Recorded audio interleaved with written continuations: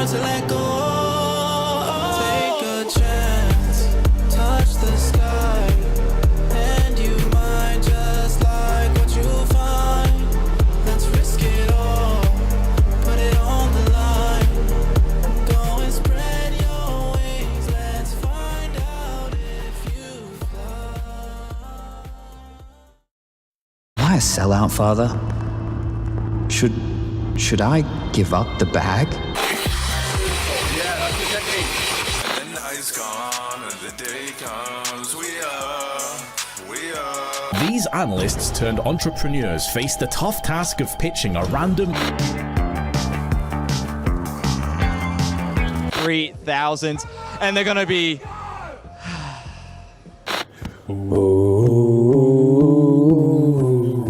Game, the captain of in-game leaders, masturbates. A diversion. Out of frustration of realizing the round is impossible to win, Sunman fires off a random shot into the wall. And it's great to finally get to travel over here and do... Cause uncontrollable rage. Smokes may be blown open unexpectedly. The subtick system may actually just be 64 tick. You may experience intermittent microstutters. Play on a clean kitchen table connection. End of quote, repeat the line.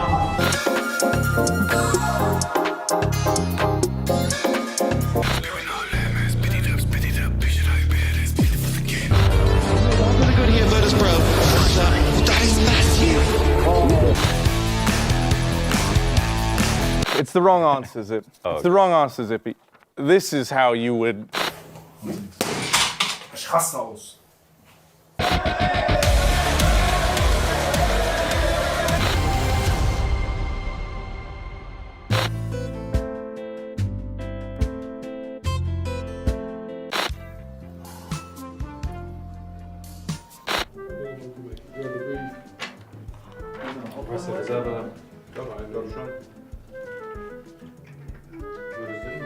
Why? Let's go. Oh, guys. Oh, there they are. Personally, I think this is an absolute waste of time in the kitchen, washing your hands. I mean, at the end of... I mean, this food is shit. I'm not paying for this. I'm tired of being worried about flames.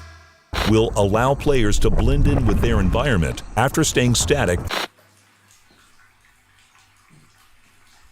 Everybody must play a game that they find to relax. It could be Rust, it could be Minecraft.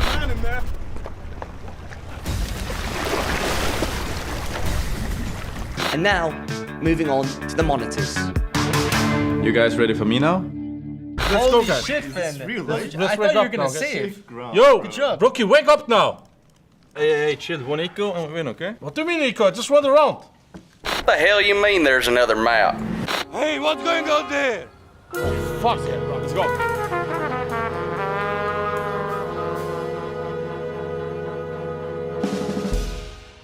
What do you mean deflect this and gaslight you? My friends was talking. He's gonna shit all over Fury. I can feel it. Revenge for the major. I was playing almost 10 hours a day. When I come back to school, I was playing weekend, I was playing holidays, I was playing. I wonder what's going through Cold's mind right now, watching the absolute talent at work. Oh my God. As biologically immortal.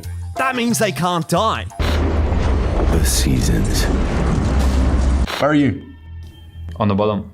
Right. You know, I've been selling Nico as an IGL for most of my career anyways. So did you know that there's a certain type of squid where his stomach is located inside of its brain?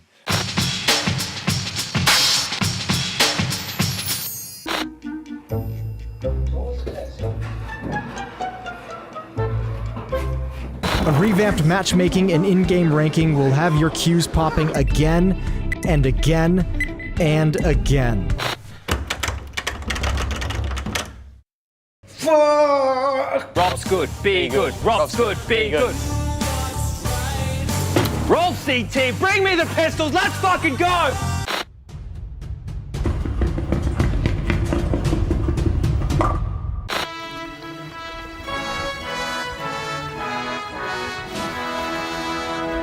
Because the Lord moves in mysterious ways. Like the CS2 movement. And they can't even get that right, can they? There's the flash, that's going to catch Crims out, they're going to push on through. MBK gets one, but Crims with a spray down,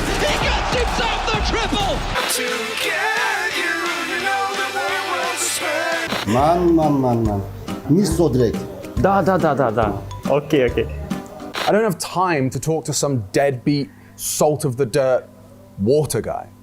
Oh. The rabbit on the sourdough was exceptional. Catch all of the constantly happening CS here. It's all here, and it's all CS, always. Congratulations, Mr. Naflies, a boy. And he's ended world Never. I can't understand. Oh, Captain, my captain.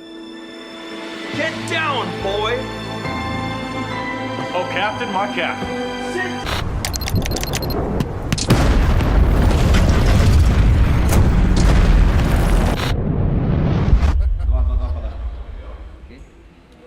All good, bro. Chill out. Do you sacrifice? Because the team was functioning really well. Why do you do this? I just keep jumping and looking and.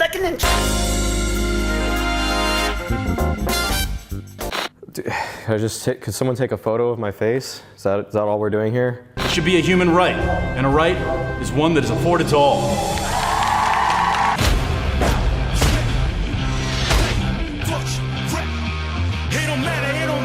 Why should age determine expectation? Breath. More Breaking Bad. Okay.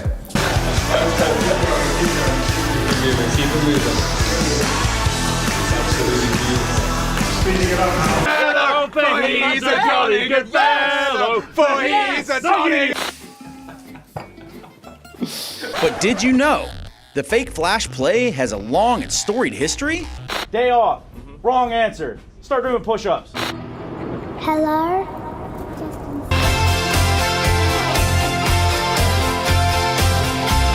Come one, come all to the annual ESL Bot League. Welcome back to CS Psychology 101.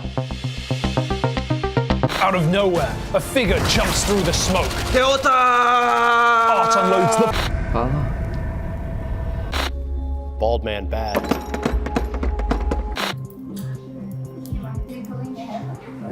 Блять. What the fuck?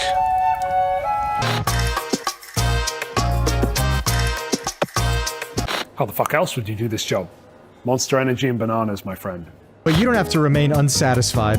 FPS dysfunction is nothing to be ashamed about, so ask your...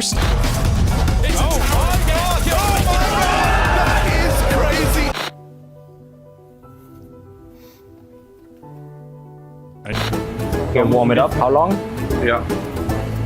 You gonna tell me that this game is ready? I never said that. Let's hear about this tournament and we'll see. Have it your way. Hey guys, what's up? Hey bro, nothing much. Why are you even here? 23 for party!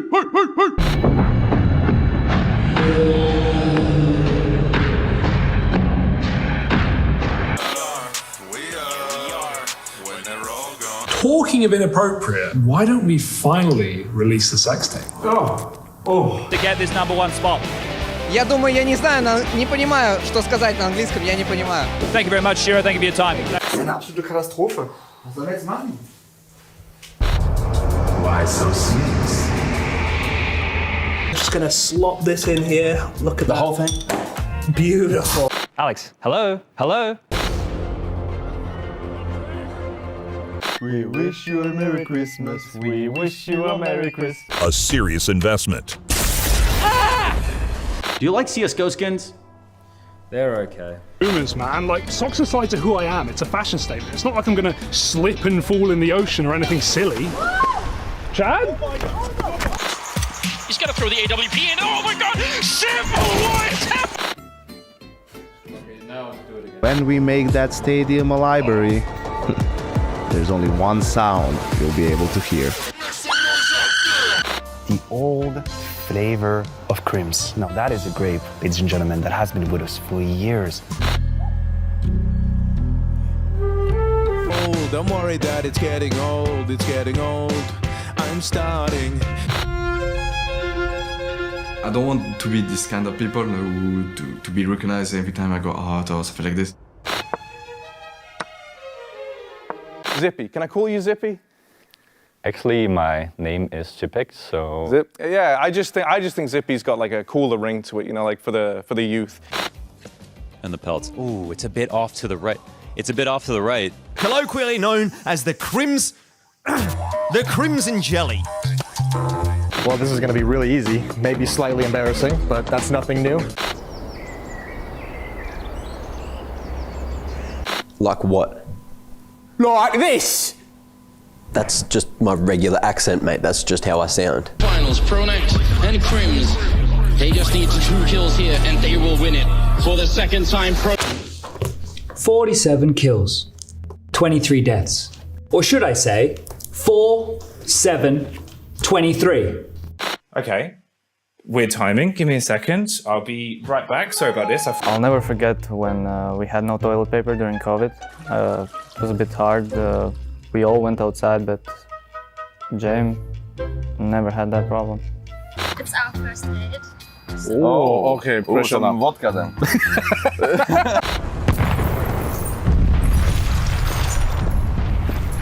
Yeah, I don't know about that one.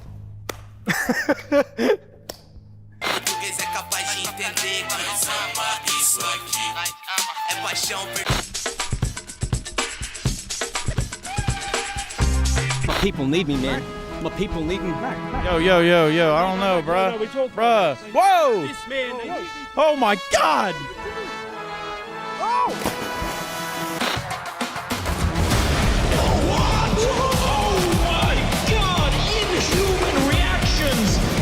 Nice braise on it. It was very nice. It was almost like pulled pork in some ways. Wow. Yep, that's I don't think you should touch it.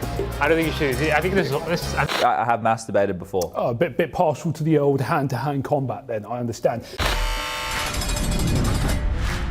Mirage, one of Counter-Strike's most notorious maps. May the Lord save their souls. Father. tomorrow night on ESL Pro League. It's the clash of the international squads. And now the winning smile.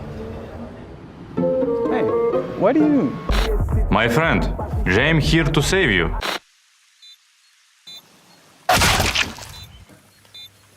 Don't go. I don't want you to go.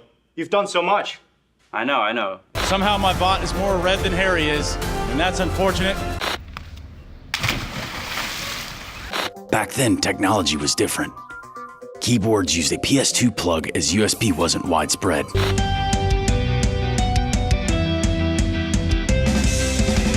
Yes, have fun at EPL and break a leg. At Bristow Potteries in Malta ahead of the playoffs of EPL Season 17. And I'm here with Chief Pothead Jackie. Good evening, fellow gamers, worldly citizens. For far too long has the strategery of this nation led. And if there's one thing I love, it's big piles of greed. Does your moisturizer suit your narrative?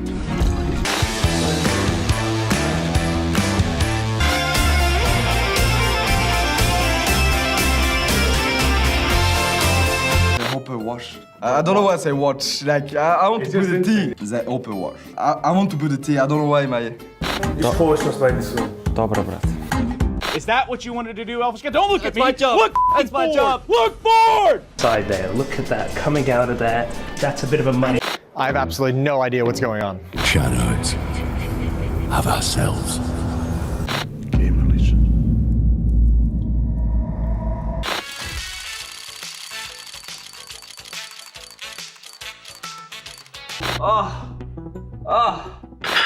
I loved him in Jumanji. You've reached the age where everything in Counter-Strike is a challenge.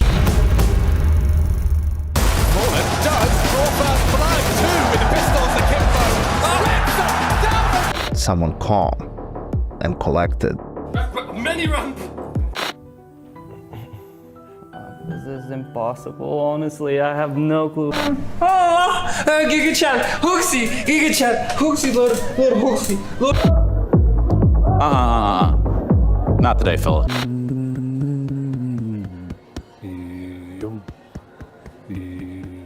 He turns to me and he said, Why so serious? Why so serious? Is back on the menu. Yes. Woo!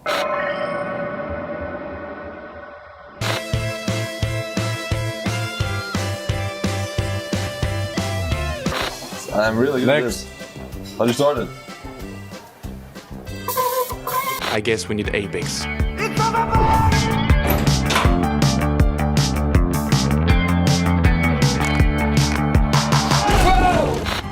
KNG versus Config. You know what I'm saying? Whoa. Nico is the in-game leader. Yes, I know, I see. Yeah, I mean, someone's probably going to get kicked tonight again. You may see a plaster on my hand. Let's just say this is no longer a vegetarian dish. It was CPL winter 2002. Zaiwu was 2 years old, and Monasi wouldn't be born for another 2 years and 5 months. Finish him! Finish him! Holy he's fast. Don't actually kiss me. No, I'm not gonna. But like this. How so close like we're can I shaking. get? You can get to my cheek. You can get close. Yeah, I can't lean all that way, bro. So close. Oh my god! Oh, it's actually Mac, mate. Oh, mapped. Back in the day when we used to play, it was really passionate, but man, seeing in the kitchen bringing that magic. And most importantly, it's the first ever fucking major win for Nico. Yeah, we just kicked everyone, basically. And then we... Waiters, you are clear. I repeat, you are clear. Get the fuck in there. That looks absolutely, vile kind of looking, but that is what we want. King 40's got him hunted down. Time is up. Oh my Some of them simply random. What? Just like a prison, there's extensive evidence of segregation within the facility. He knows exactly what he's doing. He's one with the blade, as you say. I am from London. Today we're going to be taking a look at the best region in the world, with North America locked and loaded. Why be a future star for just a year when you can be a future star forever? Please welcome the newest member of our team, Map. It's a long time without CS, but I need you to focus. Show us what you got. Show those bots what you got. Take a look at this. This is bigger than my head, nearly. Is heaven?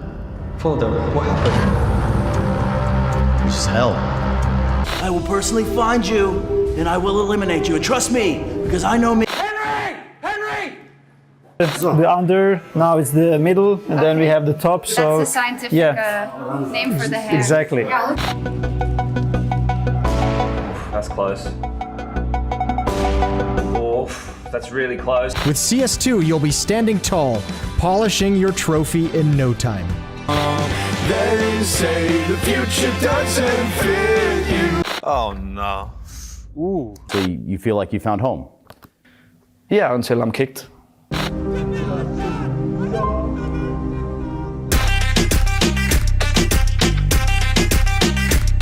Now we're cooking, bro. Look at that go. Oh, green mounting. Look at those wheels, they're chewing up. Your time starts now. A weapon so necessary that most people don't even think about it.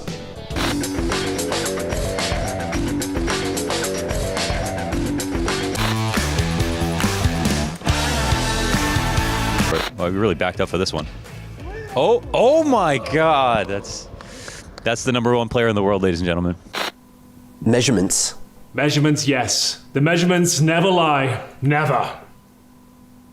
Like a pendulum where all the swings are blessed, but to play in this pop. Everything fights for its time in the sun. Wasn't it you two who were flown out to Seattle by Valve? Look at you two, complaining about who's gonna squeeze into each other's hole first. Of course. Talked highs, now let's talk lows. If any cold callers... Perfect, actually. Alright, so we're gonna pop this flower. Potential defends against the 4 symptoms of underachievement. 0 to 6. 0 to 6? You're right. Not only does it have strength, but it has powers.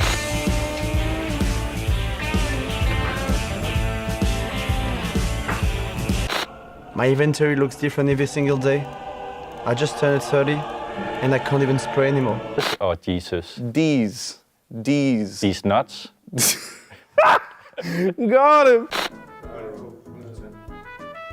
I don't think we have space for the arrow anyway. with only one true allegiance.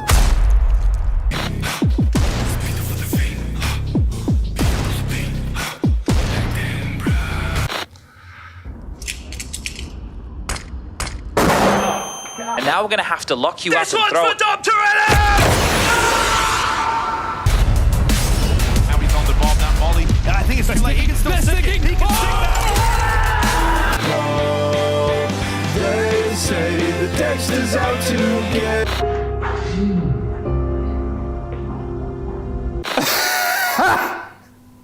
Really? Really? Could have been a lot worse, could have been a lot harder. I expected a bit more pushback on the UK Counter-Strike. Now my question regarding that is, when are you going to, shut the fuck up about this? Blame? Ich weiß, es ist schwer, aber wir schaffen das zusammen, Alter. Hashtag gemeinsam, wir können das packen.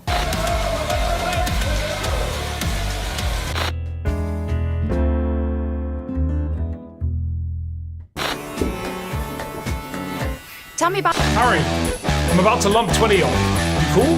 Look out for a few surprises.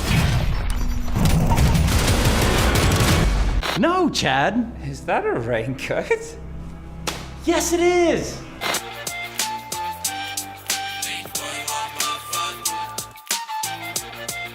Now that is a dank, dirty banana.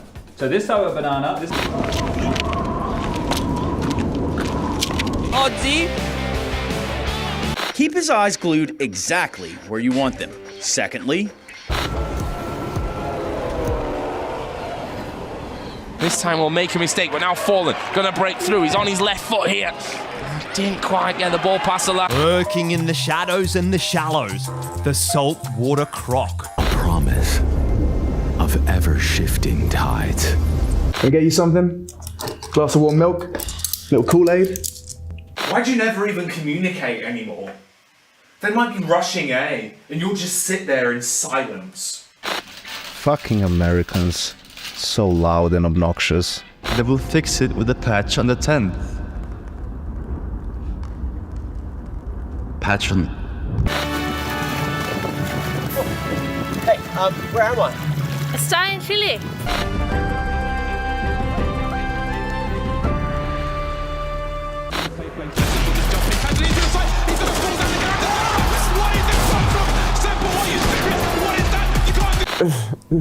Yes, I'm the manager of this here establishment. Are you telling me I need to upgrade my fucking video card again? So that's the CS coming up. Watch it. Watch the score. It's gonna change. Watch the CS. It's Counter-Strike. Okay, tags up. One. He's gonna get. Oh, I'm starting to believe as well, Henry, because he's got to take it through. Stop blowing my mind.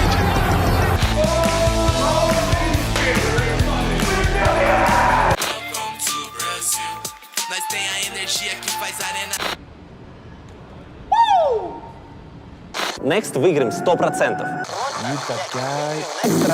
Here we go. Always toxic. Oh, Captain, my Captain!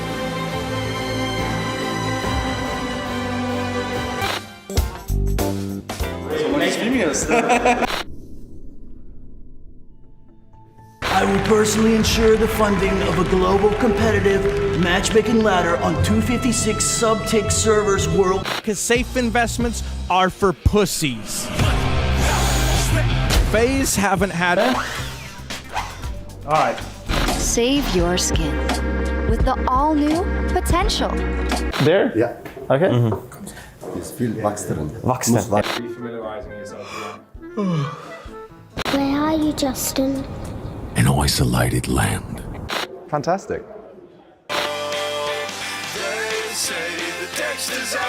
Now I can't spend precious team building time with my employees. Such as the famous buy an op and then use the deagle. I was watching. I'll take responsibility and leave. It could have been beautiful. It could have all been ours. Yeah. Skyboxes allow for a whole new world of nade lineups, so you can get as sweaty as you'd like. Feels bad, man. That is not so poggers. Bible thump. QQ.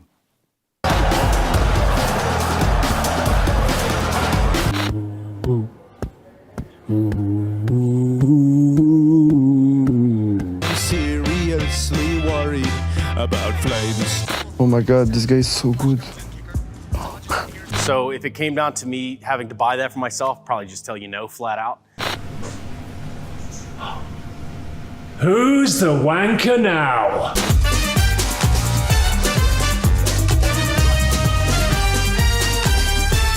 We got pandas. Yeah. We actually have pandas Oh up my ahead. god, I see why they call them giant, Harry. He will never learn. If we were to do a bunch of exercise, die, and then eat the meat, it'd be salad. Oh! Can you believe it, Harry? FaZe clan. Oh no. But the epidemic of Mirage addiction sadly shows no signs of slowing. Let's roll.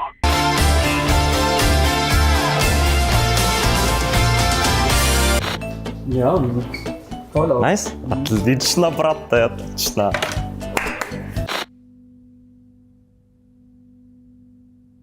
You want to know your balls and you want to get them in hard and fast, all right? No, I don't care about Stana, man. He's a fucking gold Nova.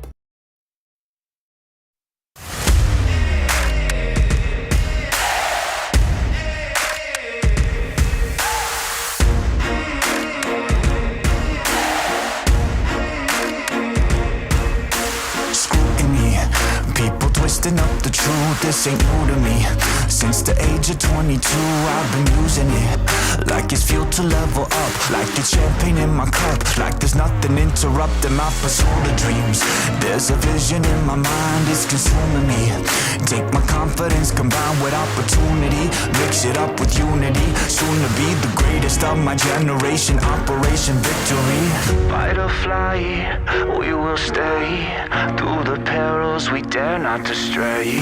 Spark the match, light the flame. Out of luck, out of sight, dangerous, dynamite. Dynamite! Setting fire to the clouds at the speed of light. Going up, not coming down, screaming. Superman's kryptonite. Blowing up, dynamite. Dynamite! Setting fire to the clouds at the speed of light. Going up, not coming down, screaming. Superman's kryptonite.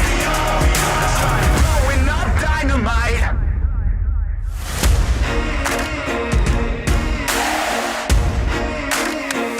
Check it.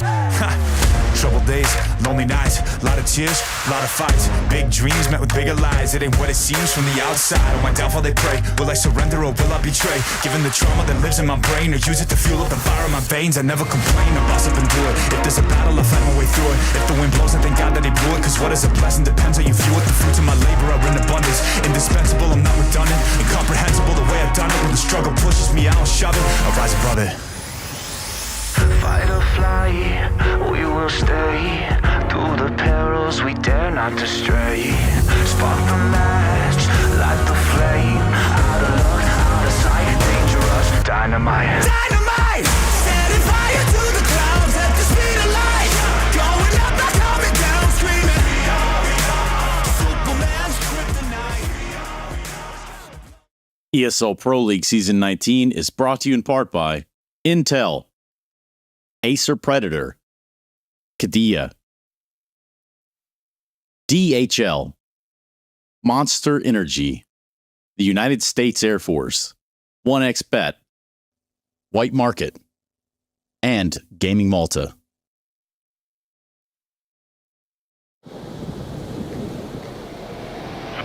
Hey, Chad.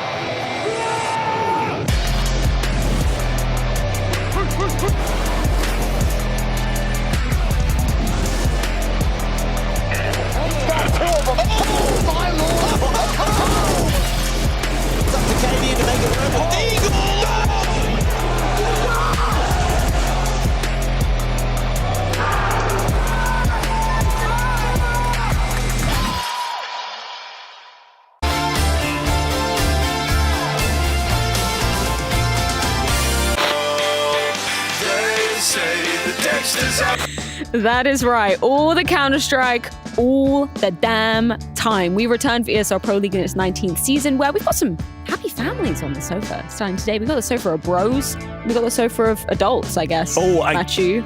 When you said bros, I didn't know where you're going to go on the next one. I was ready. I was on my toes. Hose, It's maybe? all PG here. It's all PG. Oh, well, now it's not. Well, Now done, it's Jason. not. Yep. How was the first day of school for everybody? The first day of school. Yeah, we were all kind of dressed up, right? We wore our best clobber. We were impressing. Yesterday, it was nice. Yeah. Yeah, it was good. I had a t-shirt on. It wasn't my best dress. Yeah, I didn't feel like I was best dressed either, man. green I was wearing non-matching coat. green, you know? Like, it's a bold choice, you know? You were green like- is a staple color. You can do that Embodying the mistake green screen. once. You yeah, get one exactly. Day free card, one. one free pass. early mistake. He was wearing the major final jacket that we give all the casters that work major finals. Ah, yes. course. Henry is, how many of them? 3 of them? 3 of them. How many's Jason got? I too have 3. Oh, damn. Time. Neck and neck, yeah. 3, which Right, one? there you go. I Let's thought I was see. the highest ranking officer. Cologne 16, Yeah. Columbus 16, and Berlin 19. All right, we're the same rank. Oh. Yep. Congratulations, I suppose. 16, all right. 2016 was kind of your year, Jake. Yeah, it was a good year for me. It was all downhill from there, though. You know, after that, it was just. Oh. Yeah, first day of school was great. Yeah. Looking forward to 20 more of them. Let's go. We've got a lot, haven't we? Yeah. We've got a whole term full. Should really we that relive many? kind of Yeah. what happened yesterday in terms of the groups? Because we've still got 4 groups, but Matthew, differences this season. 2 being played at the same damn time. This is Group A. Yeah, it's all about efficiency. It's about saving the environment. Of course, we compacted all these groups to have 2 weeks instead of 4. This is Group A. We had a little bit of action yesterday already, and we are set with a FaZe versus Astralis that is definitely sexy as hell, and a bit of French connection, Fnatic 3D Max. And I got nothing to do with this. I'm not responsible for that matchup. I beg to differ, Matthew. Group wanna talk B. about Vitality? Vitality, thank God. Holy hell, I was kind of scared with that I was first into map it. versus Sharks. Yeah. I was into it. We had a excited content for the piece upset. ready. Yeah. We had a Shark content should piece have had ready. him. We did. Shark should have had him. Why? I don't know. It would have just been cool, wouldn't it? Would have been fun. Thanks. Would have been really fun. I would have loved to see Matthew's We had something in the bag ready. We actually had We really a content did. piece if that was Yeah. to happen. It's going to happen But it didn't, anyway. so you'll never see it. Yeah, today actually, schedule, because there's a lot more games. We've got 6 of them, to be exact, over 2 streams. This is going to be what's going down on the A stream. 16 games per group. That's a lot of Yeah, games. That is a lot of games. That's a lot of Quick games. maths as well. I'm liking the last game. Matthew already mentioned it, but FaZe Astralis. Thanks. We get that rematch of what went down in Chengdu. I like that. I'm liking the first game. Why Yeah? not? You know, I love watching the Mongols play. They're going to win today as well. I think they're going to win. Oh, today. you I think think it's so? Okay. I think it's a Straight big up day. 2-0. You think so? Yep. Damn. All right. Big day for the Mongols. Snappy's up. coming in with Where his. is that coming from? He's coming in with his like win by committee mindset. I'm ready for some snappy magic. What about Tai Lu versus G2? Yeah, that's a bit of a different story. Yeah, that's one of the It's a bit games. harder to sell. Someone want to jump on that one? Someone want to take That the is upset? one of the games today, undoubtedly. The only way to sell that game is G2 is going to find a way to lose. Is can they find a way to lose? Okay, I guess. I mean, don't look so confused. They obviously can. We've seen them do it in the past. Lose to Tyler. When did that happen? Just heartbreaking. They Heartbreaking. just lose in general. We've seen them just lose lose. before. We've seen them lose. That's We need the Magic 8 Ball up here to decide. Should we relive what actually did go down yesterday in our plays of the day? And I hear it was all about aces yesterday. So let's roll clip number 1 because we can see our first ace of yesterday. Now, is this in order or is this just No, clips? I think we These- get to pick the order. Okay, actually. cool. Oh my Yeah, God. so we get to decide which one we thought was the coolest. and Well, I think this is Swisher to open up. When you say the I coolest, was- so this I is the was gonna coolest one say- now, or this is the least cool? No, we get to decide. We get to rank decide. them. Oh, now. There's not been like Okay, there's right. no governing body above Okay, us, fair enough. Henry. Okay. Come on, you're at the very top. So that, here. I didn't really watch that one. That was It's okay. We watched for you. Don't worry. It was good. It's dualies. Yeah, You always okay. got to It appreciate was like Dualies a Temple. pistol round dually ace over It's like a in solid like Temple on a Nuke. 7 out of 10. All right, There's nothing. fair enough. there's 7 no- out of 10. They're 7 gonna- out of 10. They play it again. We're gonna play it one Run more it time back. for you, Henry. Come All on, right. you Only gotta for pay- Henry. Pay close attention here. So what do you think, Nice. It's Henry? the first. I'm not a big fan of the Julies. What? I think they're kind of cheesy. What? They don't have much application Jason. outside the pistol Oh, round. I don't think it's a God. very noble gun. to be Well, we honest. now have a new candidate Not for the very worst take of noble. pro. Exactly. Why is this? Because it's just like you Jesus. don't use it in any other round, but the pistol suggests it's like no good. I would say That's But not true. We saw someone buy it yesterday in a Nico round in the second round. I remember that. Turn on fire, yeah. Didn't work Xantares. out. For No, he did get- we he got noted killed it instantly. by its the Yeah. strangeness. You know. That was So the you problem. were not impressed by the clip? So I didn't really watch it again. Right. No way. No, I was talking about the Julies. an No, it's pretty absolute good. mess, 7 this guy. out of 10. 7 out of 10. 7 out of 10. Yeah, not bad. Should we blind rate these? Should we put this as like the second or third? Yeah, let's give him a number out of 10. I like Henry's 10? little. Okay. So 7. But- 7 out of 10. It's okay. out of Don't take the 7 out credit of for 10. out of 10 Has Seven that out of credit. 10. The Maniac system. Maniac system. Yeah. You know what? 6.5 out of 10. 6.5. 6.5 out of 10. All right, let's roll Right, the next let's one. do the next one, yeah.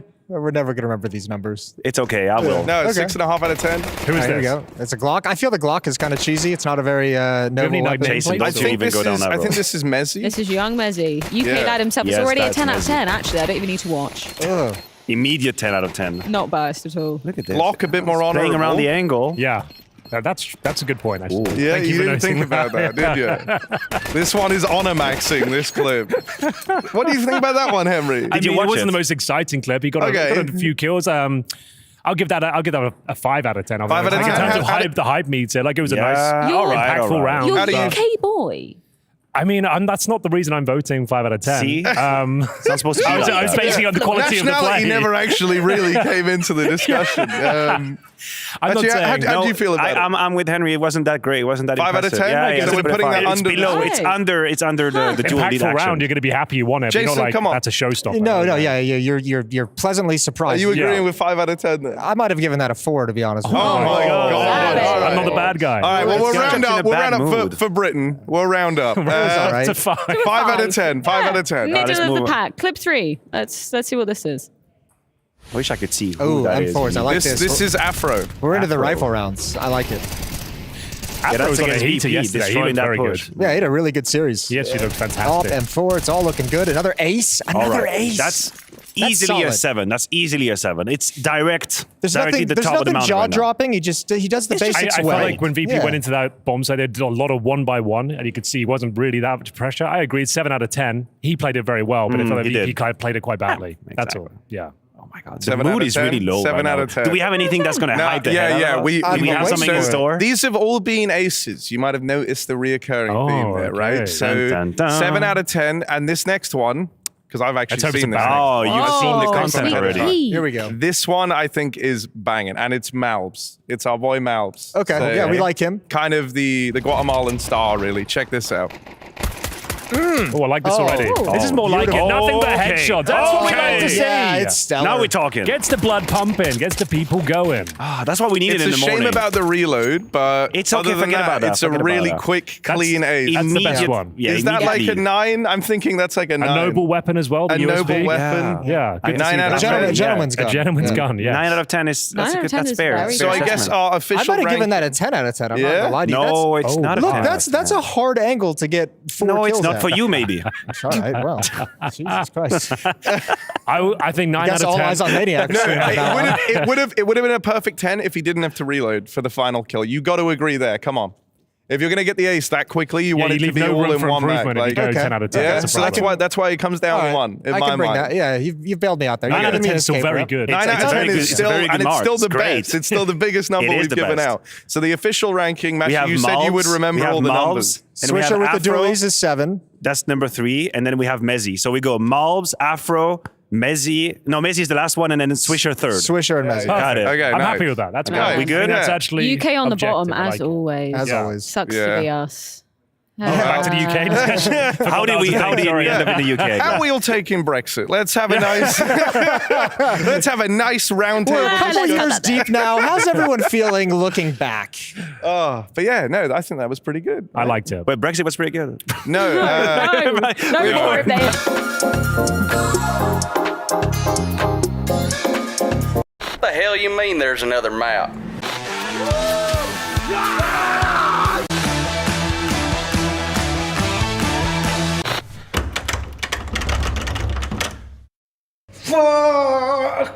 Come one, come all to the annual ESL Bot League.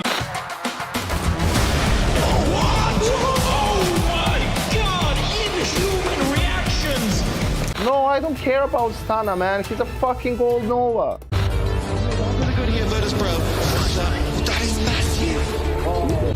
Why should age determine expectation? Now, something that we enjoyed last season was, of course, viewer mail. Jason, do you want to do a rendition of what was the old theme?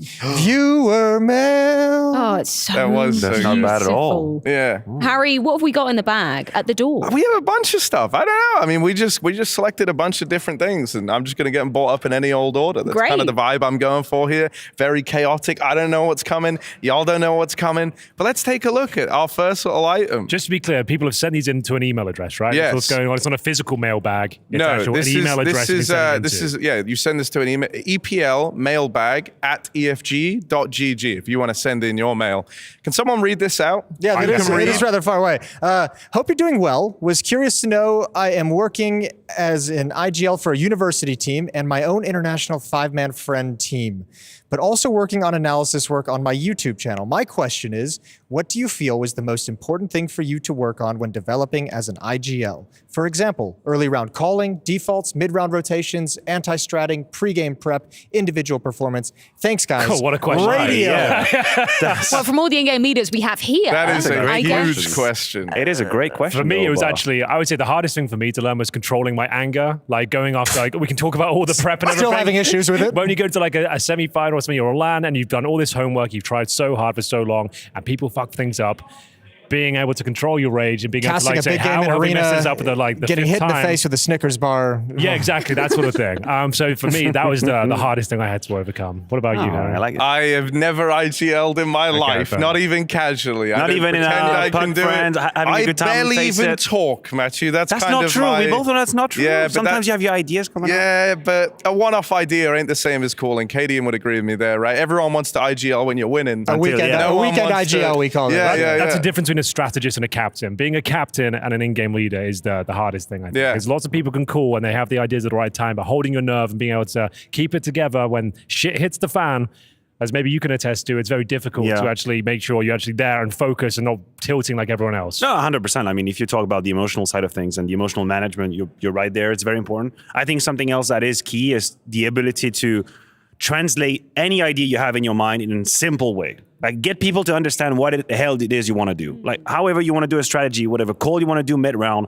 sometimes from what is in your mind to what comes out on the TeamSpeak or whatever vocal you're using is quite different. And it can get frustrating, but you have to simplify. You have to simplify out, get people to buy in whatever you want to do, and you have to do it clearly and simply, and that's not always easy. Efficiency. I not do easy. actually have one question on this end, right? When it comes to IGLing, right? Do you think that you take a tailored approach to every individual on your team? Like maybe they respond to it better, or is it like you lead in your specific way and everyone else buys into that? So I think it's too draining mentally if you have to tailor every single style to every single player. It's not going to work out. So the way I would do it is you probably have to be true to whatever it is you do, like your own identity, and you can adjust a little bit, right? I think, and your star players, you're probably pretty accommodating to the big boy X factor stars. player, I normally kind of just let him do whatever he wants. I don't want to overrule him, want him to dictate what he's doing every round. That would as long as it's not damaging to the team, I guess that's fine. Sure. We got a sneak peek to the next one, Harry. Yeah, go What's this on. one Let's saying? take a look at this. I love this by the sounds of it. Dear EPL, please enjoy the 2 attached R8 supercuts. The R8 is by far the most superior weapon to have been introduced Tinto Counter-Strike by a large margin. From its conception as a one-shot ace, give to its current status as simply a better version of the AWP. All right, hot The take. little pistol has the potential for great things. Yours sincerely, Jackson Wrench. Roll the clip. We get to see the clips? Yes, Yeah, we presumably do. we do. We have them locked and loaded. Here's Henry, the pay R8 attention. Supercuts, baby. Oh! Wait. Oh! I like this. This is basically like an AWP. Oh! This is fire. Yeah, he's amazing. That's with this great. one. Oh, that one was sick, dude. That second kill on the ramp.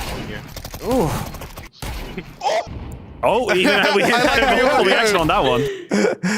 Okay, I like that. Okay, that's sold It's got me on my the interest. R8. Is that an honorable gun, Henry? I guess so. It's so bad. You kind of like a lot of honor to use that. Like It's like a self-handicap. Yeah, exactly. Yeah. I haven't used it in CS2. I Respect. assume it's the same as CS:GO, right? Has anyone tried it? No. Give it a go? I cannot say that I no. have. Yeah, I guess it's Actually, the I same. did once as a joke. Okay. And I did it while we were in Chengdu. I ended up playing up against Mongolian pros. Oh yeah, And you it had was like an not R8 round. It was not a good time to be using the R8, let me tell you. 20% loss, 180 ping, R8 equipped, right-clicking down Anubis like canals all the way to the end, just spamming and hoping. But I did hit one crazy shot, and it feels good when you do it. Did you actually give it a shot in CS:GO when it came out? The R8. Of course, I probably it was tried like mad broken when it came out. Yeah, you remember the chaos? The first 48 hours was fantastic. Yeah, probably 2 days, and Yeah. then that changed. Yeah. Yes. I could see it was going to happen. I never. Henry and I played a show match with the R8s. We played it on a Western map. Yeah, the Wild West. I was actually very good at that. I had some highlights on YouTube of. I should send that into the mailbag. Yeah, you should. Highlights of my R8 clips. Absolutely. Run that clip. There used to be a bug. Don't forget. There used to be a bug with like the right click. If you held it, you could instantly shoot with left. Yeah. And I actually want that to be how the right click works. Instead of like fanning the hammer, I want it to be like you're like cocking the gun early, so then you have like one instant shot. I think that would be a really cool way to balance it, but that's just my mad rambling. Send your ideas. Yeah. It is a complete rework. Yeah, Exactly. Like I think the burst fire on the FAMAS is actually pretty good in CS2. Have you given that a go? All right. It's actually. Like, I used to use it a lot. I've been using it. It's actually pretty decent. Like actually, that's just the nostalgia talking. I personally think, probably is. I personally think the R8 is in a great place where it just is not being used. Let us know your thoughts. I think it's perfectly in geared. viewer mail. Let us know whether you hate or rate the R8. Next one. Let's see.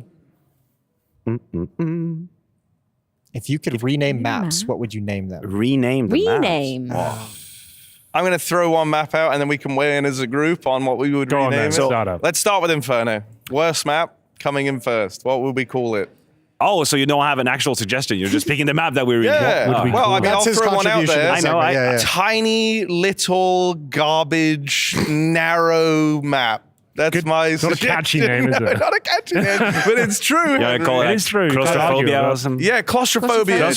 Claustrophobia. Okay, can you spell claustrophobia? I think I can in French, probably in English too. I can. CLAUSTROPHOBIA. Can you use Somebody's it in a sentence? going to tell me if that's right. I don't know. I think it was. I think that sounded good. I wasn't really paying attention to the spelling bee. Yeah. I'm just agreeing. Put me on the spot, but I was So Inferno's What done. about Train? Claustrophobia. Train? Well. You do that one. Rail yard? I think they nailed that one. Yeah, that one you can't really do much with it. It's kind of on the nose, isn't it? What about like Overpass? Overpass. Oh, I hate I Overpass. hate Overpass so much. Do we know? Big. I used to know that what city it was. It's based off of city in Berlin. Germany, right? It's Right? Berlin. It's Berlin. It is Berlin. Well, I don't think they will let us use that name though. No. Try and find something else. It's taken, Berlin's sadly. lawyers come after It's us. kind of taken. The city of Berlin's after us. They're suing us right now. I know, it's all in the sewers. The rats. But It's already a map. That used to be It's already great. a map, This used to be a great map. Yeah. Bring that back. I don't know. I feel like the map names are actually pretty solid, like as is. I think they've done a good job of naming the maps. Yeah. There's never a map name that comes up and I'm like, why the hell have they called it that? Like, Okay, what's I one fully example? I understand. want to see one example of that. Why is Inferno called Inferno? Yeah, no, that's why I picked it. I think it's Okay. like the easiest That's it. one. I to mean, rename. Mirage doesn't really have anything to it either. Like, why is it? Because it's what deserty and it's it's a supposed to be desert, like it's a desert, yeah. an additional Yeah. like Mirage. Is that Yeah. what we're going for? Yeah. Can we not come up with something better? I can, but somebody can Somebody probably. might Someone be that's able to. creative. Somebody better, yeah. You can also let us know. Did we Viewer mail. clear that up for them, do you think? I feel like we Yeah, have one our today. general consensus is no, actually, we we wouldn't can't. rename the maps. Okay. I hope that helps. Do That's we really have well. anything else in We the mailbag? don't. Mailbag's empty That's for now. it? Okay. For now. Well, then we need more mail. What's the mail address? Oh Harry? God! It's Mailbag at- it's EPL mailbag at efg.gg. Damn, I'm you pretty nailed that. Nailed certain that You- that's it. producer says I nailed correct. it. I Nailed it. Guys, I know this is going to come as a shock, but the world doesn't actually just revolve around us. There is another stream, and that means there's other casters, which I believe we can check in with now. Hello from the B stream. My name is Travis. Alongside me is Brandon. And if you want a break from the A stream antics, then you know where to go. We've got G2 versus Tyloo, Virtus Pro versus Saw, and Imperial versus Eternal Fire as well. And they should be 3 brilliant BO3s. Yeah, they really should be. And look, we haven't got, obviously, the table tennis. We haven't got the 1v1 arena or golf, for that matter. But maybe we could set up our computers, get a 5v5 going against some of the talent and the players. Freya, what do you think? I mean, if anybody wants me on their team for the I do. 5v5, Let's go. Yeah, I'm in. UK Massive, let's In-game go. leader, though. Me as an after in-game all those leader. points is The five of us could Right. beat any 5 that they put together for these. Okay. You've When never do seen we me settle play that? CS though, Jason. I'm comfortable with it. Okay. No, you did the You're very 1v1 last open. season. I Yeah. did. I lost to back, and that was it. It's all right. Shout out, good. I remember there was a few kills. No, it wasn't a whitewash. yeah. It was fine. We've got great. Maniac, and he's always good for a quad kill from Catwalk on Mirage all the way up to the B holes. He gets it every time. That's every correct. single time. Every single didn't like that Four comment, kills did every you? time they come to the bomb site. I can see I piqued your interest on that one. It's been hurt. But why do they call it Mirage? That's a good point. Whilst we settle that discussion, we do have Falcons take on the Mongols in the first game, and I caught up with Dupree earlier in the day. Now, Dupree, we're going to do something a little bit different ahead of your series. I've got a chart, 3 charts to be exact, with different kind of levels of characteristics of players. We've got aggressive versus passive, most vocal, least vocal, chill, tilt, and then a list of your current teammates. And I thought you'd be a very good person to do this because you played with such a variety of players. I did, yeah. Zonic is in there if you want. You don't have to put him on there. I'm going to put him up there as well. You know, I've played my share of FaZe games with him and playing a little with him, so I will be able to put him there as well. Lovely, I'm pretty sure. Lovely. Should we start off with aggressive versus passive? Yeah, let's do that. Who's towards this end of the So spectrum? I assume we're talking in-game wise. Yes, yeah. I'm 100% sure that I can place both Snappy and Madden. Like, if I could, I would put them all the way out here, but I'm not going to be able to do Need that. a bigger board. So I will put them out here. They're like the animals of the team. Yep, that makes sense. They're the one that they like to take space. Also, when sometimes it's not necessary, probably. But they like to press the W key, which is good, obviously. Where's Magisk sitting there? He is. I would think he's like the more calculated guy in the team. So he's in between. I think he's really good at understanding when to go aggressive and when not to. So he's like the balance creator in this. I mean, he came from the Astralis school. Yeah, right? yeah. It's a risk reward. You've got to weigh that up. And then I think I will go in between. I also like to be aggressive, but I also understand sometimes when to be passive. Yep.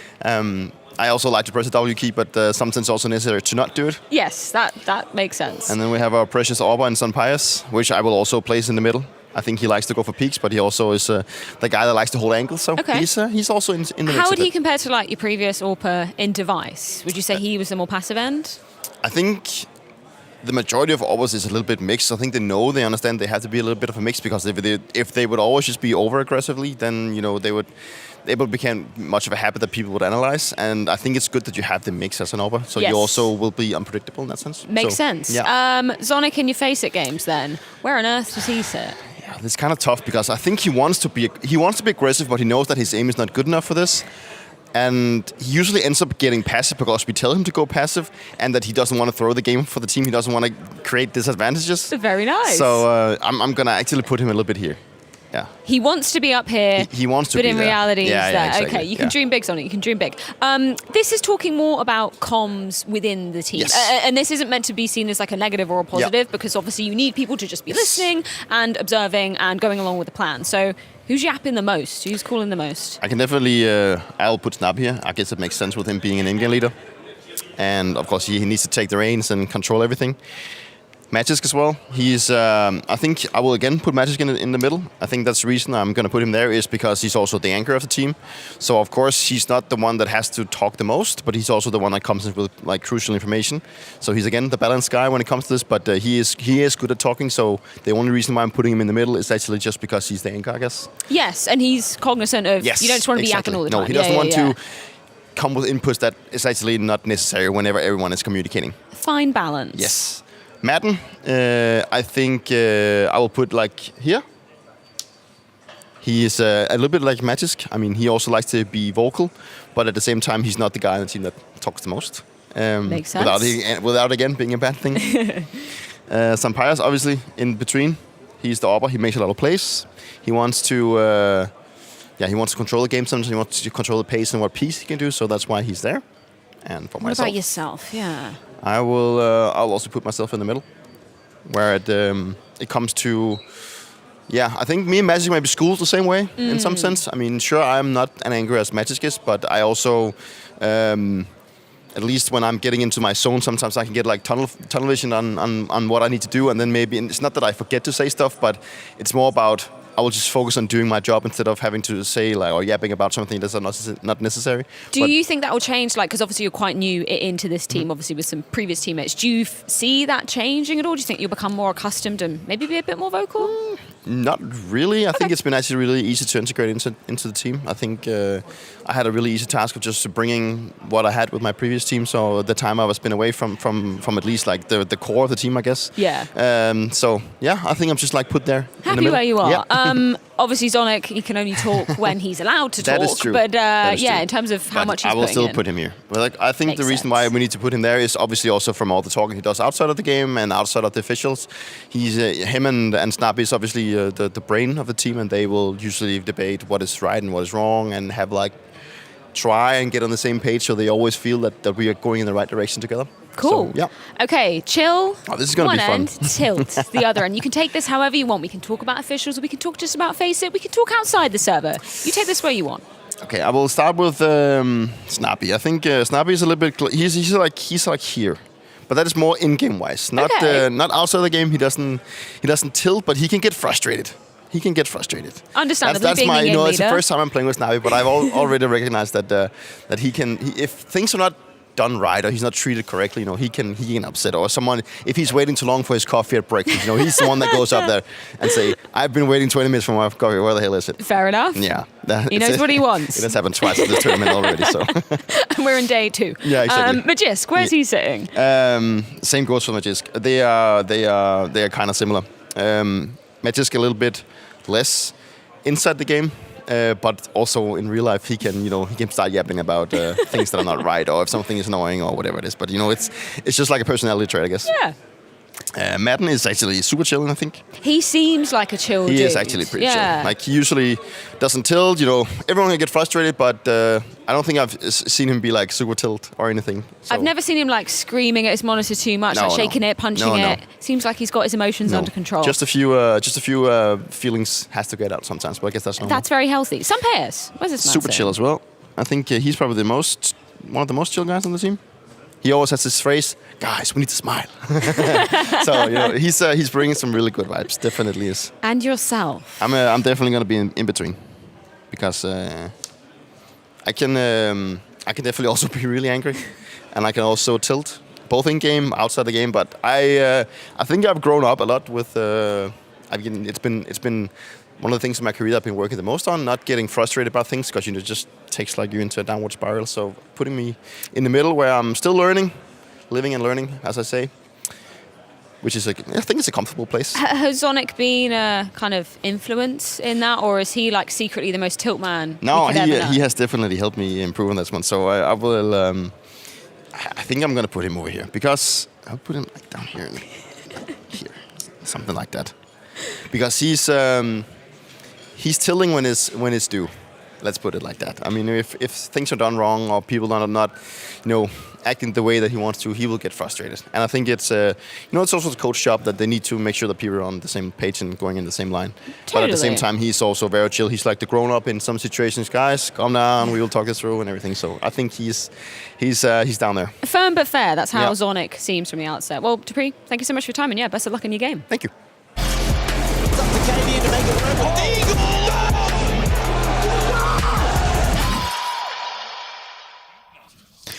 Oh, hey, we got a little bit of Falcons taking on the Mongols. It's me, Harry, and alongside me, Jason. But also, special guest in the booth. First time in like 4 seasons of Pro League. We got Slacks joining us of M80 fame.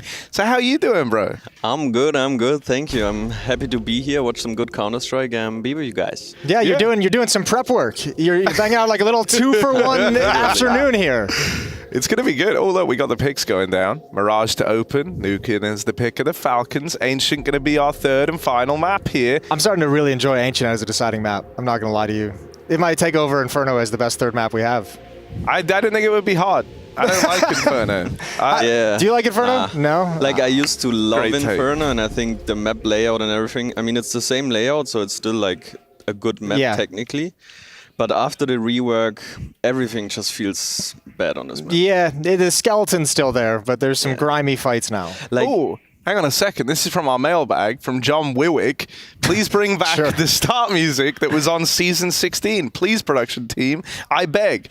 Well, luckily enough, the production team, they've been doing some work. They're actually ace. And we do actually have that music. So here we are, as requested, over at the EPL mailbag at efg.gg. You can even request some music. How many people in the world do you think have favorite game entrance music from a specific season of EPL? Words are hard I know, today, I'm warming up. It's don't worry. I think a solid Which season was your favorite music? Ooh. Season 15 had great music to open. Perfect. Yeah. All right. And the build-up, and we're live. Mongols, Falcons, map 1 of the series at ESL Pro League Season 19. And here we are. We're right into it. That was nice. That actually was good. That was a good build-up. That was a good one. Oh, wow. Yeah. We need more people to write in with music choices. All right, well, we're gearing up for a B hit from the Mongols. 4 players on that side of the map, Lurker and Palace, 1 in middle. Let me ask you a question. You're German playing for M80, which is kind of considered American team. What's that like? It's amazing. Okay, yeah. I mean, obviously, what goes into it is a lot of traveling, but if you don't mind that, which is what I love, I think it's only positive. I get to see. Do you spend most of your time in the States?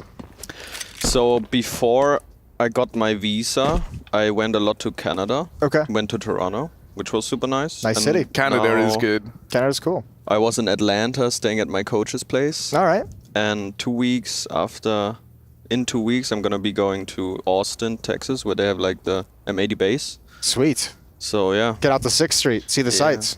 I mean, it's good.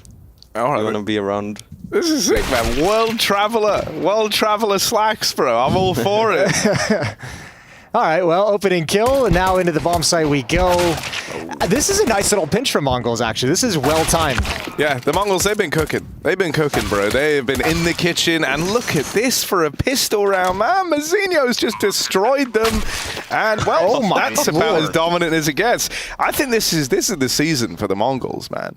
I mean, they've been playing really good Counter-Strike. You know, they're always seen as somebody who is just shooting hard, but if you look at their games and some of their plays, like, they're just playing good Counter-Strike, I think, and they're putting in the work, you know, like, as a regional team, sometimes regional teams, they play a little bit weird way of Counter-Strike, but I think they're just playing, I don't know, like, Europe meta Counter-Strike, and they're pretty good. They do a good job. They have some really nice timings on peeking off of each other and, like, trapping their opponents. I'm actually really glad to hear Slack say that, because one of the things that we've always said about the Mongols is it feels like they have a more European-centric style of play. And so to have that echoed by someone who might even get to play up against them in this group, that's a damn good feeling to have. Well, it's funny, like, on their rise, Mongols was practicing, like, in FPL, right? Like, they were just 5-stacking as the Mongols against, like, random 5 FaZe play I played them. I played them in FaZe. It was CSGO when I played them, and we lost 14-16. Sure. But that's a respectable scoreline for me. That's very respectable. For me. They are really good, man. And they're playing from Mongolia as well, so they're on like 150 ping, so maybe I should have beat them. But, yeah, you don't have to bring that up. You could have ended it at the right place. Oh, all right. Bit of a skirmish up against the Force. Now, conversely, after all the positive things we've said about the Mongols, is the Falcons. Not a whole lot positive to say about them recently. This project hasn't yet gotten off the ground. Yeah, they got a new player now, so they can make up for it. You know, it's their first tournament, so they also have a little bit of the... You know, they can say we have a new player, so it's a little bit less expectations and maybe also a little bit less pressure, what they used to have a lot of, especially in the old lineup. So. What do you think about the addition of Dupree? Like, this team feels like when they were looking for an extra player after the departure of Boros, like, it did feel like they were missing some firepower, some punch, some kind of like a big star player on this team. And Snappy's given his interview and said there's a world where we can do this by committee. I mean, what do you think about how this team is kind of geared and structured? Yeah, so if you think about what player they needed, you know, they're looking for this one big star rifler, you know, somebody who plays Con Mirage and does all like the donk work, you know. Yeah. And they're that's a good way to phrase it, yeah. And I don't think that Dupree initially was this kind of player when he left Vitality. But when he went to Prezi, he kind of became like, he kind of found himself new again, and he became like a playmaker and like tried to show the world, yo, I'm still here and like I'm shooting, and I think he did that pretty good. And I mean, he just did it again in this round. So I guess it's good. And he obviously has all the experience and everything. Yeah, which obviously it's a little bit of a comfort pickup as well for someone like Magis, someone like Zonic as well, someone like Lars behind the scenes. Obviously, have worked with dupreeh plenty. Yeah, and I mean, they know him, so if they pick him up, they know what they're doing, I guess. Yeah, there's a reason. Well, I hope we get to see him firing on all cylinders. If that last round's anything to go by, you know, if dupreeh can get us all buying into the dupreeh star power, I am so here for it. There's always something like eternally exciting to me about like the really old school players. Like dupreeh's been around forever. He's been at every major except for obviously Copenhagen, which he missed out on. But like the reinvention that you have to go through to keep your career this long tenured is so crazy. So if dupreeh can pull this off, I'm all for it. I'm all for sure. I think what's also super nice if people, you see them suddenly playing different and it works for them. Like they really do change something and try to play different and like play different, like more modern style. I think it's super nice. We got Madden playing the donk positions, the donk style. All right, Senzu, he's kind of the wonder child of the Mongols. And he's going to show us why. Look at that, bro. Straight over the stairs. And in with the backstab, Senzu's on a tear.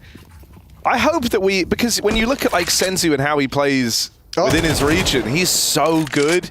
And then whenever we've seen him on international stages, I think you get glimmers of it, but it hasn't been super consistent, right? He's about to get an ace here in this round. So hopefully that means that Senzu is feeling very adjusted to the international feel.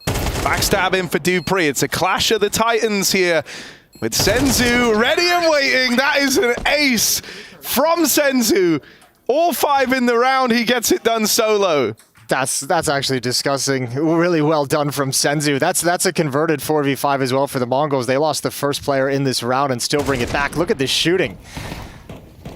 Yeah, we got a crazy game already. Like, all those rounds are so close, so the CTs, they kind of want to buy every round because, you know, as soon as you win one round, you basically get another round for free. Yeah. And you also see a little bit of a scrappy buy on the T side as well. Yeah, I think you're right. I think Falcons are just also thinking, man, if it doesn't work out and we fully invest in this round, then the half just gets completely out of control. So they've gone a little bit conservative, but there is enough to make this work if they can get people in the right position. So Snappy's going to start getting frisky over in the B halls. And Mongol's going to rotate all the way back to A. Yeah, Snappy on Mirage, he's really annoying to play against because he will push B many times. So if you don't, like if he realizes that you play a lot of heavy mid or towards A, he will push all the time. Take some liberties. Yeah, it's really annoying to play against. See, this is all the light prep work that's been done for this group. Coming in so clutch in the cast, I love it. I mean, even now, right, you talk about it, there it is. Snappy is getting aggressive over towards B. Now, Falcons, they will react to this and start to pull bodies back over towards the A site, but they've already lost so much control that there shouldn't really be a hope in hell for them here. They started like shifting towards the B bomb site in case Snappy went down on that push. They could be there really, really quickly and kind of catch Mongols in a bit of a trap. And obviously that didn't pan out well when Mongols makes the right call to readjust to A. Just a blind call, but worked perfectly. I think it's like a heroic-esque play you kind of do. You can do it on a lot of maps. It's like if you want to take a risk somewhere, you're just going to put some people there. So in case you push and there's like many people and you die, you know, you just have a backup at the side. And once you get the info, you can shift over. You can send everyone over. You can almost over-rotate it. Yeah, but this time they were just a little bit too late. When we were back in Katowice, I remember the matchup between the Mongols and Team Spirit. And Mirage is one of the maps played there, and it was actually really sick because Senzu was going like blow for blow with Donk, and then he kind of fell off over the rest of the series, right? As a lot of teams did at that point up against Team Spirit. Now we've kind of known that they can be defeated. I mean, it took Mao's and FaZe to do it to him, but I don't know, it was cool to me that for a brief time, the Mongols were the team that actually pushed Team Spirit the hardest, which was kind of wild coming into this year. Yeah, I think that's also one thing that is super nice about the Mongols, even though when they came into the scene, you know, they're like kind of unknown, but they never took any enemy, like, they were never afraid of anyone. Yeah. Like, it doesn't matter who they face, they play the way they play. And they just come and they shoot. No, it doesn't matter who they face. That's a bold duel with the MAC-10. They don't care who you are, what weapon they have. Whether they should take the fight or shouldn't. Oh, but this is looking a lot nicer from Falcons. The crossfire's panned out lovely. Yeah, it's very important now that they make it a clean round. So you don't want to lose 2 players. I mean, 2 is fine, but anything more is very bad. Yeah, especially with how close like all these early rounds have been, right? You want to like maximize your push in the money and wreck your opponents at the same time. Well, and also this is like the first round Falcons have had like utility behind any of their investments, so they were like kind of happy to kind of sit back and wait for what Mongols was going to do. They weren't like trying to be a little bit frisky without utility like they have been in like the second round, getting picked off and opening things up. Yeah, it's super important these days. Like with MR12 and the economy, like you need to be disciplined in especially the certain CT rounds. side. Yeah, like is that saving and all this kind of Was that a weird adjustment for you going to MR12 with this economy? Because you're like, all of a sudden, like there's less rounds, less opportunities potentially to like make my play, right? Like in MR15, you could probably pick 2-3 rounds where you made like a big risk. In MR12, it feels like 2 is the max. Yeah, the one thing that shocked me the most is how fast a game can switch. Yeah. Like you feel like, oh, this game is so easy, you know, you're like up 10-4, and then you lose like 1 round and suddenly it's like 10-7. You're like, oh, this is actually a close game. They're right like, here. Like your state of mind changes so quickly. And then it's 10-10 and you're like, oh shit. Yeah. Oh god, where did all the rounds go, man? Like we were winning. In CSGO and MR15, like, you had so much room for error. Like, it feels like, okay, you throw away 2-3 rounds, it's fine. You still have so much to go. Yeah. Ooh, nice shot from some Pius. So Mongols starting to get picked off in their initial moves now. That's a very good move, the classic. You jump into ladder with the orb and you always can. Because right now, or in general, since a long time on Mirage, you always want to cross to, like you don't want to be boxes, you want to insta-cross to the other side. Because then you can dodge the molly and have like a good spot in mid. So it's a super nice move to always go in ladder and peek this. Ooh, good little boost up. Blitz has spotted one, controls the spray. Madden goes down in con. Look at this little re-aggro over towards short. Dupree getting boosted. Oh, that would have been sick, man. He would have been in the right place, but lost the jump.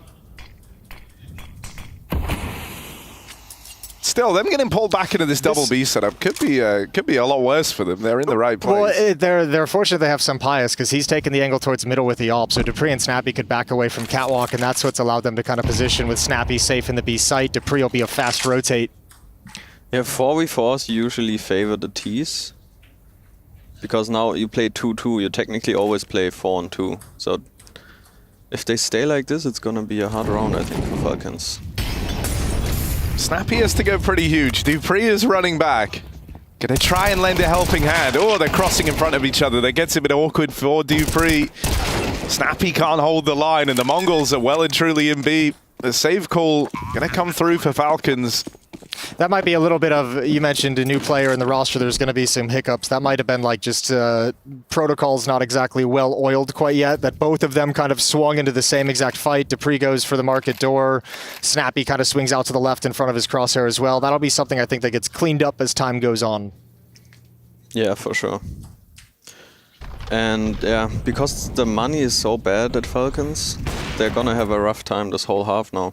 The next round they can't even buy probably, unless they want to force. Magisk can drop if he keeps this weapon in his hand, and they get 2,900, so Snappy, it'll be right on the edge. I think with this AWP and the M4 that Magisk can drop, and actually Sun Pius can drop an M4 as well. If he, 4 rifles? Yeah, they're buying here. They should. Sun Pius won't have utility if he drops an M4 over, but that's all good. Yeah, if you have the AWP, it's fine. That's the second 5-on-4 that Falcons has lost, though. Yeah, the thing is, I would like them to be a little bit more active, like especially in the 4-on-4. They played without any info. The only info they had was the break from Sanpaios, where he checked middle, but It's hard to play. This is the whole discussion around like the way this roster is constituted, right? And even kind of Snappy alluded to it of like there's a world where we win by committee. It's like they have a bunch of role players in this team. You know, like that's the sense I get. Madden, Magis as an anchor, Dupree, like these are all guys that haven't been like the guy to make the play in the mid-round for their teams recently. And that's where I get a little bit confused and worried about how this team is supposed to actually function at the highest levels. Yeah, I don't know who is the biggest voice. I know that Sanpaios, I heard, is like a really big voice, especially on CT side. But as the AWPer, sometimes you're not the guy who mid-round like makes the plays. You can like tell people to do stuff, but mid-round you're mostly like he was Ticket. He will not like push somewhere and get the info. Yeah, so. You're not gathering information. You're not seeing the way the map's developing. But I wonder who is like the voice on B, you know? Snappy and Dupree, both experienced players. Snappy, IGL. They must be talking a lot there. Yeah. Oh, God. Oh, the timing is awkward there. Mazinho gets out with one, but it's immediately traded by Magisk. They have no info in middle. No info that this push-up jungle is happening. Magisk just gets sidelined. They lost complete control and information in mid. Snappy's forced to go CT. This is excellent for Mongols. Even a smoke and con to block off Sunpaius, so the plant can go down. He's got one chance at a spam, and he doesn't take it. Yeah, he doesn't want to make himself known yet. But this looks like a very hard round again. How does Sunpaius get involved? He's got to go con, drop through the window, or go through murder hole, and none of those are fun. Yeah, to do that as well, he's also going to get past Techno, who's just tucked in this close corner in the connector. Sunpaius was even holding early on. It didn't even feel possible to him, so he's chased down. Yeah, that gets super awkward for Falcons in the 2v2. And you were dead on, Jason. You actually nailed the timing on that and everything. They didn't know about the mid-push, and that came back to haunt them in a very big way. Yeah, it's really, I mean, that's one of the challenges of Mirage, right? Is when you lose that mid-control, how do you kind of keep the information and get it back? And so many teams just played ultra passively, just like wait to get information of where they're headed. But man, this time, just the rotation that Falcons was having just took them too far away from that part of the map. It's another man advantage round as well that goes against them, right? After that nice play over towards mid to open. 3 5v4s dropped. Yeah. We'll keep track of that. And they have another decent buy, but no orb. It's gonna be very rough. Let's see what they can do now. Plus, there's this feeling if you're Falcons, it's like, man, we're so close. Like, we just need to break through. They keep coming up with these, like, kind of horrible-looking buys where they don't have all the util and they're getting them close and they're often starting well, but then it's falling apart. It's like, I don't know. The turning point feels like it has to come soon, right? Or else there will be no chance for them here on Mirage, surely. We say that games can close up quickly at MR12. But I'd like to think 11-1 is about as safe as it gets. Right? It should be. Oh. Especially when it looks like this. Yeah, Mongols, they don't get caught off anything. They're just ready for everything right now. That's quick. Dude, Senzu is switched on today. Mongols came into this event with some attitude. Ooh, good trade. Like, just every time you go to fight one of them, you're fighting 3 of them. That's what it feels like. Yeah, we need Falcons to be more active, especially mid-round. They're just playing with, I don't know, they don't play on reads, but they also don't play very aggressive in terms of getting info. So they need to do either or now. I think it's time for them to really put some resistance in the middle of the map. They've hold the phone. Maybe Dupree can make something. Nope. I think like we've seen them do like they did like a double M4 mid push and went 1-for-1 a couple rounds back. But I think this is maybe one of those rounds where you get Sunpaius with his AWP, put him in that ladder room again where he got a previous pick. See if you can grab just a straggler kind of running into the open. Have someone in con, have someone in catwalk, and have that trap set up. So you're actually fighting when Mongols is coming down the ramp or like halfway up catwalk. Like the fact that Mongols has free access to mid is starting to get really painful. Yeah, let's see if they come up with a plan now. You know, they have Sonic on the mic now. He's gonna tell them no. Yeah, he's got it. He's the one. Let's go now. Well, because dude, a few rounds back when I saw Sonic on the cam, he was always just like, he was giving like the just staring like blank, like he just couldn't believe this is happening. So I'm glad that he's finally got it involved. He's given them the signature. He's like, Sonic backhand. You know, do I still have my Vitality jerseys in the closet? This was maybe also maybe a little late. Yeah, right? I mean, you feel like, I guess you're just chasing that idea of like, man, we've been so close in these rounds, you know, maybe I don't want to get involved yet, let them kind of play it out, but yeah, it is now very late in the half. Let's see if this is giving them a bit more energy. Here's a play to open up the round. I like this, and Mongols has made a really good call to this timeout as well. They knew that Falcons was going to switch something up, and they change up their tactics. No mid control this time, no presence in middle, and they've gone completely past the defense into the A bomb site. It's overrun already, and they got a retake at hand. Good spam out of Magisk, though. That at least teased them up in a 5v4. No kits, one smoke. Look at Madden on the flank as well. All the way through T-spawn. Now, it is being considered, at least the ramp angle is, but Palace is empty. Falcons can't wait forever to give him time to come on this flank, though. That's because of the lack of kit you mentioned. They're winning all the fights out through CT, and now it's just Techno and Mizinho. And they still don't know about Madden on the wraparound. This one's not got a lot of time left on the clock, but with Mizinho mollied off, he'll get silenced. Do they have it? It's real close. Oh. They don't know themselves if they have it. It's I don't think they do. Close. Oh, no! Yeah. Well, the retake looked great, though. Yeah, but how many times can the Falcons nearly win a round? Like, come on, man. Oh, yeah, no. I think this was actually a good round by both teams. I think Mongols, they did the perfect call. You know, they did a play towards mid. They only had one on A, so they made the perfect call to go A, but they didn't take enough space. I think on Mirage, what Spirit does a lot, they always have a protocol. If they do an A execute, they will always have Sontix from Palace. You know, he smokes top con, they molly jungle, and they take some extra space. But Mongols, they didn't really take any space, so it's super hard to win if you don't have CT or jungle. Yeah, no one pressured jungle in any meaningful way. Luckily, no kits on the board. Oh, just another brawl for the A site. It's a good hold out of Magisk. He's done all he can.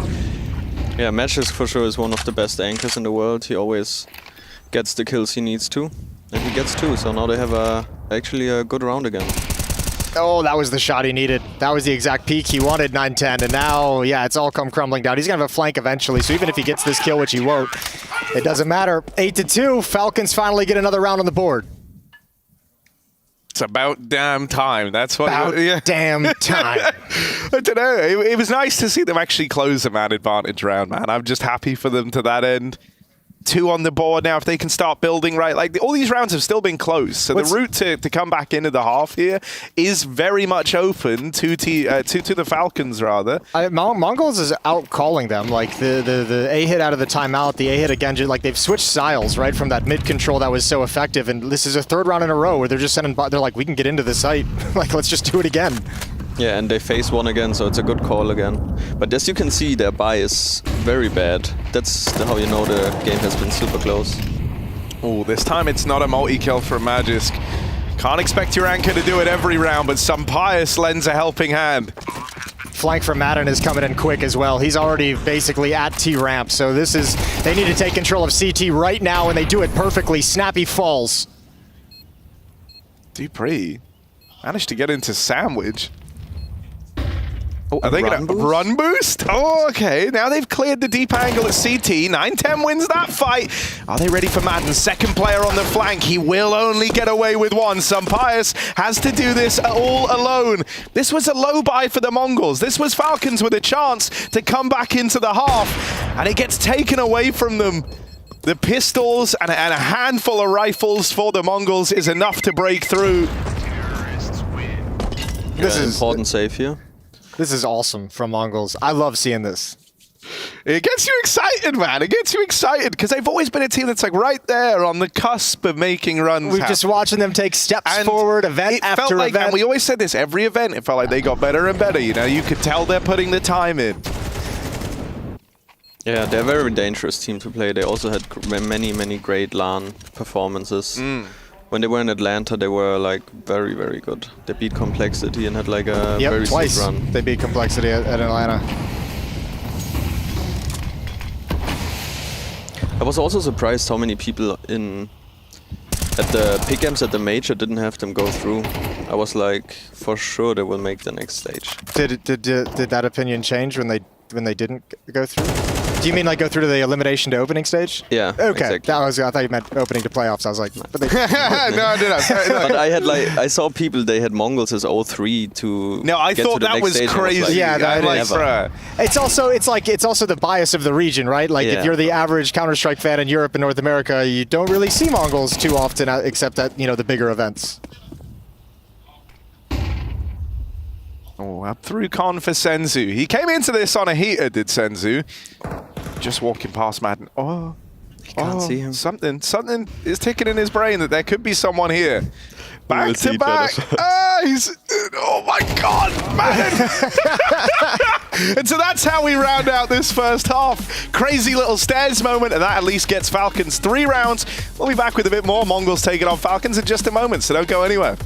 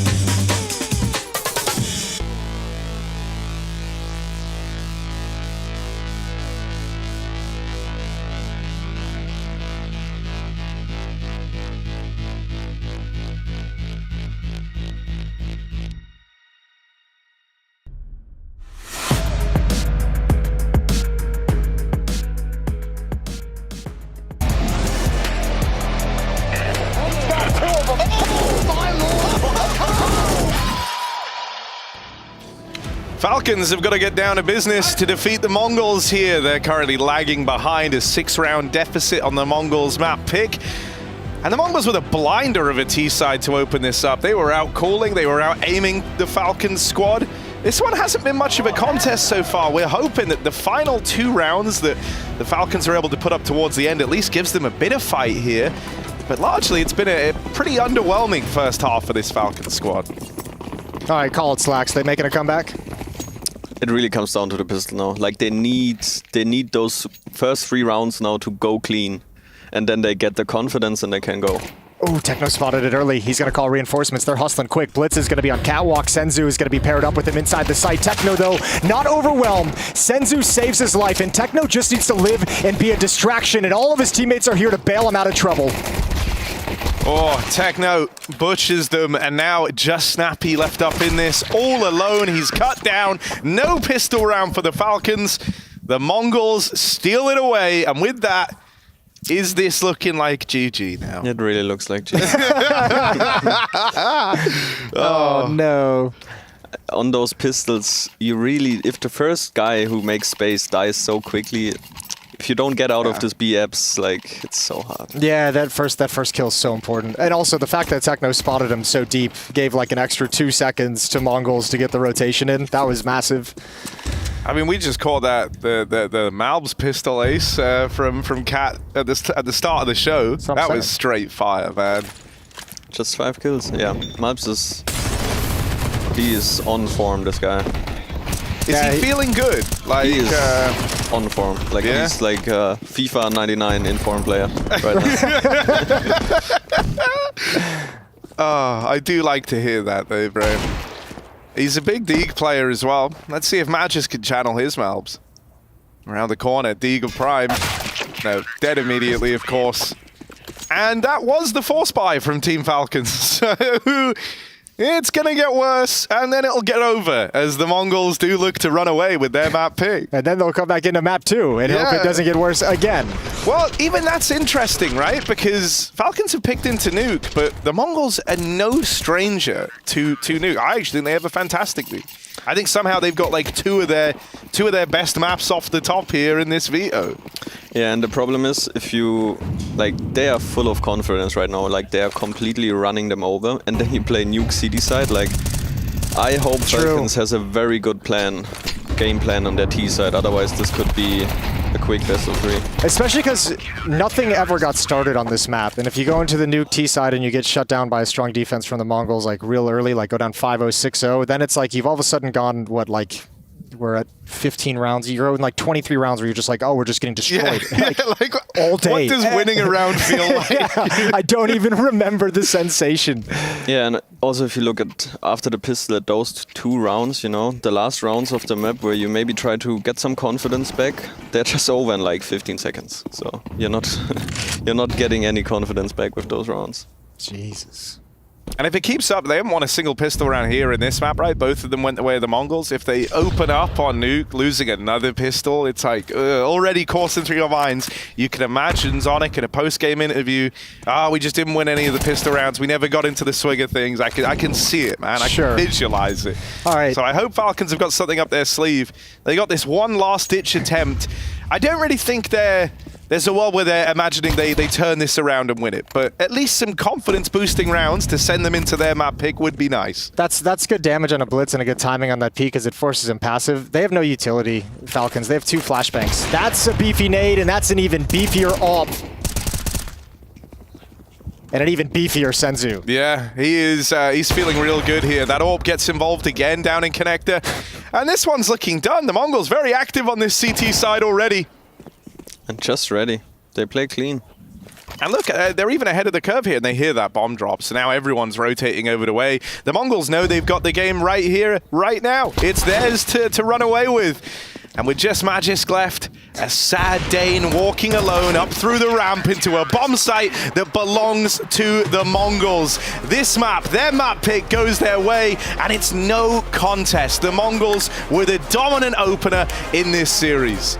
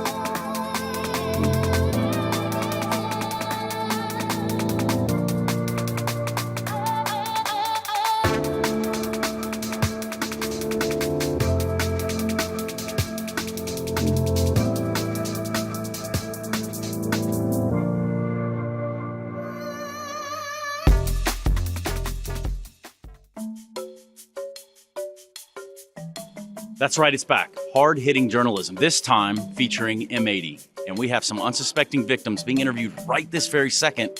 So we're going to come up with our own set of questions and see if we can catch them a little off guard. M80, how we feeling about that? Feeling good. I think this might be exciting. We just got to create some good questions. I've got a really good question for Slacks, actually. At our recent boot camps, who is farting the most? Because he's going to know the answer to it, I think. Well, I will most certainly be writing that down. Like, that's not going to escape us at all. It's like the volume gate is picking it up. Oh my God. Now, for Mr. Swisher, where does that leave us? Actually, it's kind of a love story. It's come full circle because he met her here at last EPL, right? On the beach, a few wine glasses down. He could propose on the beach to her in the same spot. That could work. Where's the ring? That's the question. I see the connection. Well, with that all being said and brought to light, very unfortunate for them, but hey, what's a good laugh on their behalf, right? We'll find out. Let's check it out. I've got some questions for you from somebody. Oh God. Slacks, at recent boot camps, who passes the most gas? I don't know. It's probably the coach from the UK. I don't know. It's okay. It's gotta be someone, but no, like it's okay. I mean, even just the other day during practice, we just hear through his mic and TeamSpeak, you just hear, and this guy's in Atlanta. We're all in our homes, and we just hear him farting through the mic, and he goes, "Hold on, I'm fixing my TeamSpeak pickup. It's too picking up too much." It was just in Atlanta, you know. We're going around. Usually, it's pretty good. I don't think you're getting off lightly, Swisher, though. You met the love of your life in Malta last time on the beach. Yes. Did you bring a ring, and when will you propose? No, I did not bring a ring. And I don't have an ETA on that, but eventually, soon. Sometime soon. Give us more context. So me and Rek were actually just swimming one night, and then I saw the most beautiful girl ever sit down kind of a little far away from us. And then we got a message from our manager saying, we're gonna go eat. I'm like, I'm just gonna go and say. I'm just gonna go say hi. I told him, okay, like wait for me.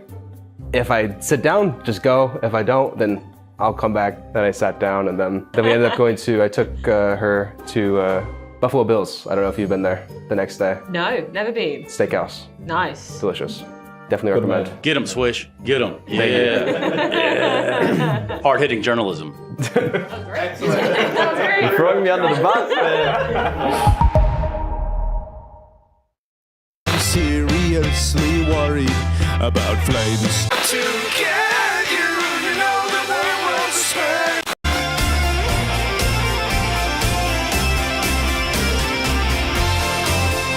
Bro, excited to see you with such, I mean, this roster is bloody studded now. How's integration? It's been nice, I've been out of the whole tier 1 scene for a little bit after my time in Vitality. So I mean, I'm a little bit relieved and also happy, and I'm I think I've realized how much I missed it. Yeah. So in some sense it's just like a new version of myself, I think. It must have felt so bizarre to go out at the highest of highs, like literally like, yo, champions, guys, I've got to go, peace, and I mean, it felt like you nailed the timing of that in terms of that, but did it amplify the feelings when you weren't doing it? Going from this, going to confetti falling, kissing your wife, seeing your baby, I'm a champion, to kind of sitting on the sofa like, oh. I mean, that was tough, it was a tough mental thing, but at the same time, I also felt that, I wasn't removed from a team for not doing good enough. It would have been different if we just kept failing and not winning anything. And, in hindsight, I got my 5th major, what I was aiming for, So in some sense, I knew I was not removed because I was not good enough, and I think that gave me the motivation to just keep going. Otherwise than that, I would probably just have felt I should just have left it behind and just quit it out. So yeah, I think it's been a positive change in some sense. It was, in terms of my private life, it's also the perfect time for my kid. He was just born like a couple of months prior to that. So, I mean, I've left it behind me, but I've also come out on the other side with a more like positive mindset about it. So, and any words on the Prezi project? It felt like you guys were kind of destined for the major there. You put in such a good individual shift in pursuit of that goal, not achieving it, and now getting the opportunity to play alongside old teammates and new legendary players in the making. How does that kind of come together? I saw the opportunity like running away from me whenever like all the roster changes happening in the last part of the year, and I found myself in a place where I didn't have a team that I felt comfortable around. Yeah. And I came to the conclusion that okay, I have two options. One is that I'm just gonna like sit on my couch and just watch the major, not even give it a try to qualify. Or I decided to go with a team that I felt had a chance to go with, but I knew it was going to be a long shot and it's going to be tough. And I'm proud of myself that I decided to go for a team that I gave it my all. I tried to qualify. If I wouldn't have done that, I wouldn't have been here today. No, I see that, especially considering your consistency at those events. But it's good to have you here. Keep doing you, bro.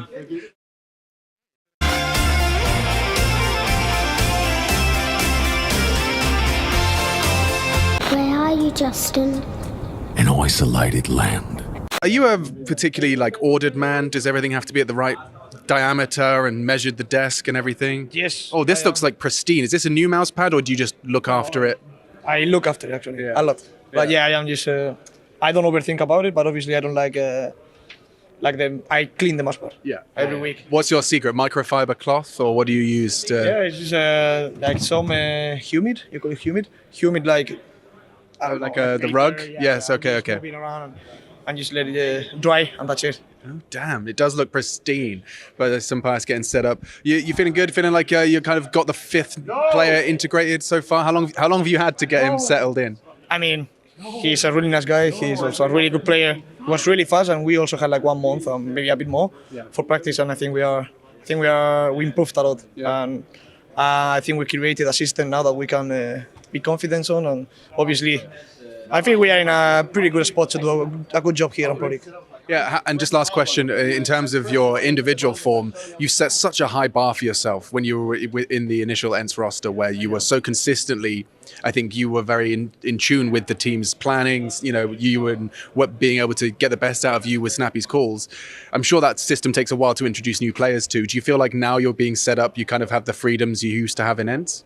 Yes, for sure. Yeah, I feel really confident right now, and I always had the freedom with Marco, and I think the system that Marco creates is also helping me a lot. So I am really confident, and I can do whatever I feel to do. Amazing. I'm looking forward to seeing it, bro. Keep it going. Talked highs. Now let's talk lows. If any cold callers. Mirage, one of Counter-Strike's most notorious maps. Shadows of ourselves.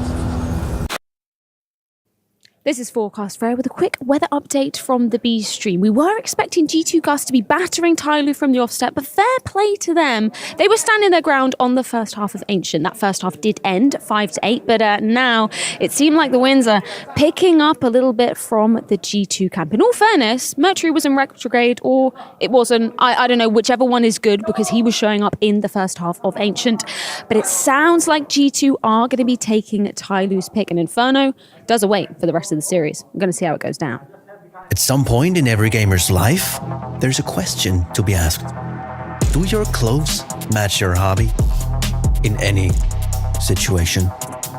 Or do they just represent what you dream of? No matter what situation, there's always the right wear and the wrong.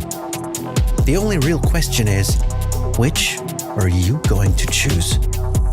Decide for yourself. Smokes. You see double smokes in the same place there. Simple just jumping casually into the side. Wait. What was that? Never miss a play again. Simple. That's not allowed. This is not FPL. This is a major. Finally. With Face It Watch, you're in control. Switch between player POVs live and see the game through the eyes of any pro. Never miss a moment with replays. Relive each highlight on demand from all angles. Watch it, control it, face it.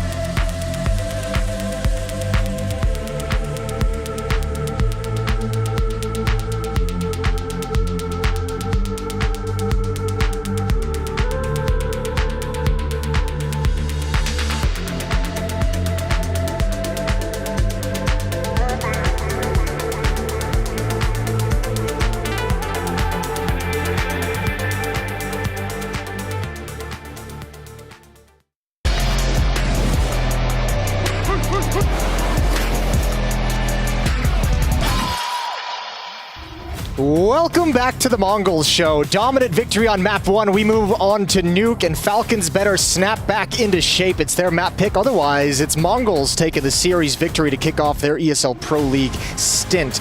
Joined by Slack still. He remained with us. It was a quick map, so we figured we'd steal you for another one. And we've got Maniac now on the end replacing Harry. Hey, what's up, everybody? You guys having a good time? Is that you filling in for Harry? Is that a Harry impression? No, I just have a natural positive vibe around me, which I think I share that asset with Harry. Gotta be real with you, I barely had time to have lunch, and suddenly Mirage was done. So hoping for a little bit more of a interesting game, competitive game of Counter-Strike. That wasn't it on map 1. No, and Slacks, you brought up the point just as we were leaving. If Falcons getting bodied like that and then starting on T side of Nuke can be a shitty thing to have happen. Yeah, if you're low on confidence and then you have to play a T side that requires a lot of confidence, I just hope they start good here.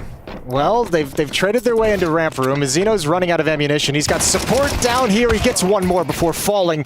But Senzu, who was a beast on Mirage, was also only able to get the one, and Techno's going to be down here. Julius himself. Plant is not going to happen. He shuts that down. Snappy, the last one left, and spamming away, baby. You love it, don't you? I love those dualies. 3 dual just kills in this pistol round, and you love it, the dualies. I love dualies so much. Who's the dualie player on your team, on NM80? We actually sometimes we do it off spawn, but we have 3 players.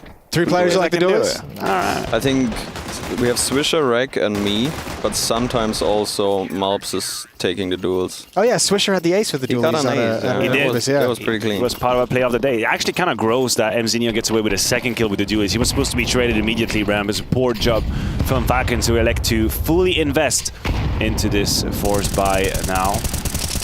See what the plan is. They have to show us a little bit of something. Like we had in the interview, Alex was talking to Senpais in break. They were talking about we've played for 4 weeks now, a bit more. We're starting to get along with our games. We built our system. We built our protocols. Surely you don't just get slapped around 2-0 against Mongols. Yeah, if that's what you're saying, like we've been boot camping and practicing, working hard. It turns out from like a bad game to like a really deep-seated problem. Mazzino's going to get flashed off the angle, but once again, 9-10 is here just for a distraction. This time, Mazzino doesn't get away with anything. He's dropped immediately by Dupree. Nice and quick with the Tech 9, and the lower bomb site is under attack. Oh, mama. Now that is what you call a round-winning drive-by. It is supposed to be it. It's supposed to be it. Mongols have to save. A good way to bounce back from Falcon. And I guess it's like that's what Dupree is supposed to bring to the table a little bit, right? This ability to open up, to be aggressive, to run forth. Do you think we're going to see more of that? Should we see more of that? He needs to be this guy for this team. Otherwise, there's going to be a fast one as well. Again. Fair enough. I mean, doesn't Madden also play that same kind of role, though, to a degree? Yeah. I think Dupree is probably a faster player than Madden. Okay. Madden would linger around probably in a few positions and have the timings, and obviously take some of the duels, which, as I'm speaking, they're about to lose all of the weaponry that they have put in on, so I'm not exactly sure they needed to do that. But Dupree has to bring speed, pace, like space creating, go out there, take duels. He was doing it in Vitality already, and I really think they need that in Falcons as well. I think Dupree needs to be more of a star player in this team, and I think Madden also, when he played in Ends, he was like the guy who makes space when it's not nice to make space. Fair enough. Like he really does always what's there for the team. He's never baiting. He's never like. Do you think Dupree can be a star? Do you think he still got it in him to be an actual star at the top level of CS? We don't know at the top level yet, but when he played in Prezi, he did play like a star. And it was nice to see, like, in the beginning of CS2 also, when he was stand-in for Heroic, he really was playing like a star player and just doing plays and doing what he wants. And just fragging. I mean, he's on a mission to prove he's still got it, that he can still do it. Bomb's going to get planted 3-on-3, but nothing can happen while the smoke remains in Mini. So 9-10's playing inside of it. Falcons desperately trying to hold on to the post plant. Player behind the box, very strong position for Magisk when he chooses to pop up. Misses the opportunity, but 9-10 with the scout can't do anything coming into Dupree, and this should be the round done and dusted. Yeah, they don't have a kid. They have to pack things up and leave. I mean, Senzu's trying to look for the lucky Deagle headshot, but that's going to be it. Snappy getting a little over-eager. Had they had a kid, that could have opened a conversation, but they don't have it. I think time is anyway of the essence for them. They're going to peace out, keep their guns. Very fast Counter-Strike, a bit signature from Snappy as well on Nuke. We have flashbacks of the Ends times well, what he loves to call these fast inside plays. I think he's pretty great at knowing when there is a moment where utility on the CT side is going to be a little bit limited, and then boom, that's when you hit them with the push. Exactly what they did here. Yeah, well, this is where you got to see it, obviously. How do you like to play Nuke? Are you one of the guys who likes to, you know, faff around outside, throw up the smokes, see if you can find some fights, get down to secret, or are you more like the challenge ramp room a little bit, bust into the upper bomb site, drop down the vents, the crazy stuff? So the thing is, I never was in a team that was really good on Nuke. Usually the most... Is that the case now? And it's our permaban again. Most of the teams I played on it was always the permaban, but I did like a few plays on it. My favorite play is to run out on the door. Yeah. Like, don't nade the door, just run out and kill the guy who's Just like open it, spamming the vents. You just run out and surprise them. Well, speaking of surprising people, 9-10 with a pair of Deagle kills that are absolutely spectacular. Yeah, it's a little bit worrying that all those eco rounds and half bites are so close every time for Falcons. Can he stay alive? Oh my Jesus Christ, that was famous. I wonder if Dupree got baited here in footsteps towards Redbox. Possibly. I wonder if he was like, oh, he's trying to get the gun. I'm going to peek that. Still a chance for recovery, though, with these AK-47s. They need the star players now to get this clutch. Well, you've got the two guys you kind of point to be the star players too. As I mean, you've mentioned Dupree a couple times, but Magis and Sun Pius are two names where you're going to be like, these guys can do it. These guys better deliver. I mean, the CTs have very little utility to play with, and they don't have a kit. So now, for Falcons, the deal is trying to get a bomb plant without losing a man. But and that's going to be real hard. You have two players down here, right? So on the plant, if you're Mongols, you attack it, right? Yeah, but you got to fake it. Like, Falcons have to fake the plant at least one time. Like, they know there's danger. They're probably going to see one bomb. Oh, that helps. A little bit of a Molotov. They thought that was him, though. Oh, Techno might have had an opportunity, and it might just slip away from them towards ramp room. Good shot from Sun Pius. This shadow. Yeah, the shadow. Yeah, he saw him, the shadow, when he went up the window. That's brutal in CS2. Yeah, there are a lot of the shadows you don't expect. Yeah. There are some positions that are crazy with the shadows, like you can't play. I actually hate that system, but that's just because I'm too old to learn all of the shadows and where they happen. I'm just being lazy. Let's be real, you know. I do acknowledge it is an interesting part of the Counter-Strike. I just haven't gotten to the point where I learn actually all of the angles and where the shadows are coming from. But if you do, and if you are a nerd at the game, you might as well learn everything about it. Yeah, I wonder how much they thought about when they put the shadows in. Maybe they just put it in the engine and didn't really think about everything, but there are some positions that are just crazy. Sounds like one of these ideas that you have late dinner. You know, you've already had a drink or two, and you're just like, listen, I got it. Why don't we do a shadow system? I think it's a good point. I wonder if it's like actually something that was implemented, or if it's just due to the light sources and the way that it works with. Was it intended, or is it just a consequence of what they put together? But I mean, from talking with them enough, I'm sure they put plenty of thought into those kinds of things in their impact. I'm sure of it. 100%. Has to be. Yeah. We have to believe it is. Well, all right, to be fair, that was key from Falcons. I'm just going to put it out there. This could have changed the entire face and shape of this first half. You're looking at a potential force by battle that was put together here. This could have been 2-2 with economy being reset. Now they saved themselves out of the 2v4. Good utility usage. I think the Molotov kill probably prompted Mongols to play more aggressive they wanted to. They just funneled into the bomb side, gave away the kills pretty easily. Stabilization for Falcons and a sigh of relief if you're snappy. For sure. It must feel really good, especially for some pyros and matches, you know. You finally have this round where you have the star power and you just play it clean, play it slow, and just outplay the enemy. It must feel good and give them a lot of confidence now to make it a close game. Well, they got the hot start that you wanted. Oh, Senzu, you were dead before you even made that decision.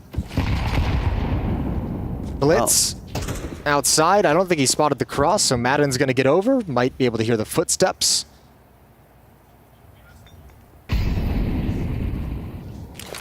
So how do you handle things when you end up 4v5 like this after 10 seconds on the CT side? Well, that's one way to do it. He's been permabanning Nuke, man. Why are you asking him? I'm asking 4v5 in general. I played it. He knows the map. God damn. I think it just needs, in general, like it comes down to the map. On some maps, it's really hard, and you really, like on Inferno, if you're on a 4-on-5, you pretty much have to just give up one spot. Like you always play 3-1 usually, and you just have to make plays and just try to read the game. If you just stand, you lose, usually. I'm right there with you. The problem is right now, Mongols didn't have to make any plays. Falcons made all the plays, all the wrong plays, and that 5v4 they've played, which is now, granted, a 3 versus 1. This was a 5v4 for Falcons after Sensus offering into door, and then they just one by one gave away kills to Mongols with off angles. What was that? This was an issue on Mirage as well. I think they lost like 3 or 4 5v4 situations in the first half. Granted, they were on CT side at the time, but another advantage situation, they've just kind of dropped down. Yeah, and that's what's like. I mean, it's one round in isolation, but you know, it's kind of gross. This is where you look at the experience of Falcons, and you're hoping to be able to see them convert those kinds of rounds more often than not. It felt like they had a plan and a call in the beginning of the round, but they didn't switch it up after they get the entry. They were like, okay, let's just keep doing the strat. Sure. Then they drop into main, which itself is not a bad play, but it looks pretty bad. If you have a 4 and 5, you're like in the driver's seat, and then you have 1 secret, 1 main, 2 door. It's like you're quite not, simplistic you're as not well. Like no util as well. I mean, none that Blitz could have been flashed easily, but look at this. Like none of the players are either flashed or being put in any kind of disadvantageous position. It's straight up duels. That here from Techno is a little bit different, but I don't really understand why Falcons played it so simple and dry when you have that 5v4. There's maybe time to use a couple of utils, like use your protocols you have to close the rounds. I can see the intent, but also maybe just be a little bit more together. You have the that'd be advantage, great. And also give them time to move. I feel like in Mongols, they didn't even have time to react after the kill. They were just standing in their positions and they came. Well, now 910's got the op. Duel coming up. Not peeking too deep, though. He's got 2 teammates in secret, right? So that's the strength of the outside defense. So I have to imagine 910... Does he have a flashbang? He does not. That's unfortunate. But a nice win. And Sunpias can't get anything done either. And now 910 chimes in. And this was a trap set up the whole way. And oh, baby, Falcons get destroyed. They're just ready. They're making a good play and they're completely reading them. Yeah, 100%. I mean, that's a checkmate, like you like to call it on the CT side. If you send 2 players into secret with an AWP that's going to take a little bit of activation and bait out from outside, 1 CT could be something that you think of on the T side. You're thinking, okay, let's be ready, secret could be 1.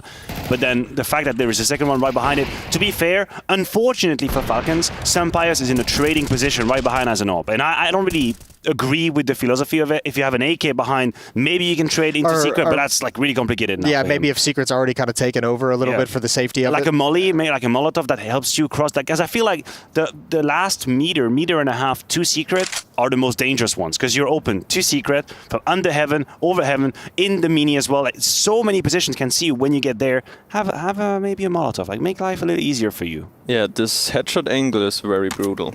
It is. It's horrible, right? To peek it on the T side. Yeah. Luckily, Marden, he was already close though, so he kind of avoided it. But I don't know if he wasn't ready or if he just didn't kill him. You cool, Jason? You like my... I liked your sound effect. The sounds? That was good. I'll try to bring that up a bit more. Yeah. I feel like in a different life I could have been like, what's it called? Like a jukebox? Like when you can just put a coin and the music comes out? Okay. Or like, yeah. I was like you would have gone a beatboxer with just the noises, not like you were singing. I could. Connor is really good at it. You were a DJ at one point. I was a DJ. That's correct. I actually helped pay some of my bills when I was studying my bachelor degree, moonlighting as a DJ. Ask him what kind of music you played. I played all kinds of music. I was an old-style DJ, resident, as you call it. That's what you got to do. You got to please the masses, you know. What was your DJ? What I do at the What was your DJ now, name? you know. DJ Matthew S. Actually. Oh man. And I have no shame. That's all that matters. Exactly. You got to own it. All right, Snappy, what you got? Tech 9, no armor. Oh, this should just be another demolishment, shouldn't it? No, just let Magis try and do something with the AK. Like, you got to play for him. That's a one-man army. Yeah. There we go. Oh. You need to make damage. Oh, Zeno. Zeno. Thank God. Ooh. He's recovered. He's recovered. You got the best out of a very bad situation. It just looked horrifying.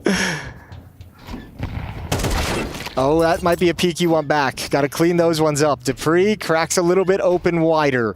Magisk is still here up on the rafters, protecting him from any kind of a ramp flank, any kind of a windows peek. But Dupree is kind of, he's got to take a risk somewhere to get this bomb planted, looking for the peek off a fake plant.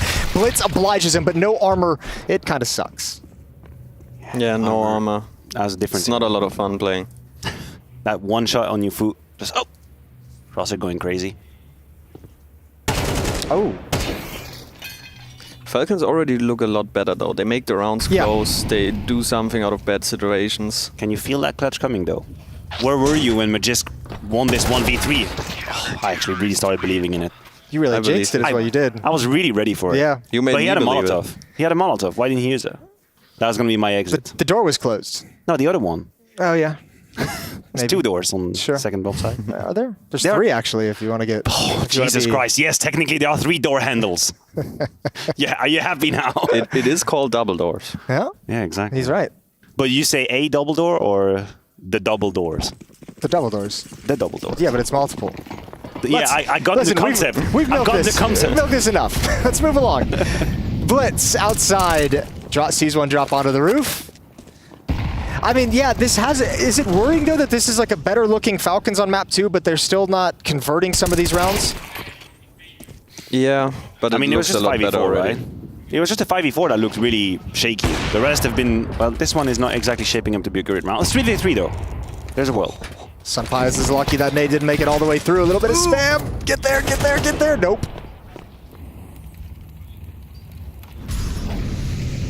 Now they have 1:10 to play with. We talked about it. We talked about the power plays from Falcons. We talked about how they were playing them too fast. They didn't give time for Mongols to retake information. That's what they got to do. That's what they're doing now. They're pausing.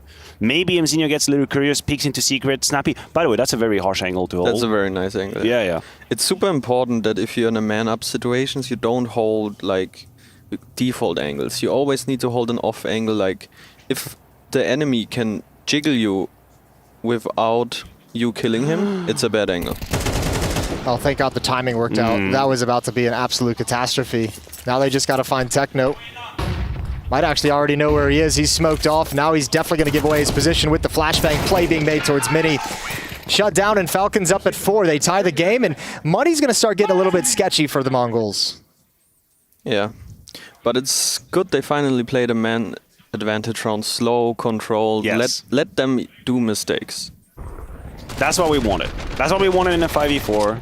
Now they've done it. They've let time be their ally, allowed Mongols to get curious, look outside, see what's up, that movement out of secret. It couldn't have gone really badly, of course, but the trade was kind of a guarantee anyway from Sunpius.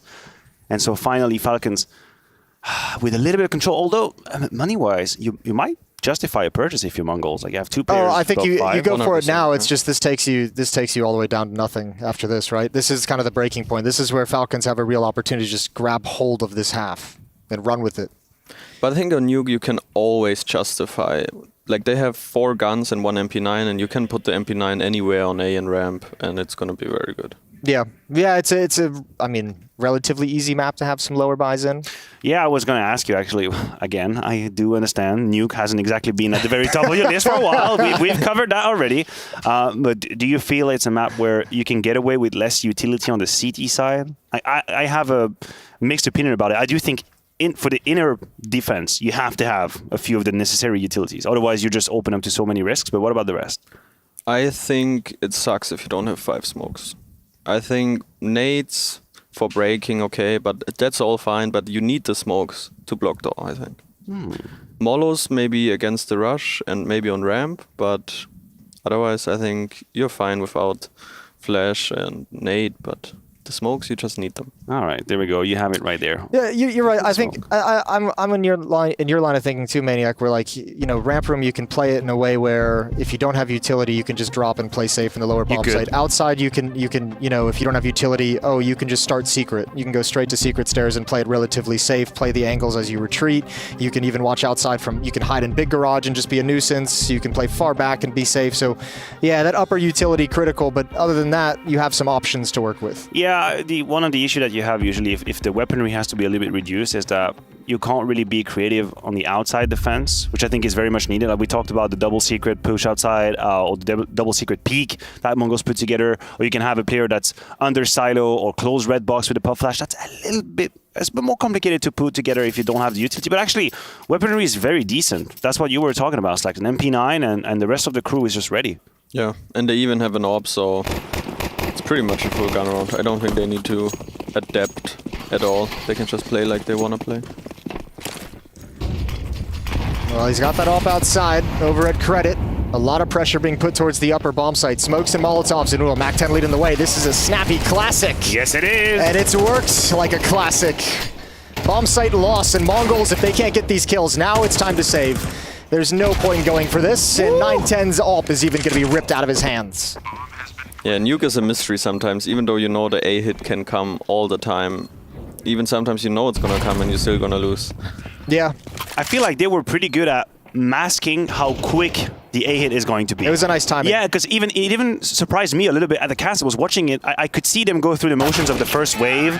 You got the door being blown open. You got a couple util being put out. But then this could have all just been step one of a classic map control where you put a little bit of pressure inside. But then out of the blue, 3 or 4 seconds after that, immediately next wave of util, one pop flash here. You can see how blind he is. Look how late that Molotov is from Techno exactly. inside the bomb site. He just gets a little bit blind and panics and never really saw it coming, never really even kind of believed it. But the nice thing is if you're Falcons, and you mentioned this earlier, this is where Snappy can really start taking over this game. Like his calling on Nuke, his versatile, it was one of you two brought it up earlier, the versatility of his calling and the pace changes. This is where he has economic advantage, and that gets so hard to handle. Yeah, and also takes a lot of pressure off his teammates, because on Mirage, you know, you have a really bad game and nothing goes your way, and then you play Nuke T-side where it doesn't really matter too much if the players don't feel good, because it's just gonna be some set strats or some set defaults, so there's not too much thinking you have to do. You just do what you practice for 4 weeks and it's good. Feel good round for Falcons right now. Granted, nothing catastrophe happened. Are you feeling good, Jason? Yeah. The vibes are good. The vibes are good. Vibes are exquisite today. You had a good night's sleep. I didn't, but it's not hitting me yet. So I'm okay. Okay, so you're basically functioning on fumes, but you haven't realized delirious fumes. I know what you mean. I'm looking at the light at the end of the tunnel, at the end of the shift. The artificial light in our beautiful studio. Exactly. It actually is one of the greatest trick you can use is immediately grab some natural daylight when you wake up so that you reset your circadian rhythm. It's very important. In the first hour after waking up. Exactly. My man out there. That's what I did yesterday. Outside my window is a apartment building with families in it. I have the same. On the balconies. Just go outside. We have a pool. True. Yeah. Fast pace towards upper again. Snappy trying to exploit it one more time. This time tons of damage done. It's Magisk making space. He's going to get taken down, but Madden follows it up only with one. There goes Dupree, and still holding on inside the bomb site is Techno, but not for long. And this is a weird hit. It's coming in a little bit disjointed, and I think it's making the defense a little bit confused too, but now they've got a grip. Now they've got control, and Sunpius falls last. How would you call this round? Was that a set strategy? Was that a map control? I feel like we're blurring the lines right there. Like, how would you describe what just happened? I think it has to be a set strat. I think almost every time you go out A, it is either a set strat or a set move. You don't just run out the door for fun. That Magisk move was really something they had it looked crazy, but it must have been like they were ready. One guy on silo who dropped main again. They were ready to crunch A, but it looked like a crazy. It felt to me like it was supposed to pull attention to the upper bomb site and allow the mini drop, allow the lurker outside to really be the impact of the round, and obviously did not work. And now the upper rush again. This time Mongols is like, we're dropping all the Molotovs in the world. Yeah, they really try to abuse this A side, but it has worked sometimes, but now they're ready for it. They adapted good. They got their 6th though, right? They got to be happy with this on the T side. It's not that bad. Yeah. It really isn't that bad when you consider some of the situations that transpired in this game. Falcons, if they get away with 6, I am especially losing the pistol. Yeah, absolutely. I'm very curious about the CT side and the decisions they've made in terms of setup. Obviously, we'll talk about it once we move on to the gun round. There is still a world in which Falcon can turn things around. I do think 910 is at least good for 1 here. That's one of the peak. There we go. That's a shoulders. Nothing he can do about it. And from this moment on, he's very hard to find, although Sampires puts him down immediately.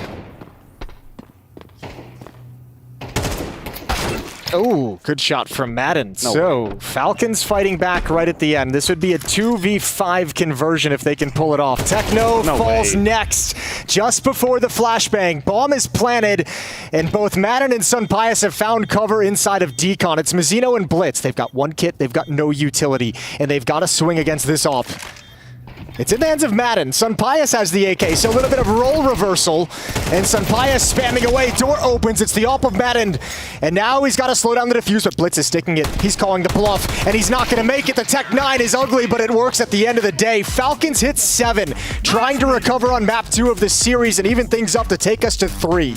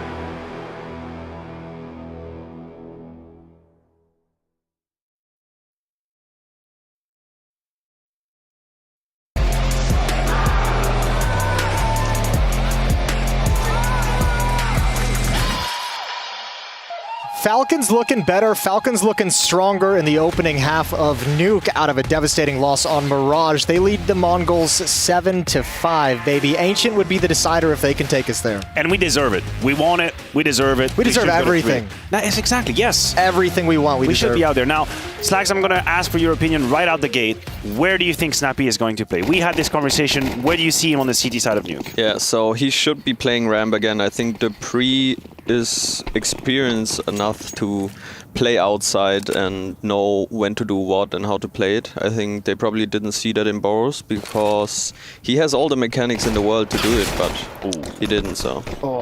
There we see Snappy on the ramp, his good old position. He just gets brained. He's got to back off Sunpius over towards Decon in support, but Mongols doing a little loop-de-oop. Little wrap under heaven, make the footsteps. Madden's a little bit nervous. Mind games, huh? Yeah, and now if you're Falcons, you're kind of losing a little bit of track. You're not super confident in that rotation. Oh, once you lose Secret, that rotation is a death sentence. Snappy's completely alone now. He's got the P tweeting, trying to make a difference. That's 1 kill, not going to be enough. The trade is immediate from 9-10, and they know there's a player in vent, so it's all on to Magis with the USP immediately put down. Beautiful gun round from Mongols so far. It looks like it's going to be another pistol for Mongols. It does look like it. It's hard to win maps if you don't get any pistols. This is all 4 pistols in the 2 maps we played going the way of Mongols. Now, in the first half, Falcons did convert the second on the T side, right? So it kind of gets negated a little bit, but all 4 pistols going to the Mongols. It's really well put together for the Mongols in this round. Honestly, every piece makes sense. So you have, first of all, the ramp push. Obviously, it helps that you gush Snappy immediately. So you basically write him off. He's got to go back. He's got to pull back down to the B side. But then you have a couple steps under heaven. That's what basically the 2-tap on some pies. It's like a few steps under heaven. So you've planted the seed of doubt. If you're Falcons, you're thinking, wait a minute, are they wrapping up towards the A side? Which prompts Dupree looking into the fence. He gets found as well then, and just the round is being put together beautifully for Mongols. Yeah, I've been really impressed with some of the tactics they've called in both maps of this series so far. They've been playing some smart Counter-Strike. Really, really cool. This one, they got to survive another second round. 5-7's picked up. MP9 on Dupree, and they're going to do a lobby crunch. Delayed lobby crunch, and Techno just kind of slides in after they disappear. He heard him. He's aware. He's going to have to play a little set, but he's got a teammate in radio room, so you can't just let him away. Cousinho is going to get crunched by Snappy. Finds the kills somehow with 23 HP left. That's smart, though. He was ready for that. When that smoke was fading, he knew the exact timing, was able to snap back. Didn't keep his attention too much focused on the hut push. All the meanwhile, Mongols have walked outside. 3 players going to be attacking Sunpius in secret.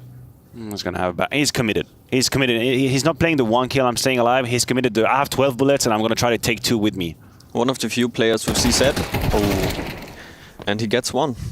What's your favorite pistol on an eco, on a force buy? 5.7, P250, CZ, Deagle? Always Deagle, to be honest. Oh my god, that's German CS. Another one of them. That's another German CS. Deagle player. Yeah, sometimes actually it's not the smartest decision to do.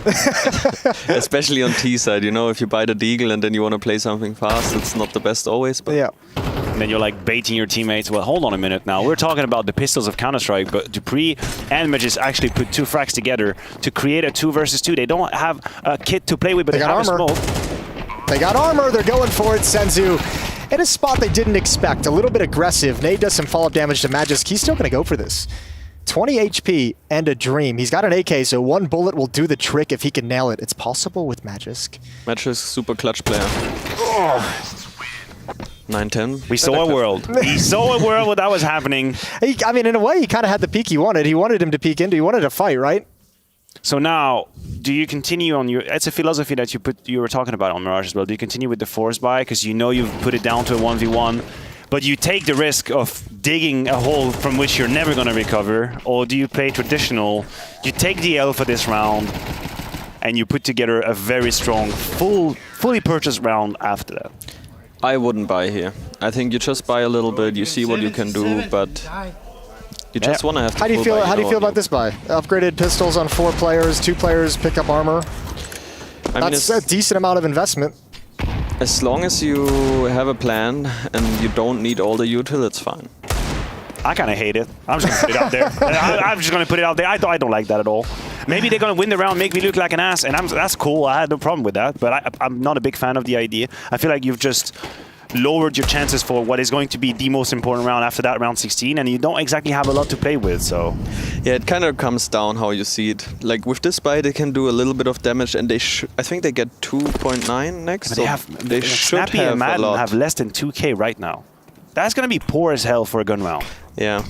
It's kind of interesting also that Snappy as the IGL, you know, you kind of, if you think about the IGL, you know, he's like thinking a lot about the game, always doing like the right things, and then he's the guy who buys the most and will have not full utility.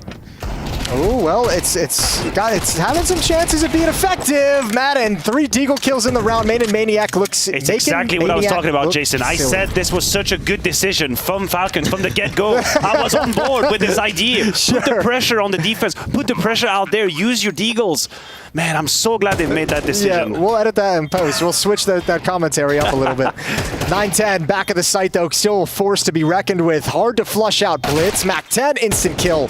And all of a sudden, the hopes and dreams from that triple kill from Madden. It just doesn't make sense to purchase. Yeah, Right? That's the problem that I have now. Yep. You're moving into the first round, you Falcons, you don't exactly have a lot of money to play with. I wouldn't have bought anyway. You nailed shake it. my head. Sure. Okay, this is the round that counts now.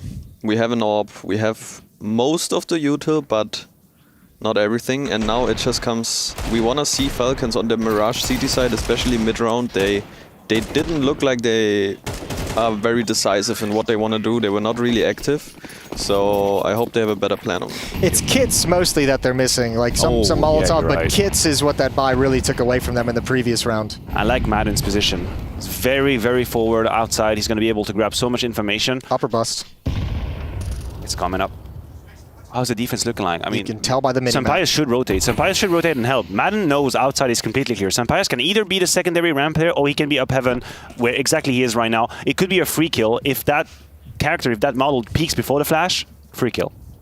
I actually have a very good thing that I learned from Refresh when I played with him. But we wait for the... Okay, we'll wait for that, yeah. All right, we'll take it away. Dupree on top of the hut. Yeah, look forward to that in the next round. Coming soon. Well, they just baited out some utilities, some counter nades. You were about to go on your story, and then they just baited us with a double pump. They baited the story. They baited Falcons. Oh. But the bait, like if you have the outside info, they don't know. But the bait doesn't it's work not really a well. good bait if you have zero pressure outside. They really know where they are. It's pulled Madden back. It's pulled Sampayas away towards no utility ramp left as well. Falcons have no utility left. There's going to be a dry defense at the end. This is what do you do if you've baited out the utility to the upper bomb site and you readjust outside? Are you trying to go through mini? You have to. I think you have to finish inside. You've used everything you needed to dry the utility out. You have to finish inside it anyway. They should, but it's actually Martin went downside, so they were. Here comes the crunch. It's coming. Here we go. Split up on top of the hut. Dupree's taken down first. Remember, no nades. 2 players in the back of the bomb site, off spotted and eliminated. But Magisk is the anchor, and there's where Madden pops up the vet. Well constructed in a confusing round for Falcons. Everyone in position to answer the call, and it's all tied up. Yeah, it was even confusing me. Madden was close outside, had all the info, and suddenly he's down vents. They must have had a vent gap, or I'm not sure. Either that, or he anticipated that it would be a ramp finish, and he wanted to already be in position to sort of provide help and resources towards the B-bomb side. But I mean, tell it was well constructed. Okay, tell us your refresh story. Let's go back to refresh. Yeah. So he was.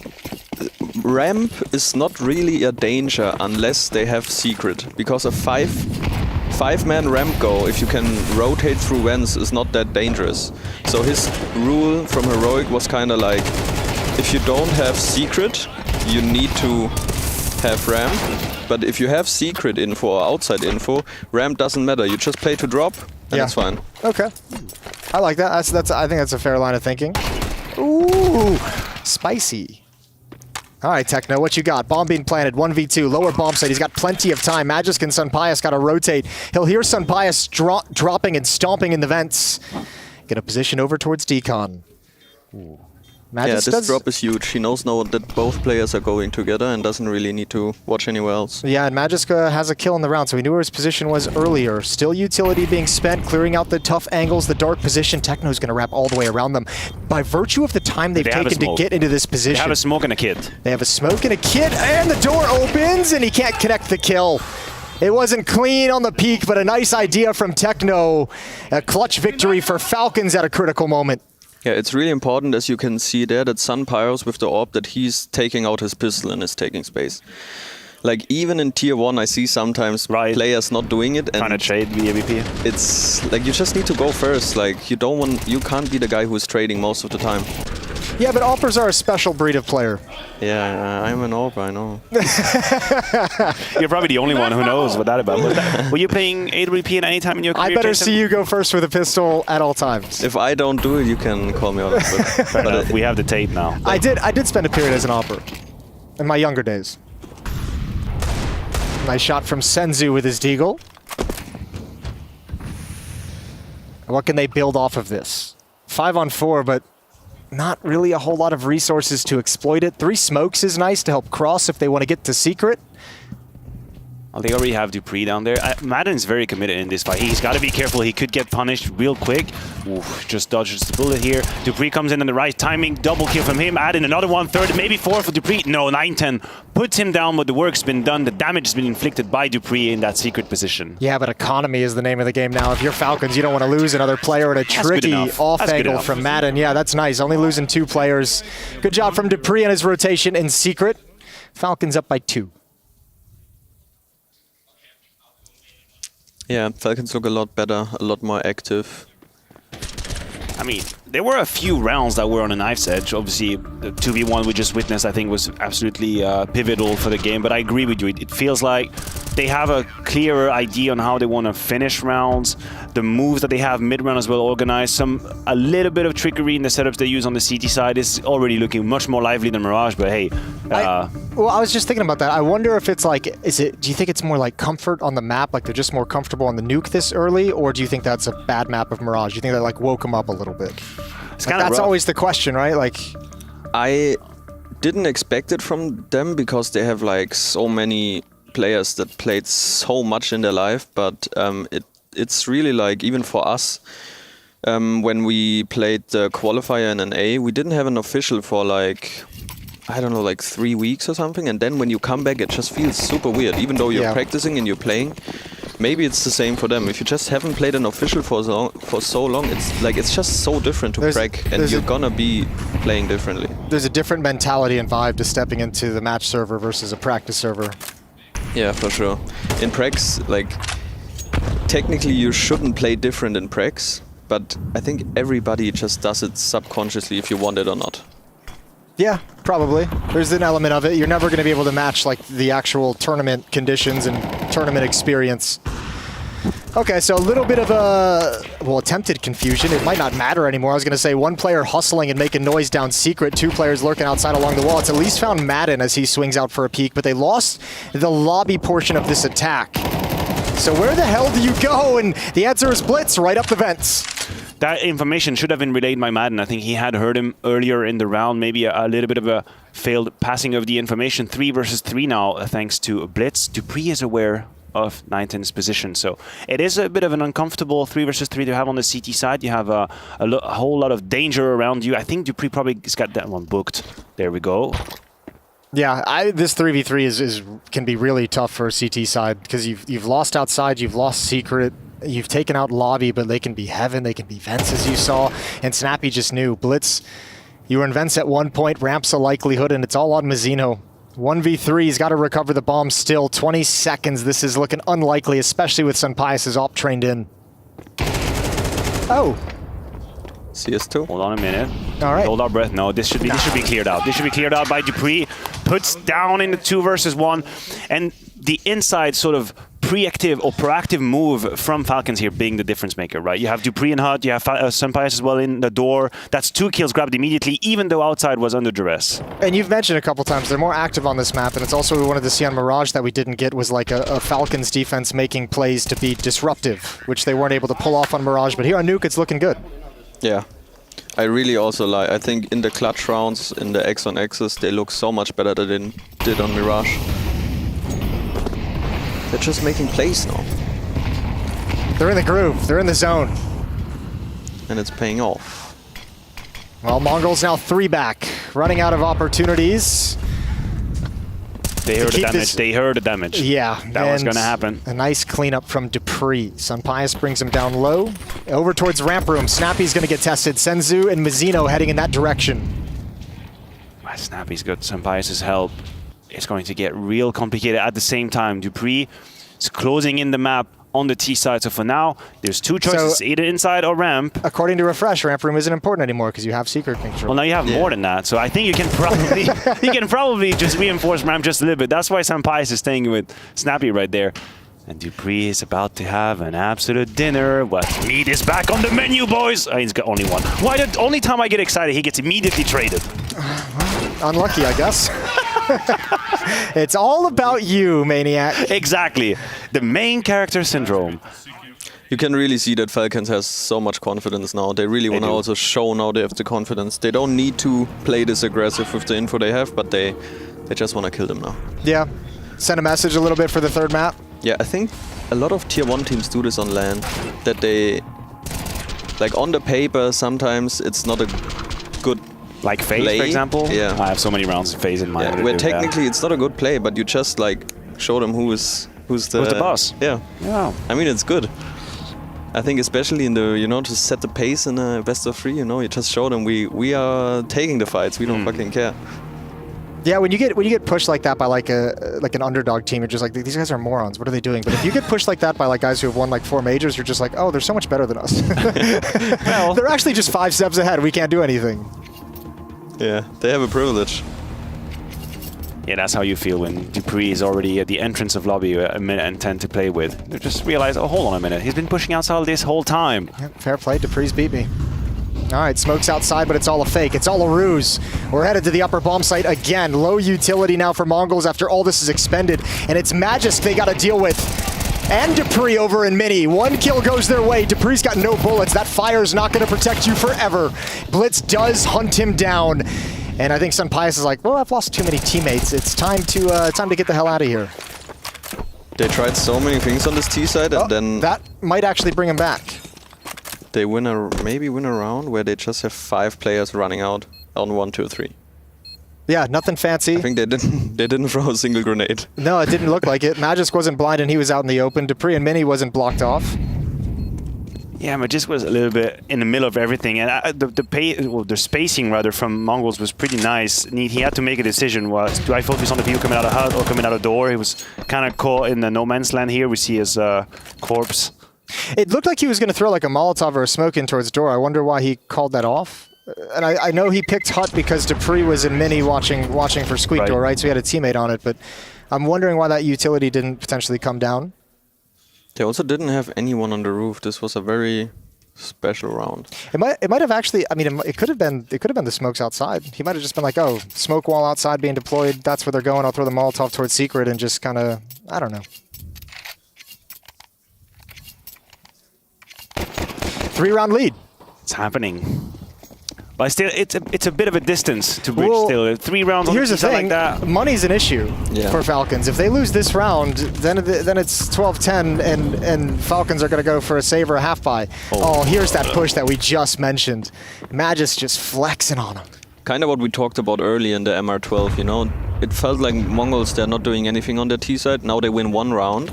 And if they win this round, it's basically 12-12 almost. Because they will be fully go after. That's a big if. Already 1 man very wounded. Sunpius is guaranteed kill on there. And there we go. 5 versus 3 immediately. Magisk just caught Mzinho on the cross. It's getting real complicated, Jason. Map 3 is looming around the corner. Yeah, good call. Snappy and Sunpius switch positions to put the AWP over in ramp room, so that pinch of the attack from Mongols just gets shut down before it begins. Snappy's even down in secret, getting a double kill, and that's it. Falcons 13-9 on Nuke. They recover from a devastating map 1. They've taken us to Ancient to decide things. It's going to be Mongols or Falcons. We'll be back with the 3rd map.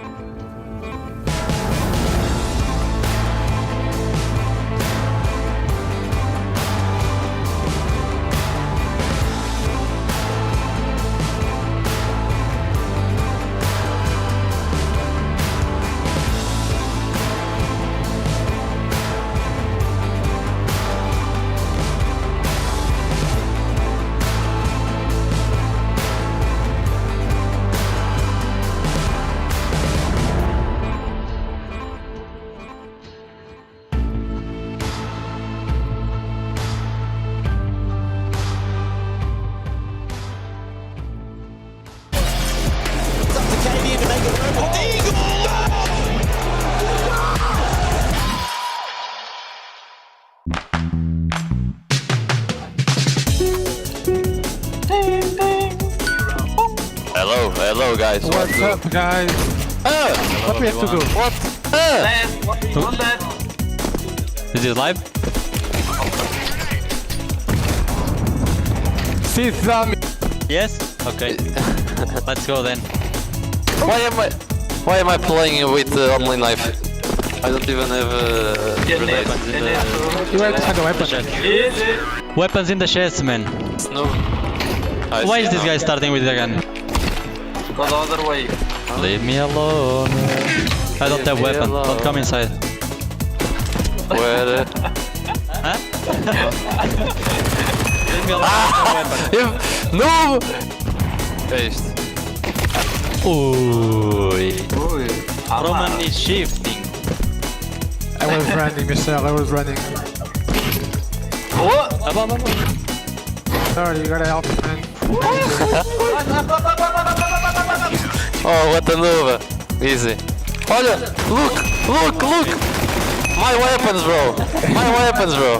You go sleep. Oh man. Oh, move! Again my pistols. Same spawn with the same weapon. Again the last noob. I can get any weapon. I hear someone. Yes, sir. Chill. Don't go, Hey, man. is this a major? Meti a casa toda. Ah! Tá um bocadinho.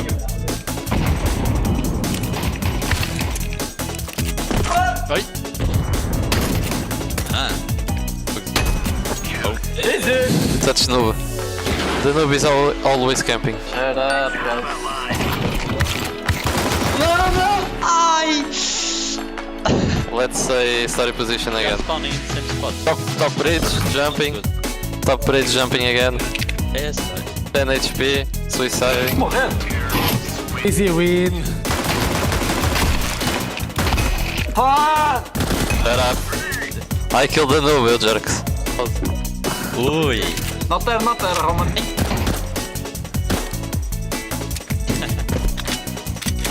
9 bullets. 8, 7, 6, 5, 4, 3. Sit down, Michelle.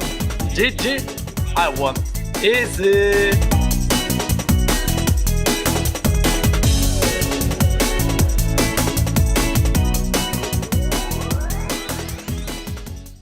Listen, obviously I felt we could have nailed that cast, to be fair. But a lot of circumstances we didn't, and normally I'm not focusing on individual performances because we can all have a shit cast. But I also think a lot of it started before the cast, and I have to point my finger at you. Changing accent when you had a tournament where you cast really well, it's a risky move in my opinion. I don't know if it's an old accent or if it's a new accent. Forgetting your player pronunciations. You were, for me, totally gone though. You're just sitting on fucking Twitter and checking in the middle of the game. It's fine to have a bad cast, but there's just so many circumstances that fucks it up before the broadcast. The reason I'm getting angry is because I know you're fucking better than that. You've always shown such reliability, but we fucking need you. And I don't want all this overcompensating. If we're boring because of BP or Spirit. We don't need stupid fucking accents. I don't know when to take it up because we also have 3 weeks of broadcast, but I feel it's fucking necessary. We need to fucking show up and be there. And if there's issues, talk to us. If there's issues with your audio setup, people can help you set it up. But it's a fucking risky, changing your accent. There's no way. Point is, my weakness is my analysis. Your weakness, your strength, is your analysis. At the fucking Katowice, you had the most insane color commentary. So good. Some of the most insane storytelling I have ever seen. It's enough. Don't change an accent before the cast and waffle because of it. The thing with changing accent, it also tilts me. Like I watch you, bro. I'm off shift green room. Harry spotted you take the attack and you're waffling 20 lines in a row. Waffling around. I've never seen you waffling. And this is probably because of your changing accent and mic settings and watching chat settings. And it just makes you feel uncomfortable. Stick with your accent. You're casting insane, bro. I know Mo would never miss those narratives. 20 lines in attack. I think there are too many disturbances. And it just doesn't make sense. This is EPL, and we need 100% commitment. I don't want to be going on fucking Reddit and talking about a fucking accent. Are you gonna say anything? Why are you all fucking yelling at me, blood? Why can't I fake a fucking accent if he fakes one every day? Because people don't want to hear Australian accent, you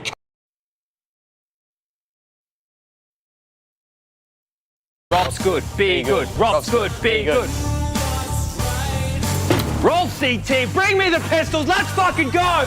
These analysts turned entrepreneurs faced the tough task of pitching a random And if there's one thing I love, it's big piles of greed. Because safe investments are for pussies. FaZe haven't had...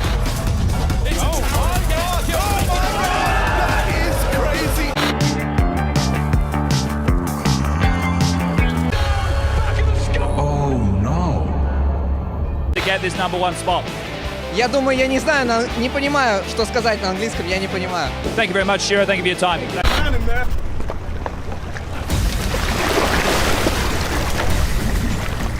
Why should age determine expectation? Humans, man. Like, socks aside to who I am, it's a fashion statement. It's not like I'm gonna slip and fall in the ocean or anything silly. Chad? At some point in every gamer's life, there's a question to be asked. Do your clothes match your hobby in any situation? Or do they just represent what you dream of? No matter what situation, there's always the right way and the wrong. The only real question is, which are you going to choose? Decide for yourself. Smokes. You see double smokes in the same place there. Simple just jumping casually into the side. Wait. What was that? Never miss a play again. Simple. That's not allowed. This is not FPL. This is a major. Finally.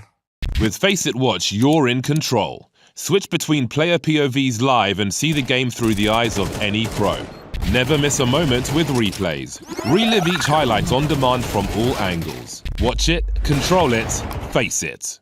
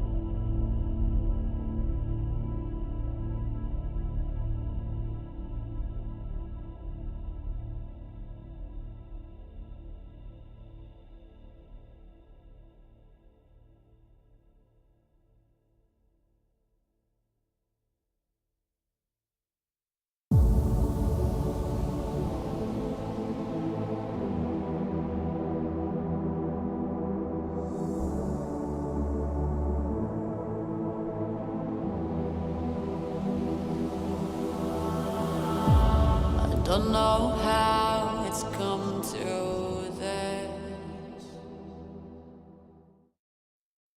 It's up to KD to make it through.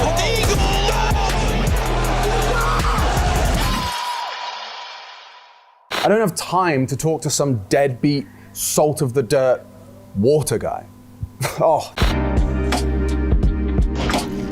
Does your moisturizer suit your narrative?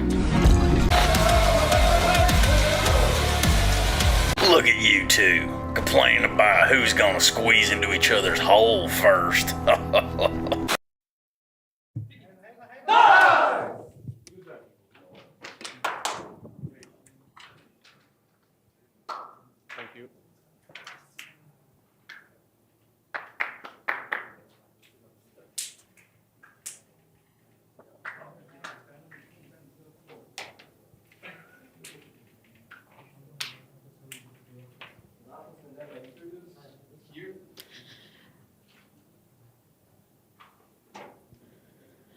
So whilst we're going to a third map on the A stream, down on the B stream, it's been G2 versus Tyloo. That's been tied up in 2 maps by G2 just going back to Ancient. That was 13-6 in the favour of G2, despite it being Tyloo's map pick. And then Inferno, obviously a favourite pick of G2. That's been going the way of G2 in quite a tight affair. I'm going to just see if I can grab a few words with Hunter. Congratulations on the win. Let's go back to the first map, just in case anybody missed out on the action. You had a phenomenal performance, 21 kills to be closing out Ancient. Can you tell me the story of that first map from your perspective? I mean, nothing really special. I just tried to do my job that we prepared for this game and that we were preparing on practices. So yeah, I think we were well prepared by our coach and IGL, and that was the most important at the end. Was it preparation specifically for Tyloo? Were you expecting that pick, or was it more kind of your own style of how you wanted to approach Ancient? It was mainly, I think, focused on us. But yeah, we expected as well kind of for them to pick either Ancient or Inferno. That's what we prepared at the end, and yeah, it went well. Now, Inferno got a little bit closer of an affair. Were you worried at any point? Because it looked like Tyloo were kind of trying to mount that 2-side comeback. I mean, we are doing that all the time. Like when we had the big lead, we were always kind of trying to give the opponent second chances, and like we kept doing it today. So yeah, I think we need to fix that. I was not worried. I think we were better, and we lost some rounds even when we had the good calls. But still, yeah, they are, I think, as well a decent team. They are shooting well, and they were punishing our mistakes. I mean, talking of shooting well, Monesi, I think he ended on like 9 for 1 in terms of openers on that Inferno. Tell me a bit about how he was being utilised, because I could hear Hooksy calling for him on the CT side, starting off B, then back to A, then back to B again, back to A. Is it important for him to be kind of dynamic in terms of your CT setup on this particular map? I mean, Monesi is doing Monesi things lately. He's been doing really well, but yeah, I think we understand kind of how to use him, and he's the best when he's always in the focus and when he's moving around the map, and that's what we are trying to do as a team, and that's what he's trying to do as well himself and call around that. So I think, yeah, he's just doing his things, and I hope he will keep going for 15 more years if he can. I feel like it's never going to stop with him. Just tell me a little bit about what you guys have been getting up to since China. Obviously, it's not been very long. You've had, I presume, quite a long travel back. What was the focus coming into this particular tournament? Time off or getting in the practice with each other? I mean, we had the 1 day off after travel day, and we practiced for 3 days, and then we traveled there. So yeah, like our focus was not to rest. Our focus was to grind and to try to be better every day, and that's what we are trying to do as a team and individually as well. So yeah, no time for rest for now at least, and then after this event we'll have some time off. But yeah, Pro League is an important event for us, and I hope we'll keep going. Okay, looking at what's going to be your next opponent, that's currently going down the A stream, Falcons versus the Mongols. The Mongols actually managed to beat Falcons quite handedly on the first map, so score is 1-1 at the moment. You got a preference of who you want to be playing in your next match? I mean, not really. Falcons didn't play since a long time, and especially now with Dupree, so we don't have too much info about them, I would say. Mongols were playing all events. I think they are really good individuals where they are shooting really, really good. And I mean, I don't have preferences. The main focus is on us always. And yeah, we will try to prepare for any opponent, whoever wins. And I wish them luck, whoever wins the tournament. Well, appreciate your time, Hunter. Congratulations. Thanks so much. Thank you. Well, that was a handy little B stream check in there. Over here on our stream, we've battled onto a third and final map, and that means knife rounds have got to come into play. I love a knife round, Harry. I know do that. as well. Let's see who comes out on top here. Maniac, do you think there's a massive preference on Ancient for the knife round winner? Not really. Honestly, I feel like the map has kind of balanced it out in terms of T side versus CT side. Yeah. And the problem that we have is that there's so little tape on this Falcon team specifically. It's hard to know whether they have any comfort zone at all. We're gonna have to find out today. We're gonna have to find out. The third and final map, I think it's gonna be a banger. We opened things up with Mirage, right, and they got absolutely rocked. That wasn't great. Falcons didn't look themselves, but looking for some redemption here on Ancient. Ladies and gentlemen, this is Group B, Mongols versus Team Falcons. We're getting into the pistol round, and it looks to be a set piece in towards the A bomb side. Expect smokes in towards Donut and CT spawn. Flashbang over the top and that Molotov for default, and we'll see whether they can actually cause a dent here. More importantly, get that plant down. That's primary objective here. It certainly is. Sorry, that was a bit serious. Yeah. I'm just getting. I like the vibe. I like the vibe. Get serious. Loosened up. All right, Techno. Oh, blinders to open. Let's go. Techno 4K just needs 2 more to live up to his name. And here's the execution, and it's looking like an impossible retake at this stage. It would be an absolute fumble to give this sort of scenario up. 5-on-3, the smoke's down, you have full positional control with no kits on the CT side. Yeah. Oh, he almost got there. Dude, 4K. it would have been so good. It's all we would have been speaking about. But nice foot put forward from Senzu, who was a bit of a sensational open up back on Mirage. It's kind of astonishing how easily it looked like for Mongols, considering Falcons had made the decision of having 2 players set on the A side, nobody towards middle, nobody towards Donut. They had that double setup here, but the problem there is that Magis actually gets the first duel. Senpai's had no time to bait of it whatsoever. Immediate headshots from Techno. Yeah, I agree with you, man. Same feeling. That's how I felt watching this pistol round. You're right there. A little bit disjointed. No aggro taken from Aegis whatsoever. Hey, they could have synergized. Yep, absolutely true. And it's going to be a force buy here for Falcons, a risky one on the CT side. They've taken considerable damage by those early nades towards middle. Mages can Senpai down to about 80, but yeah, it's going to be Mongols just biding their time. They're spread out, waiting for the CT aggression to come through. There are a lot of smokes on the CT side. It's going to try and run the clock down, lock them out, hopefully make things uncomfortable, I suppose. Madden, a bit of contact play. Drop the smoke as soon as he sees anyone whatsoever. Takes a lot of damage there. There's the smoke.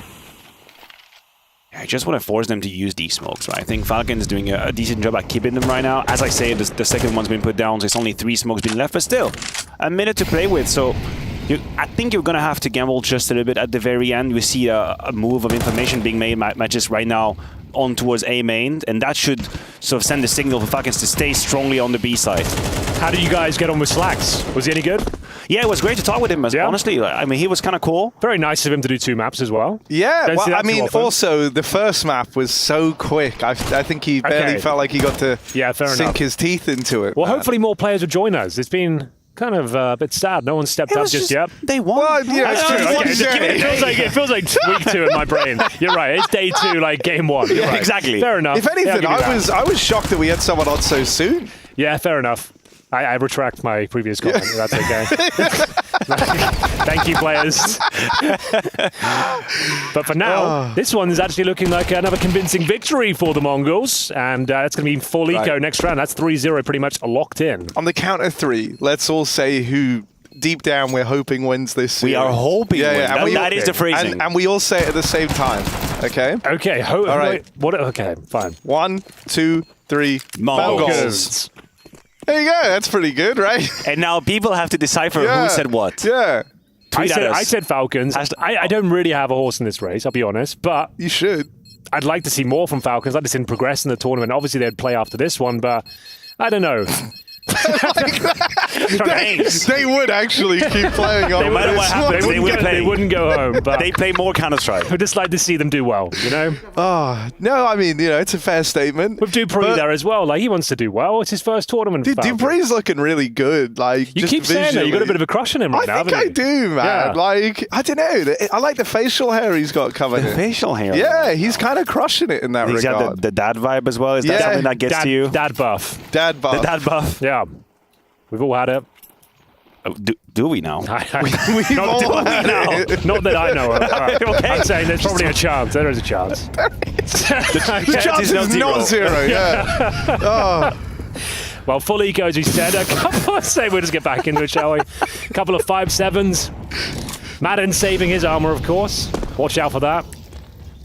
If you think you could be one of the lucky ones to do with Henry, you can email in. There is a mailbag. There is a mailbag. Send it in. Yeah, dude sent in, like, what is the address for the mailbag again? It's, we asked him already in the pre-show, and he actually nailed it. Can you do it again? EPL mailbag at efg.gg. And we don't get many mails, so if you'd like something read out on the show, send something in. An interesting video, a clip, a question. Yeah, we had some. It could be about Counter-Strike or life advice. A hot take. Just an opinion. We could do like an agony aunt type. Exactly. Vibe, like an actual problem. We'll try and fix it for you. Oh, my landlord is being really horrible. Yeah, actually, yeah. To my dog. Anything like that. Yeah, let's do it. We'll kind of we'll help you out as a Counter-Strike community. We'll come together and solve life's problems. Live on air. Live on air. Live on air. What could go wrong? So, Magisk, nothing. All is under control. Job done for Mongols. 3-0. They're gonna say 4 guns. How has Dupree been playing in general?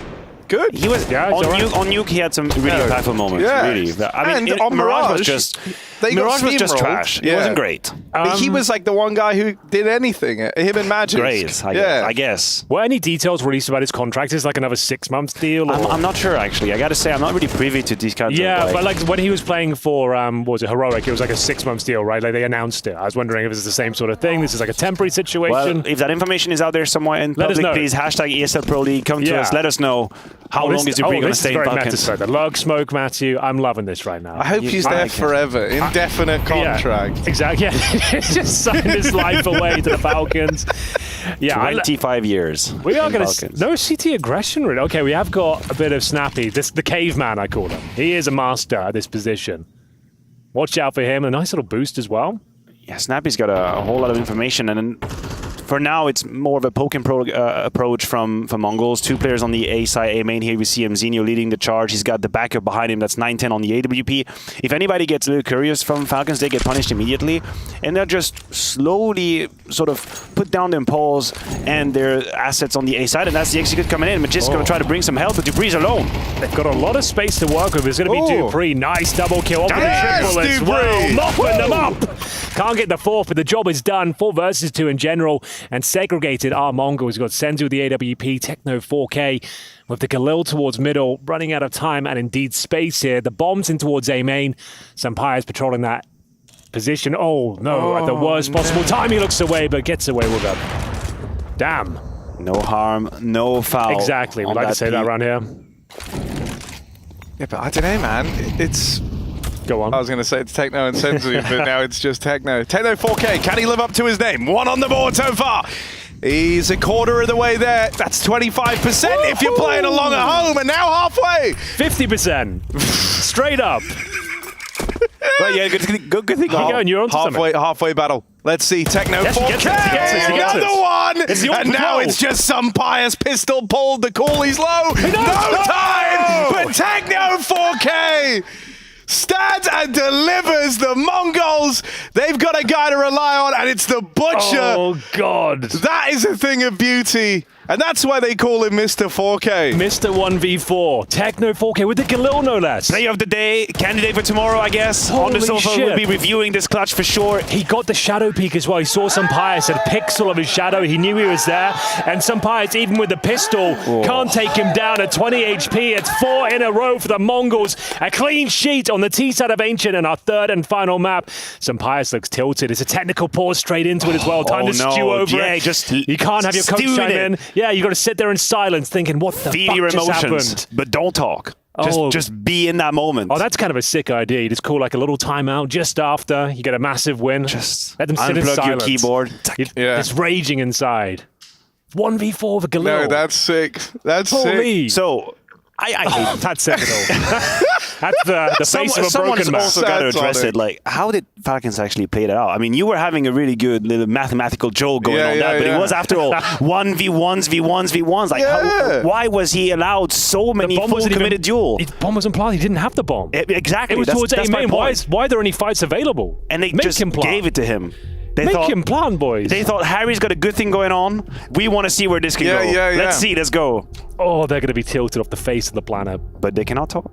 They cannot talk. No one can calm them down. They can't go, oh, come on, mate. It's going to be all right. It is there. It's silent.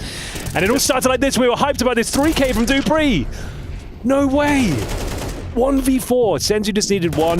And these are the fights I'm actually talking about. So we've got 20 seconds here. The bomb's down at A main, bear in mind. All of these, I don't understand any of these moves. Like Snappy and Madden both are fully committed. So Sampayas, I'm just going to say, when there is a 1v4 and you end up being the last one in a 1v1, the blame is not exactly on you. No. Right? He was just holding his position. He was waiting patiently. He was playing the numbers game. Suddenly he ends up in a 1v1. But Madden is fully committed from CT spawn. There's no way he can come back from that position. And Snappy gets curious with halfway through the donut checking out. There's 13 seconds left. What do you think is going to happen? Damn, that is a rough one. Ooh. And I'm not sure whether in celebration... I would start rage hacking right now. Rage hacking, yeah, this is the time to do it. Well, if you guys are cheating, I guess I will as well. Like, that's the most egregious thing I find about the whole Premier situation right now. Everyone, like, you win like the first and second round, then there's everyone who starts cheating. Yeah, like, that's what happens. Epic. It's like a new feature. Like, you win the pistol, you think, oh, they're not cheating. Then round 3 comes in, like, well, if you're cheating, I'll just cheat as well. But where did we go wrong as a people? Like, I used to love winning just properly. My theory is we started off with a small amount of cheaters, and then it affected people that don't take the game that seriously, and they thought, well, if you're going to cheat, I might as well have a look at this as well. And it spreads like a virus. Dude, no, I always say the worst people are the ones who, like, I say they're like moral cheaters, right? They think that they're busting it out because it's like they're justified in what they're doing. They're rightful. But they'll be saying the Robin Hood of cheating. Yeah, like, I don't know. You'll be playing a game with like Chad or JKS, and they're doing insane, and then it's like, you're cheating, and it's like, well, he's just not, is he? Like, that's JKS, like, you know, one of the best to ever do it. And then they'll toggle on. It's like, I'm only cheated because you are. No, have you actually met people who gave you that speech? Was there actually people? That's every speech. It's like, we're only cheating because you're cheating. Oh my God. Like last month, I was only playing. I hadn't gone to the FaZe grind yet. I thought, okay, I'll just play some Premier. I was kind of casual. And then after like 15 games in a row, no exaggeration, I've got the Leatify screenshot to prove it. There were 15 games in a row where I've had 2 cheaters on my team or at least 3 on the other. 15 in a row, and I was like, that's it, I'm retiring from Premier. I didn't do a YouTube video saying I was retiring. The thing that always blows my mind as well is like, it would be a very ballsy move for Henry G to be hacking on his main that's always account. The thing. I mean, just risking everything. It literally everything. says a 20-year-old account with like a lot of skins. You can Google the ID, but no, it's always just like, oh, you're obviously cheating. It's like, no, please don't do this. No, I promise, you can win. I'll let you win. Just don't cheat. I will play on controller if that just gets you to stop. It's baffling to me, like, our time on Earth is finite, right? It's pretty finite time we get to spend here. I plan to live forever. Well, that's good for you. I haven't cracked that code quite yet. It's like, life is way too valuable to be spent while cheating or being cheated against in Counter-Strike. What are you talking about? What are you doing with your life, brother? Why don't you just enjoy the game? These are the things I'm typing out. Whenever I'm in you'll hear me, like, whenever I'm in those games, just typing that sort of shit, like, oh, look at yourself. How can you do this? How can you sleep at night? And like, they never really respond to it. I thought sometimes, like, maybe I'll get through or resonate with them. I'll go, yeah, he's right. I should stop this lifestyle. What's the point? They just get rude after that. They don't really listen. But anyway, that's enough of our TED Talk on cheaters. No, exactly. Thank you all for coming. Anyway, we'll join you all for the next series. For now, enjoy the Mongols taking on Team Falcons. See you later. Complete silence. So, if you're just joining us, you've probably seen the highlights on Twitter or X.com, I believe it's called now. You've seen that 1v4. You're interested as to what's going on. Falcons can indeed lose this game. They got owned on Mirage, and now down 4-0 after giving up an absolute nightmare of a round. It will leave them in a partial buy scenario. Dupree will have the Hero M4, but they've lost Sampayas early. 9-10 with a lovely shot with the AWP towards Red Room,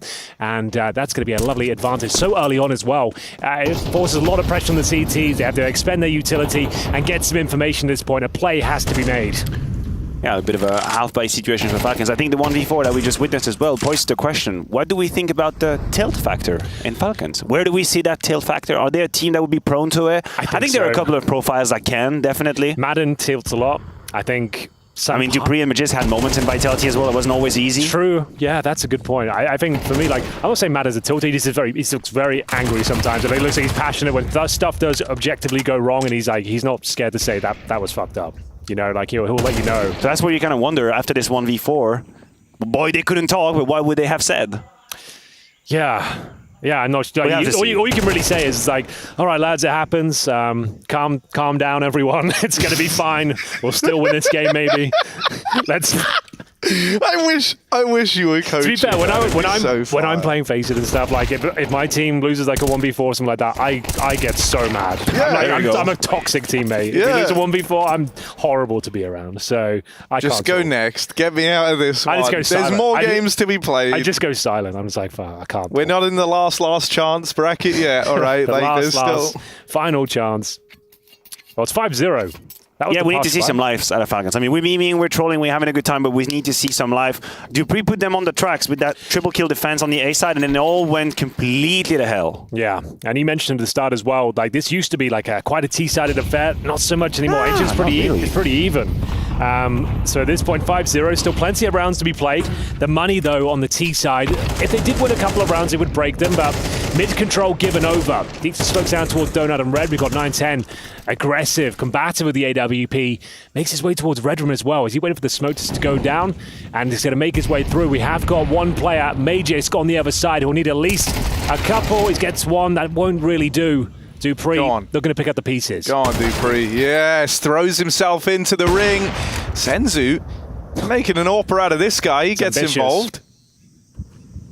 Senzu's open. He's empty now. Like Sampires is only in Donut right now. So there's definitely a gap being found. The bomb isn't here though. It's going to be on to Techno to grab it. And maybe, just maybe, dupreeh finds it right here, right now. Surely the Mongols don't win around when they don't have the bomb. Oh, did he see it? He didn't see it. He didn't see it. He phased out through the smoke, and so the bomb was never seen. Okay. Well, but they don't know about dupreeh either. Yeah, it goes both ways, right? But Techno should still have the drop on him here. Like, if you're dupreeh, you think you've just cleared all this. Especially now as you're spotting players deep. But Techno's running. dupreeh's got this kill in the bag.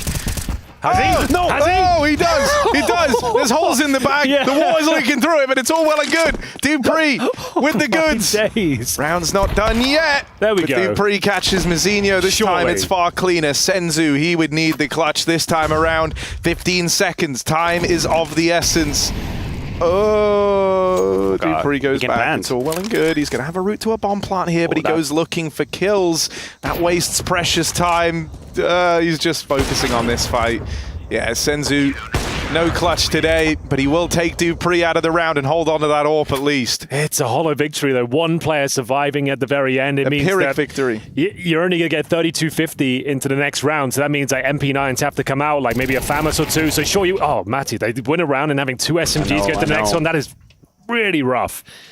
This sets you up for a full reset going forward. So it's also just a sense of not being in control of these situations. Yeah. Even though they had players in the right position. I mean, dupreeh got an absolute drop on a free Techno, completely oblivious to the risk with the bomb in his hand, and still the clutch is very sort of close and tight, and it's about timing here and there.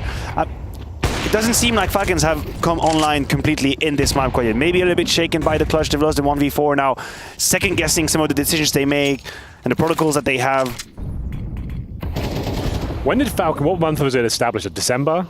Last year? January? Do we know? You mean the new lineup this here? Falcons, this project in general, this roster. It's been a minute. There was the NBK, Lonix, MHL situation that was already Falcons. Yeah. So you mean the super team? Yeah, exactly. December? It's always just like, oh, they need more time. It's just like, how much time are we going to give these guys? Now, new players in, are we resetting the clock? Are we saying, they need another back to 2 months? That's the key. We need more time. It's like, well, time is... And dupreeh's on the indefinite contract, so... Yeah, true. I guess time isn't a problem. There are lots other. Techno leading the charge in through cave. Go on, let's see a little glimmer of life. They're going to boost in towards cave here. Look above the wooden boards. Doesn't look like yet. And it's the MP9. Remember, 2 of those. Snappy's in a prime position to make it work, but he has been pincered on the side. They are locked out on the CT side. Sampires hoping someone will just cross over towards the bomb side, but it's being planted, and it's going to be a 4 versus 3 with a kit, bear in mind, but 0 utility. And now 0 Sampires says he gets taken down, and that's surely the round. Oh my god, Dude, so rough. I want the Mongols to win Pro League. I want them to win the whole thing. That's like a day 2 statement. Yeah, I want them to win the whole thing, man. Like, I know it. There's never been a better time to be a fan of Asian CS than right now with Mongols on the rise. They regained glory. There you go. That's a hard one. They regained glory for Asia by getting them more slots in at the major, right? Already a huge feat. They're on this upwards trajectory. They get better every event, and it feels like the individuals so you feel like the natural really step is winning now. Winning Pro League. The entire event. The entire event. Well, the toughest event. This is the nightmare scenario we kind of predicted for Falcons now. So you another half buy with Madden going 5-7, pretty much across the board. We've got an MP9 from Aegis. In terms of loss bonus, they're going to be a maximum lead, so 3,400 on top of what they have right now. It'll be a strong buy going forward, but they are running out of time here. We'll see here. They need to win one of these rounds. That would be perfect at this stage. Just steal one of these away. Doesn't look great thus far, I'll be honest. Mongols have so much map control every time. See, the amount of kills they get blindsided, it looks really familiar and eerily familiar to Mirage as well, where Falcons looked a little bit lost on the city side. Mid-rounds were very uncomfortable. Here we go. Not exactly allowing themselves either to retake information. Maybe it is just all-stars with incredible individual movement from Sampires right there, grabbing the AK. It feels like that's what they might just need right now. Someone to go beyond, put them on the tracks again. Well, this is winnable at least with those 2 kills with Sampires. He gets the AK-47. Problem is he has no Kevlar, so he's incredibly squishy. That smoke is pretty terrible. They just cross it immediately. There's nothing to it. And yeah, down he goes. If it had been a little bit shallower, they might have dissuaded them from going through it, but if anything, it was red carpet laid down. As Mages, 0 chance of winning it, I'm afraid. So if he had 3K in his name, maybe. 2, actually. Yeah. This is... Yeah, he's going to go for it. If he gets a kill, I suppose that's $600. That's about as good as he's got. That's the kill. That's 1. But no more. 9-10 with the immediate trade. Maybe a double orb setup. Maybe just drop that in. Something that is super sick, right, is... Because Senzu is like meant to be the kind of big front man of this team, and when we see them on international outings, it started a little slow in the beginning of the year. Then he kind of looked a little more like himself, and at the major, he's playing lights out, and he has done across this series. Guys, we haven't talked about the skit yet. We released the Falcons skit with the Talon, and it's gone down sensationally well. It looks like it's a banger. We've got 284 likes right now on Twitter, there you go. Which is a new record, I think, for Talon skits. A new record. Yeah, so go check that out on the ESL Counter-Strike Twitter account. We've done one of those, a kind of parody, I suppose, of the infamous Boros and Falcons clip. Which feels very topical right now as we're watching the beating. Yeah, they might need another one of these chats afterwards. Bloody hell. Who's changed their mouse this time? I wonder. All of them, apart from Dupree. You should stand up for hard-hitting journalism, trying to see what's happening down there on the floor. As I peek under the monitor, cannot see anything. Senzu, what does he keep doing? Like now, imagine they're beating them so hard, even with technical difficulties. That is a pretty great feat. If something is wrong with his PC, still keep anyway smashing them. It's a good beard, though. You back to beard? Yeah. Beard watch. I just want to check in. I always like, keeping up to date with the fresh looks. Can we go back to Dupree, please? Can we have a look? I haven't noticed the beard. You haven't noticed it? There it is. Look at him. Doesn't look happy about the whole beard no, situation. I don't think that's the main focus for him right now. He's not like, at least I've got a we're beard. getting shit on, but at least I look great. But God, he does look great. Zoom in. Enhance. It's a good mustache. That for me is like the foundation of it. Because I can't grow I a mustache, grow an awful mustache. I have that like soy gap in the middle. In the middle. The soy gap. Bro, mine looks like, imagine you're 13. That's what mine looks like. That's my mustache. I don't know. Have you tried growing it out more? Yeah, You've had stashes before, haven't No, I you? haven't. I've done Movember a few times, but it doesn't look like I'm participating. It looks like I'm just haven't shaved like 2 days. It'll be like 2 months, and it looks like I think like this is actually the peak. I haven't shaved maybe in like 4 or 5 days, so that's about the growth. This is 4 or 5 days. Yeah. So what's up with it? It grows just really fast to a point and then stops. I think I was just cursed. Follically cursed on the facial hair. Cursed. Yeah, the mustache curse. It didn't really work out for me in the facial hair, but Anyway, worst things can happen, I suppose. Matthew's got some good facial. I mean, he does. It's clean. I think it maxes out pretty quickly. There comes a point where more doesn't make it better. Could you ever do a bushy beard? Look at that. Could you do as No, I don't think I could do that. I don't think it would look great at all. I think mine is like, let's say 3 to 6 millimeters is the best. 3 millimeters is decent. I got the little trimmer where you can put like the filters on. I do 3 millimeters. If you've got a beard, you can send us a photo to EPL mailbag let's do that. at efg.gg. So if you've got a nice beard, we'll rank the beards of the fans. That would actually be awesome. And I know someone out there, at least one person watching, has like the gnarliest beard. Okay, yeah. I'm talking like past the nips. Yeah? Yeah. That would be pretty wild. I can't even imagine it. You could do that, right? You could grow it that long. I don't know. Whenever I've grown my beard out, I hit a point where I'm like, oh, it's diminishing returns. Yeah, now. you just have to actually you have to power through that. You have to power through it. Well, because Chad's had some pretty wild beards. So. His is insane. Like, he's a very hairy guy. It's kind of like he is also like structuring it right now. Like he almost looks it's like thick. Have you ever touched his beard when it's all out there? It's crazy. It's dense. Yeah. It's a heavy beard. It's dense. And one point, it's like a badly baked muffin or something. Because my mustache was so bad in November one time, we actually shaved Chad and glued his facial hair to my mouth, like around my mouth, obviously. And I've never felt more ill. It felt like his pubic hair. Like it's that dense. It was so coarse, and it started going in my mouth, and my brain kept telling me these are Chad's pubes. Like these are Chad's pubes, and like I started throwing up in the bathroom. So what is this? Anyway, that's such a strange turn. That is the beard. That was the beard segment of Pro League. We'll have a few more of them. I think that's one of the best segments. Yeah, I think that's like number 2 to the Harry Potter segment you guys had. That's number 1 for me still. Yeah. Beard Watch number 2. So other casters need to step up. Yeah, we can all agree on that. Laying down the gauntlet. Who do you think the best casters at this event are, Henry? Apart from you? Apart from me, obviously. Okay. I would be number 1. The best casters. Dinko isn't here either. I was going to say, is Dinko here? No. He is here. He's just... This can only go wrong from there. Yeah. Where am I going with this? The best caster in what, like, in all disciplines across all, like, color commentary, play-by-play, analytics, like all that stuff. Yeah. Hugo.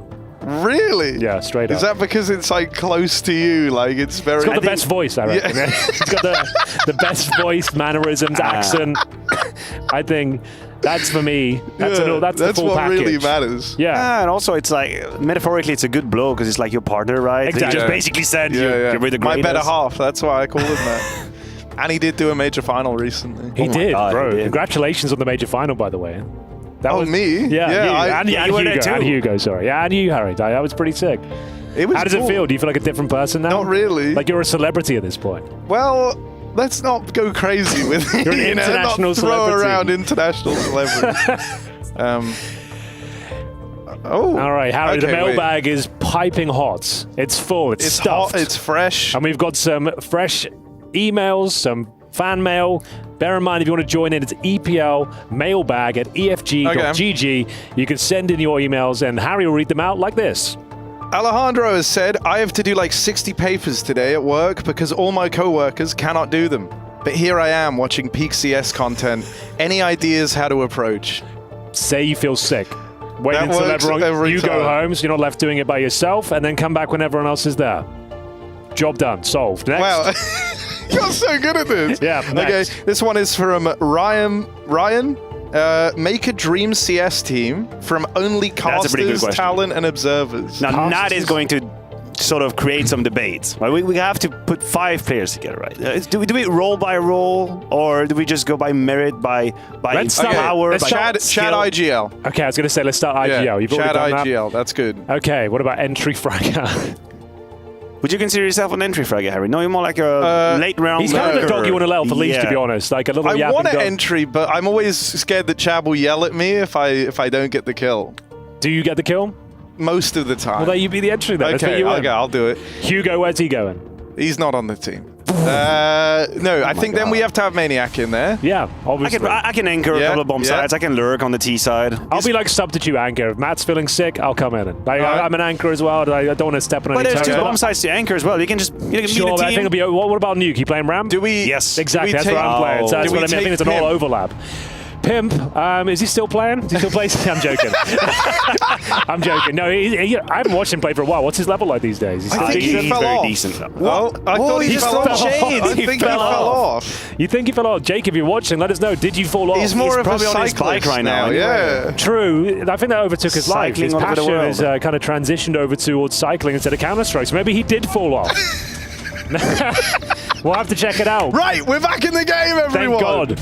Right. No double orb setup. It's going to be the Falcons with a difficult buy still. A distinct lack of utility across the board. Nice Molotovs, though. Significant damage down towards Blitz. May just trying to leap up towards the ledge. We got some nice music for the background here as well. Yeah, I like it. Set the tone. Build the gravitas of the situation as Falcons looking down the barrel of a 7-1 scoreline currently on Ancient. And finally some map control, finally some sort of assertiveness coming in from the CT side. You see Dupree and Magis completely anchoring down towards middle. We have Snappy down the B. He's been having a hard game. That's his first kill, by the way. Welcome on the scoreboard. Just managed to get it, and we're going to be fine on that one. Maybe a little bit of a double. He's playing with the angle. And there it is. There it is. Both of them unlocking their scoreboard currently, locking down the B lane. That's about to burn. Here we go. Come on, Falcons. Let's be having you. Let's get this one clean, shall we? That's it. It's looking good. Bit more assertive. So map control, dominating the B lanes. 2 versus 5. Just keep this one clean. Don't need to find these kills. You don't have to force the issues. Keep everyone bloody alive at this stage. I can't see a world where this goes wrong.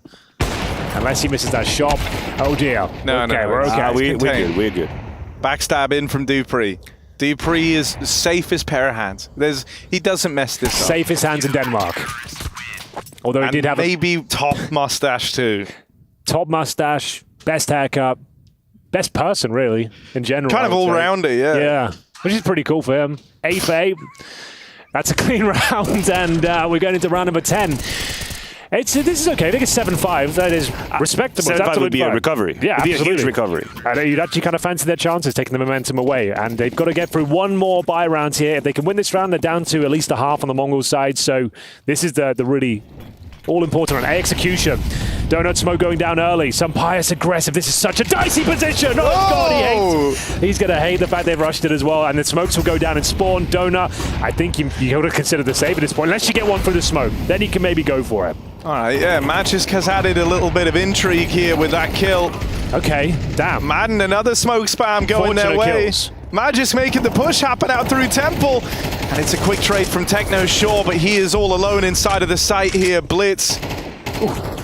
Teed up still at the double boxes, but Techno is living on borrowed time right now. There's that backstab. Dupree, safest hands in Denmark, comes in with it. And Techno 4K, well, he would need another 4K round here, and it's not going to happen this time. They will lock him out of it. That's a massive round. It was. To lose that in that sort of fashion, you get the opening frag on Sun Pius of all the players as well. The smokes are down, full utility, and I'm not going to say it's lucky, but it's certainly fortunate for Falcons to get 2 clean kills through the smoke. Oh, 100%. I mean, the rock, paper, scissors was lost at the beginning of the round for Falcons, right? They decided to send Senpais alone, aggressive on the A side, A main with AWP. That's because you're probably expecting a map control where you can pick one player off, create a 5v4, rotate around. What happens? Mongols immediately send it, full send it on the A side. They grab the first kill, they put down the smokes, and they have all the line of sight they need, and then they fall just to the smokes. Also the timing of Dupree, by the way. This is becoming like a recurring theme that Dupree's very active on the C side, pushing a whole lot. Double orb setup. We said it would probably come at some stage here.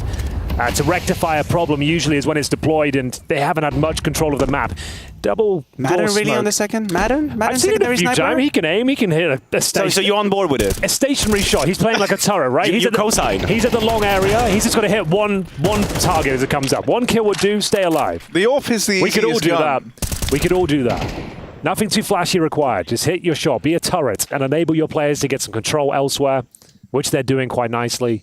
And it is pretty much an eco, right? Yeah, we've got some partial investment on Techno and Senzu, but ultimately I'd say an eco. And it's the first shot ringing out. That's his revenge. Fair. That's his revenge. If you're Senpai, you're thinking, finally I'm getting to play with this big green gun. Big old Dupree doesn't mess this up. So safe. Look at him go. Reliable. You can always count on the Danes, man. You can set your watch by Dupree. I would trust him, yeah. Yeah, perfect. Well, that's going to be 7-4, final round, and to lean in, the numbers are so big. Making sure it's the right I was numbers. just having a look at the money before I went to my next point. Sorry. Before I went into it, I just want to make sure everything was good to go on the Mongols side. They've got a decent buy. AWP for 9-10 as well. And you can see the energy changing on that side of the server. Yeah, it's looking a lot better. Like, they look so sad. Their little sad faces, man. It was making me feel bad for them. But here they are, smiles now. Matches can do pre getting animated. And Falcons are building back into this one. Now, if they can shoot for 5, we said this when they started to course correct. 5 would be one hell of a recovery, but Snappy, he'll be the first one to get tested. Madden can't hold the line, and so this is going to end up in a retake over towards the B site. Bit of a gift here. Sampais with the AWP strikes. That's a 3 versus 3. We see Magisk grouping up, gathering up with Dupree as well, and even Sampais coming back. So there's a bit of a shenanigans being thrown away by the CT. I'm not exactly sure whether Mongols are going to be able to keep track of where the backup is coming from. They've at least seen Magisk, but do they know about everyone from the Falcons being here? They seem set up for it, but they're still paranoid. I mean, Sampai's fired off that AWP over towards CT earlier on. They've just heard it from the ramp side. So 9-10 turns around, and the Mongols will wrestle this one away from the Falcons, robbing them of that 5-round half and locking in the closer to solidify an 8-4 lead.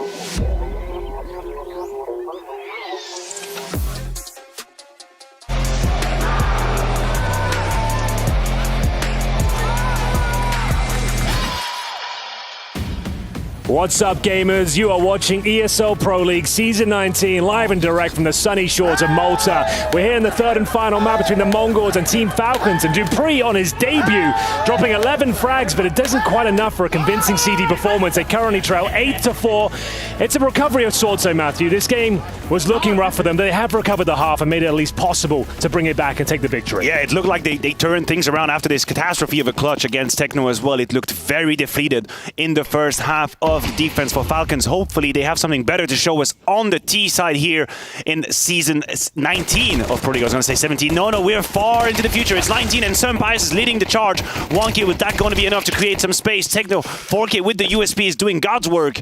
He's not letting him through. Nice dupreeh! There's dupreeh! Safe pair of hands indeed as he turns this one back in favor of the Falcons. 9-10 flying solo, but can he outfly the Falcons? No, dupreeh locks him out of it. And we even got the Maniac play-by-play. That was sick. That round had it all, didn't it? Yeah, this had a bit of everything. Everyone liked that. Yeah, and dupreeh, although they won the round, he looks like he's fired up. He knows he's got to deliver at this point, and it's a beautiful pistol round. Look at him go. A couple of frags towards the end as well. Madden chiming in, but dupreeh to find the killing blow as we go 8-5. And I'm assuming there's no force buy required for Mongols. He's got a nice lead. You don't have to risk this sort of financial investment, so just going to take the full eco. And they've got one flashbang, suggests it's going to be pushing out towards B. Flash over, hope for the best. I'm convinced. I'm bought in. dupreeh can be the star. He's the star player. He can be the star. Here comes a roll. Oh, Snappy, no. Oh, God. Oh. Don't worry. It's all contained. It's under control. You know, it's a special kind of pain in your heart in Counter-Strike when you're having a bad game, a complicated game as Snappy is having. You're set up with your MAC-10, you can smell the USPs, they're right around the corner, you swing wide and there are 4 targets in 4 distinct positions and you end up killing nobody. Yep, it's the worst. It's a special kind of pain. Yeah, when you're 2-11, like it's been a rough first half, a stressful one with horrible clutches going against you, everyone's a little bit riled up. Just looking for a few kills. Yeah, just so confidence feel a little better, you know, feel a little better. Yep. And just, that's a big middle finger to your face in that entire go round. That's what it is. Well, here's the first gun round at the very least. You can see it's a very weak buy, though, from Mongols. Sacrificing helmets and alike. It will be the first frag for Madden. Time to pick up the pace now. They've got cave control. It's down to Senzu. They hold them off towards the B bomb site. Smoke down towards double doors. Bombs outside there. Oh, lovely shot from dupreeh. He's on fire right now. Got the hot hand. I was going to say, this is very early for Blitz to be so committed towards middle, regaining information. 1 minute and 23 seconds. And you can see they're all going to walk into crosshairs right now. It's Falcons. They have the trap. They set it up. Well, Senzu, anything left to be said? I'm not sure. Look who he's got to put a stop to, man. The king of Counter-Strike. dupreeh. The best. The GOAT. The greatest beard. Greatest beard, most major trophies. Oh. Best player on the server right now. Apart from Senzu, of course. Yeah, Senzu's pretty good, so we'll give him that. But dude, I don't know. dupreeh, I'm so glad to have him back and looking like this. MVP potentially of the tournament? Honestly, I kind of regret not picking him. Call it now. What'd you pick? I picked Stown.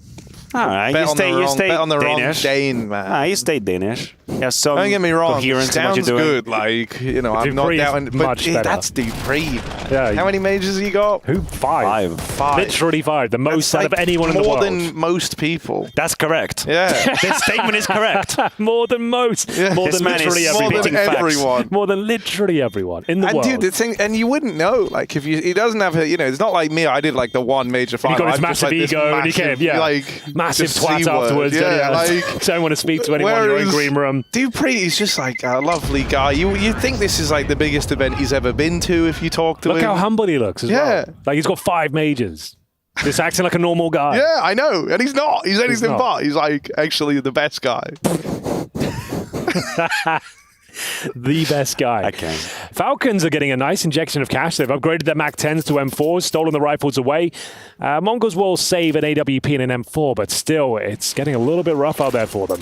Some Pious with the red room smoke to kick things off. Looking for a bit of mid-control potentially here as they send 3 players towards the elbow position. Flashbang will maybe dissuade them from committing, and the elbow smoke as well, as Blitz will jump up, and there's a very meta smoke right now outside of Cave. Block that vision off, deny the CTs any sort of aggression, but they're still willing to give it a probe with a double door smoke down as well. I'm going to see them with some B-lane control, but what can you really do with it? Like, the time will be ran out. It's a 1 minute 30. You've expended all your utility. You have to fall back because they can just flash you off and take you down, unfortunately. That's the key right there. The attack is so early if you're Mongols that for Falcons, you can be content about letting them have map control. It's okay. You have all the time in the world to retake the territory when you decide to do so. We're probably going to see a couple of utils just to fake out mid a little bit. The only problem for Falcons is they're not aware of Blitz's position. And Blitz is basically guaranteeing that nothing is out towards middle. There's going to be some sort of gamble, some sort of stack being put. Unfortunately, 9-10 hasn't elected the right side. He's running right now, and that's a race against time. He's fighting the clock. If 9-10 can be on time, helps Sen's well. Maybe he finds 1 kill. We have a conversation on our hands. Oh, one back from Azinho, 9-10's orb. There we are, standing and delivering. With dupreeh dead, is there any hope in this round? Because it's Madden and Snappy left up against it. 2 on 3 as they reroute in towards middle. But this B site still defended. Techno's been floating around here for a while. And as the silence sets in over on A, the Mongols, they are prepared for this B attack. I mean, are they? Not enough. They had to. Techno was looking towards red room, towards window, because he wasn't sure a timing could have been taken. So as a result, he has to let go of the plant. Then you have to hope 9-10 finds a kill in the transition from Snappy or Madden. That's going to be the deciding factor. That's going to be where everything is at. If he finds the kill right there, there's a conversation for the retake easily. There's no kits. No utility on the CT side. They need the AWP or the AK to step up. Techno's got a kill. Oh, a couple of them! The timing is sublime. He can't believe his luck. Creeping up on the bomb site. He was the scout, essentially, and finds both the kills. It's Falcons with their trousers around their ankles at that stage. It's a very clean and convincing half-by victory there as they recover 2 AK-47s and hold on to the AWP as well.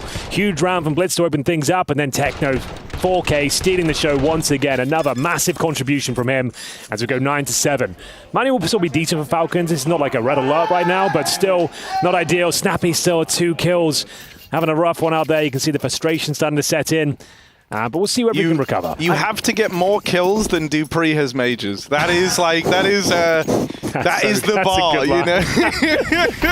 I've got more majors than you have kills, bro. Let's get the move on 9-10. dupreeh so nearly. That's a wild maneuver from dupreeh. But hey, he's tipped the scales in Falcons' favor. Yeah, you'll take it all day long. Snappy. Oh, I don't love that one too much. Not his day. Timing's not really working out for him. Techno brings it back to a 3-on-3. Bomb planted, however. We'll be dropping a smoke to allow him some sort of exit out of the K position itself. But 2 players there. The smoke actually maybe hamstrings him more than anything. We'll see whether Magus can maneuver his way towards the AWP of 9-10. He's waiting towards CT. Flashbang. Spots the barrel. Clean kill. 2 CTs to deal with in towards that cave. Magus will find potentially all 3, but he runs out of bullets. Should be absolutely fine. The bomb is just ticking at too much of a pace. As Sampires confirms the round. A rebuttal from Falcons closes the gap down to 1 round here. And Falcons can thank Magus for that move in that 3 versus 3. They looked very claustrophobic in how they were approaching it. It had vibe of the previous round where no one was really taking any risk, no deep line of sight. They didn't really know where the CTs were coming from. They had to play around that smoke. And Magisk, finally, with a bit of an inspired move, an intuition move here, crossing the smoke, making sure he's got that first kill. Here, a little bit fortunate that obviously Techno 4K tries to cross the smoke and then offer his back to Magisk, but that was the winning move, and they really needed that. dupreeh is so back. It's unbelievable. So back, yeah. Like, it's actually... I'm flabbergasted. No, I mean... I don't use that word very often. No. I'm flabbergasted. There's 9 majors just in the server on the side. His debut game in a Falcons jersey, at least on LAN. They probably play some online shit, right? Like... I'm guessing, but I'm going to go with the narrative that the debut game... Yeah, we can do that. Yeah. We talked about electronics, like debut. It's a little bit underwhelming. No, it was garbage compared to this. Like, this is dupreeh in his element. Like, garbage. Take it easy, man. It was garbage. Only compared to this, like, absolute masterclass from dupreeh. Possibly the best to ever do it. The best to ever do it. Not even possibly at this point. After this performance, I'm convinced. That's it. Close it down. Yeah, I don't even think we need to play the rest of the games. Or the tournament, yeah. Just dupreeh's won. Give him the MVP trophy. Give him the Game 1, it's over. Give me a Intel Grand Slam, screw it. Like, you can have everything. Oh, they had 6K on 2 players. They are going to buy into it. What a compromise buy it is. Contact playing towards the B side. They're going to find this MP9, no problem. It's a lazy peek, and it cost them. Oh, dear. Double kill on the MP9.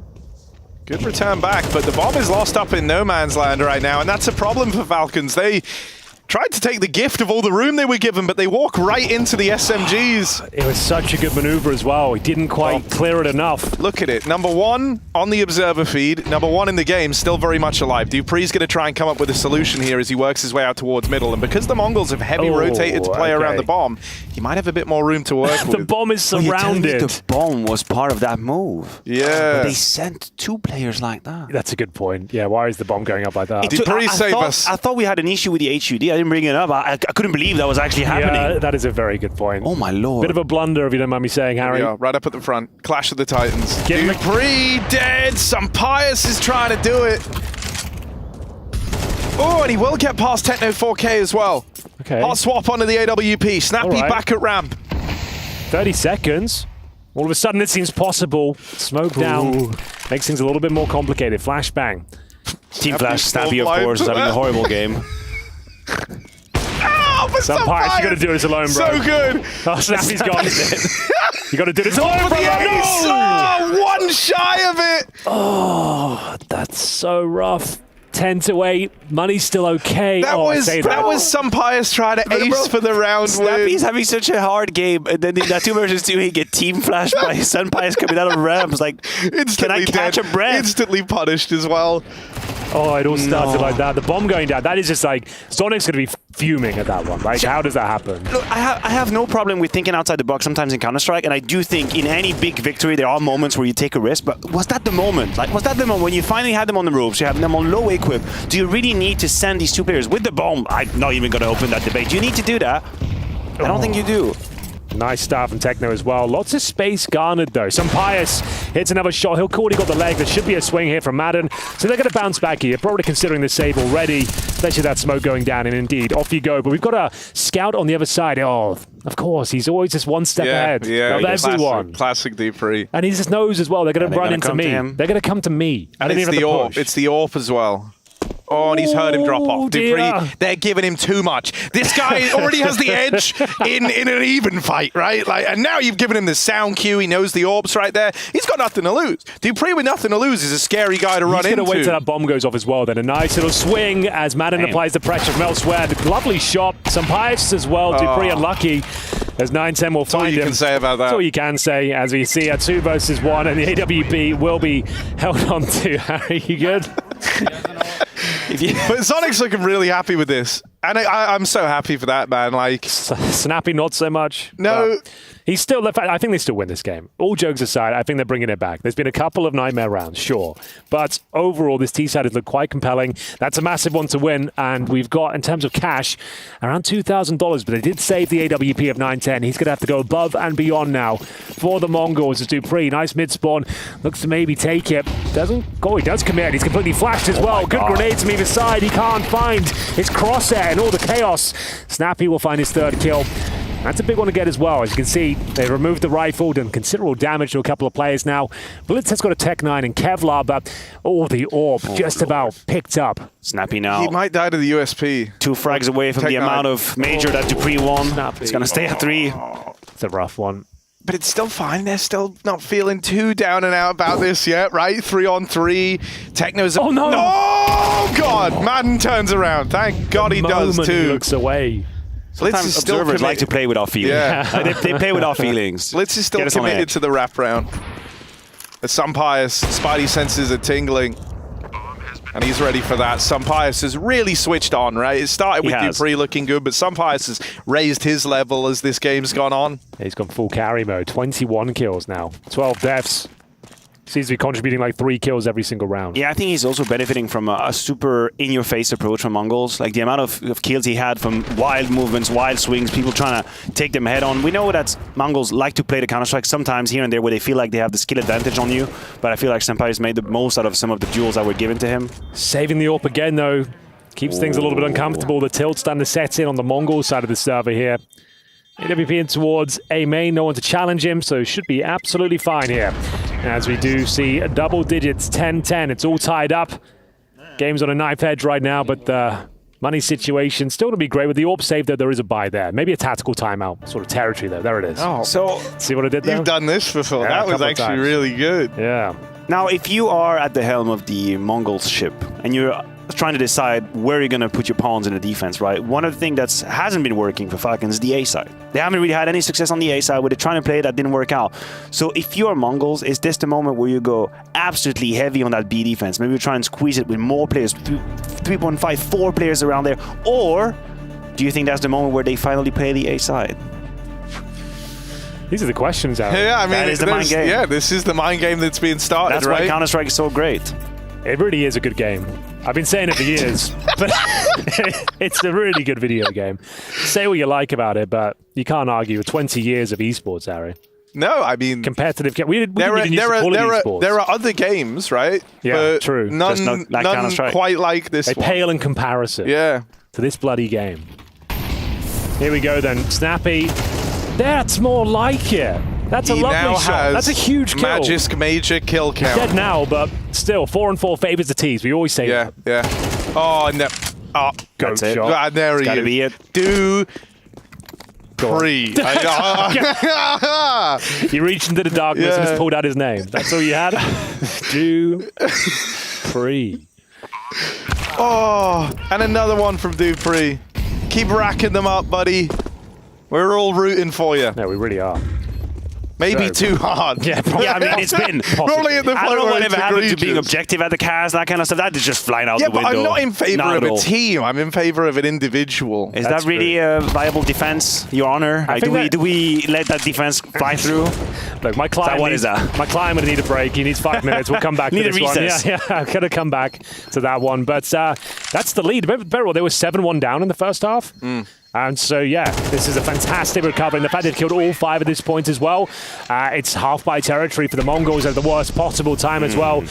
Could be another tactical time out of this stage if they've got one left, because this could be for map point and indeed series points. It was risky from Bliss to attempt a cross towards middle, because it had been now a few rounds in a row which Falcons actually used their spawns towards middle. It was twice, sometimes Snappy and Dupree, sometimes just Snappy as well, but they've made clear that they have the intention of fighting for mid a couple times. I think they've identified that Mongols don't really take it heavily with more than the very baseline of utility, so they really built on that success, and now they're going to change the plan. They change the pace, Henry. They're going straight to the B side. Here we go then. Madden, tip of the spear. It's Dupree to find the first frag, trading them out though. Pius continues to be an absolute menace. 3 versus 3, these MP9s, this 4-spy, they're all in on the CT side here, and it seems to be working out for them. 9-10 continues to frag, and it's Madden with the MAC-10 at the very back, and this kill might decide the outcome of the round. HE doesn't quite catch him, and now both CTs in position. Madden surely doesn't have a chance here. Bomb in a difficult spot for him and needs to bring this down to 1 versus 1. I mean, the fact he's been able to cross back behind here, maybe that gives him something to fight with. He does deal with Blitz. Low HP on Madden, but it's the AWP to go up against. USP pulled out for 9-10. Madden's trying to read this. Madden has read this, but 9-10 hits a blinder, and the Mongols don't let the Falcons get away with that B rush. They're ready for it in this one. This one could have OT written all over it, as there's a bit more fight left in the Mongols. We've been hyping Senpai up this entire half because he had some absolutely crazy moments, but it feels like that miss onto heaven was a turning point. Yeah. The MP9 that crosses, he's got the edge of the smoke, he's lining up, he's ready to put them on a 4 versus 2, and he misses that shot. He dies to the MP9. Well, what an absolute barn burner map number 3 is turning out to be. 7-1 down, and now Falcons at 11-11. Make a wish on the CT side. The money's still very low. The MAC-10's trying to cause damage in towards the cave. It's Snappy taken down once again. The aggression continues, and it's Mongols in a 5 versus 2 now. Oh, Magisk is chased down. All right, he's been singing his praises all day. Dupree's going to become Dupoo. He's going to shit on them here. 1v5. It would be a hell of a clutch, to say the least. I don't think it's going to happen.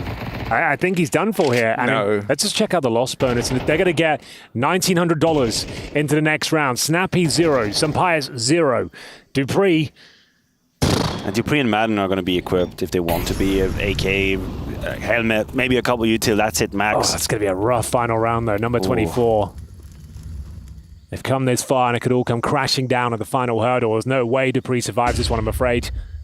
He may get a couple of kills, but it'll be all for naught. Down he goes. And that's going to be map and series points. That is madness. 5 alive. I can't... Like, Techno gets away with absolute murder there. After he opens up on a Snappy over in Cave, he's allowed to follow through with the push and catch some Pius who's been boosted up. But that's the moment you're talking about right there. We have to highlight the replay. But it's also because Snappy is completely alone in his full-on attempt to take Cave. So when he dies, maybe he gives communication that someone is about to peek out, but he doesn't really see that the full duel is going to come out, the full send from Techno, and then maybe amidst the chaos, people don't really realize there's a risk on their left flank. That was a huge round from Techno as well, right there with the MP9. And now Mongols 1 round away from taking their victory, their W here in the first best of 3 for Pro League Season 19 for them here in Malta. Yeah, and it's a great showing of resilience out of the Mongols, who have been so close to breaking through here. And they, in the beginning, when they were just dominating Falcons, man, it would have been one thing to win like that. You could have said, oh, they just showed up a little bit shaky with a new player in the roster. But no, Falcons went on this road to recovery. They were building back into this. Dupree was great. Sampaius upped his level and started coming into his own. And the Mongols had to reset and regroup and build back into this one. And they have managed that. 5v4 now. The Mongols, a man advantage. And a chance for them to pick up their first dub here to open up EPL. So little to work with for Falcons. That smoke is going to put them on hold for another 18 to 19 seconds towards middle. And what do you do after that? You have literally 2 rifles to work with. You have an AK on Madden, you have a Galil on Magisk, and that is it. 4 flashes to build a round, to craft a solution. The first one is going to be used towards middle. We're going to have to see if Blitz overstays his welcome, but as you can see on the mini-map, he doesn't. He plays it very cleverly, very safe. Techno can just play the info. That's not only a kill, but a whole lot of information being gathered. Senzu will definitely grab one as well here. What does he now? Cross. Oh, the timing, basically. Okay, he saw them at least. He sees them get into red, and so that's calmed along. There's a double lean over here towards this A side. 910's getting wrapped on, but he doesn't look aware. He hears the footsteps now, turning back just in time. Snappy dead, and Senzu's looking for the finish. The Mongols pick it up, and they put a stop to that Falcons comeback. They shut them down. One monumental effort with Techno and Senzu topping the board and topping the charts there. The Mongols, a beautiful victory to open up their Pro League run. And disappointment for the Falcons on the other side. That one's gonna hurt. For a moment, the Falcons thought they were right back into the swing of things, and it all falls to the wayside. Well, Harry, we're going to try and grab some of the victors here for a bit of a post-game interview and some fun and games. But what a game that was.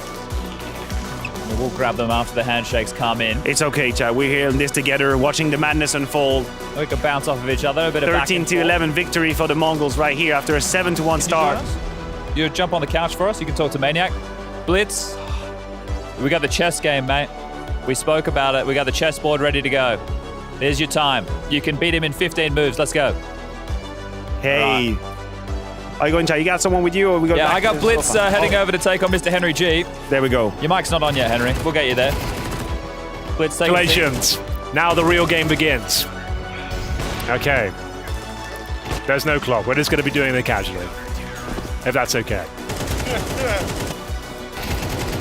Nice little chess game going on down on the side. Yeah, it's kind of getting my attention, but we should probably dress our interview. Have a good time. What's good, Techno? That was a pretty sick win. How are you feeling after that? I'm feeling amazing, yeah. First game, first win, yeah. I mean, you guys had to come back on that third map, you know? You got off to a blinder of a start, but then Falcons kind of started building back into it. Did you feel that? And did you feel the pressure that it might get away from you?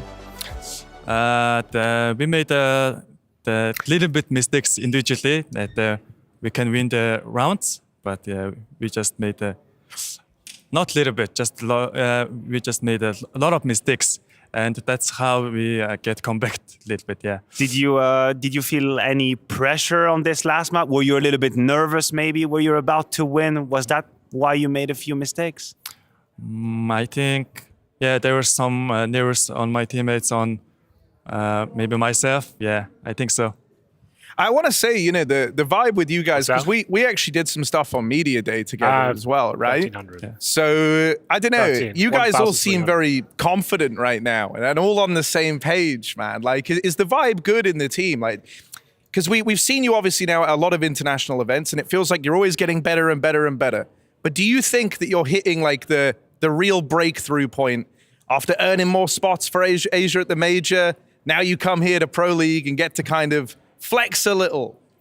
Yeah, of course, that's it. And in my opinion, all of us, the 5 and our coach, the 6 members, I think we are the best players from all time in Mongolia. I think, yeah, that's how we play good and improving better in the future, yeah. Yeah, absolutely. I mean, Harry is right. You guys have had now a few events in the elite level of Counter-Strike. Yeah. Can you tell me a little bit about what you have learned from the first event where you first had to discover this level to now you guys are getting familiar with it? What is the biggest thing you've learned from all of these events? Adapting to the EU Counter-Strike maybe, and playing against them comfortable, I mean. For me, my first event was really hard, yeah, you know, but I was like, when someone appears my monitor, I'm just like, shoot him, yeah, yeah. Don't think about anything, yeah. Right. So, where is the goal now for you guys here in Pro League? Do you have something that you discuss together? Do you have an objective? Maybe a minimum placing? How do you view this Pro League season for you guys? Of course, every team's goal is to win this tournament. For us, the same as the other teams, go far as we can. Yeah, that's it. Do you think I mean, I'm just going to say it. Personally, I have you guys making the playoffs. That's a prediction I took a risk of making. Yeah, no, I can Yeah, you're on that boat as well? I'm fully on board. So we are pretty hyped about you guys. Do you also have this confidence about making the playoffs? Yeah, of course, yeah. And over there, we actually have Blitz taking on Henry in a game of chess. Now, I know Blitz is like the chess man, but anyone else on the team play? I can play. Yeah? You can play? I'm not, I don't have any rating. No. I mean, how do I say that maybe? You mean the ranking or the points or? Yeah, ranking, yeah. I mean, he's the FIDE master. FIDE is the international chess association, yeah. Okay. He's a master, yeah. So he would beat you easily? Is he I don't really know. better than you? You guys don't play look together? At this, right? We're getting a bit. No. We never played each other. You never played? Yeah. Why? He's just forked me, so we're in trouble here, boys.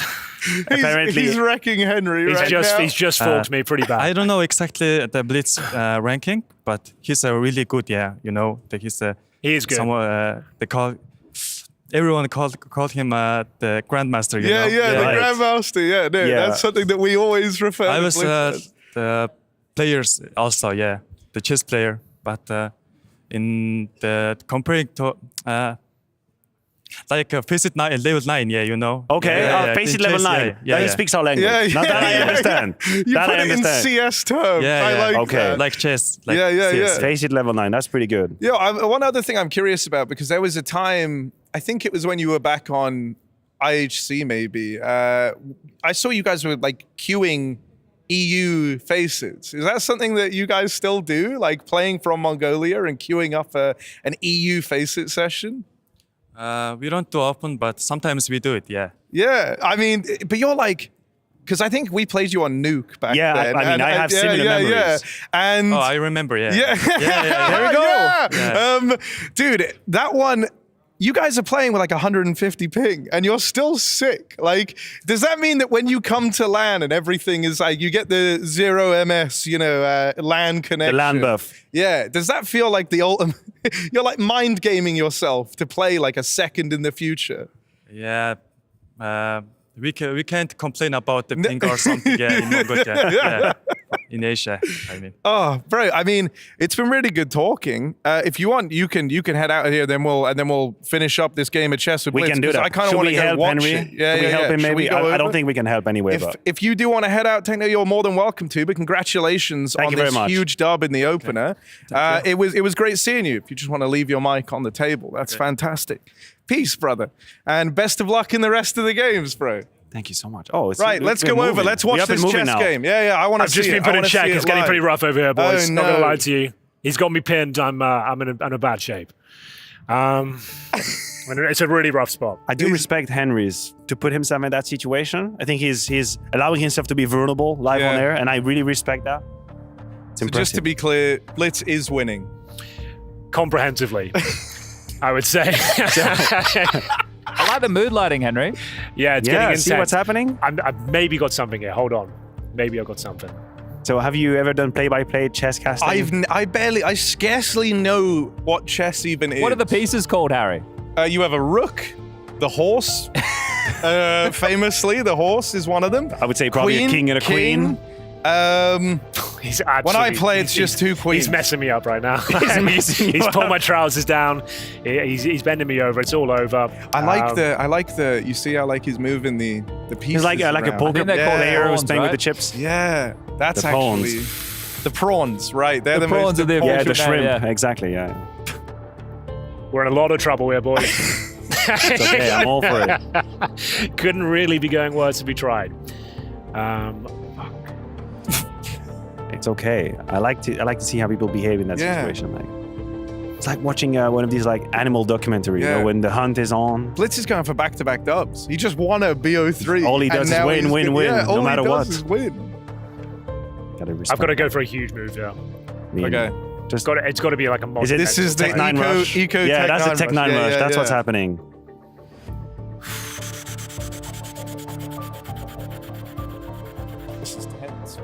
This is tense.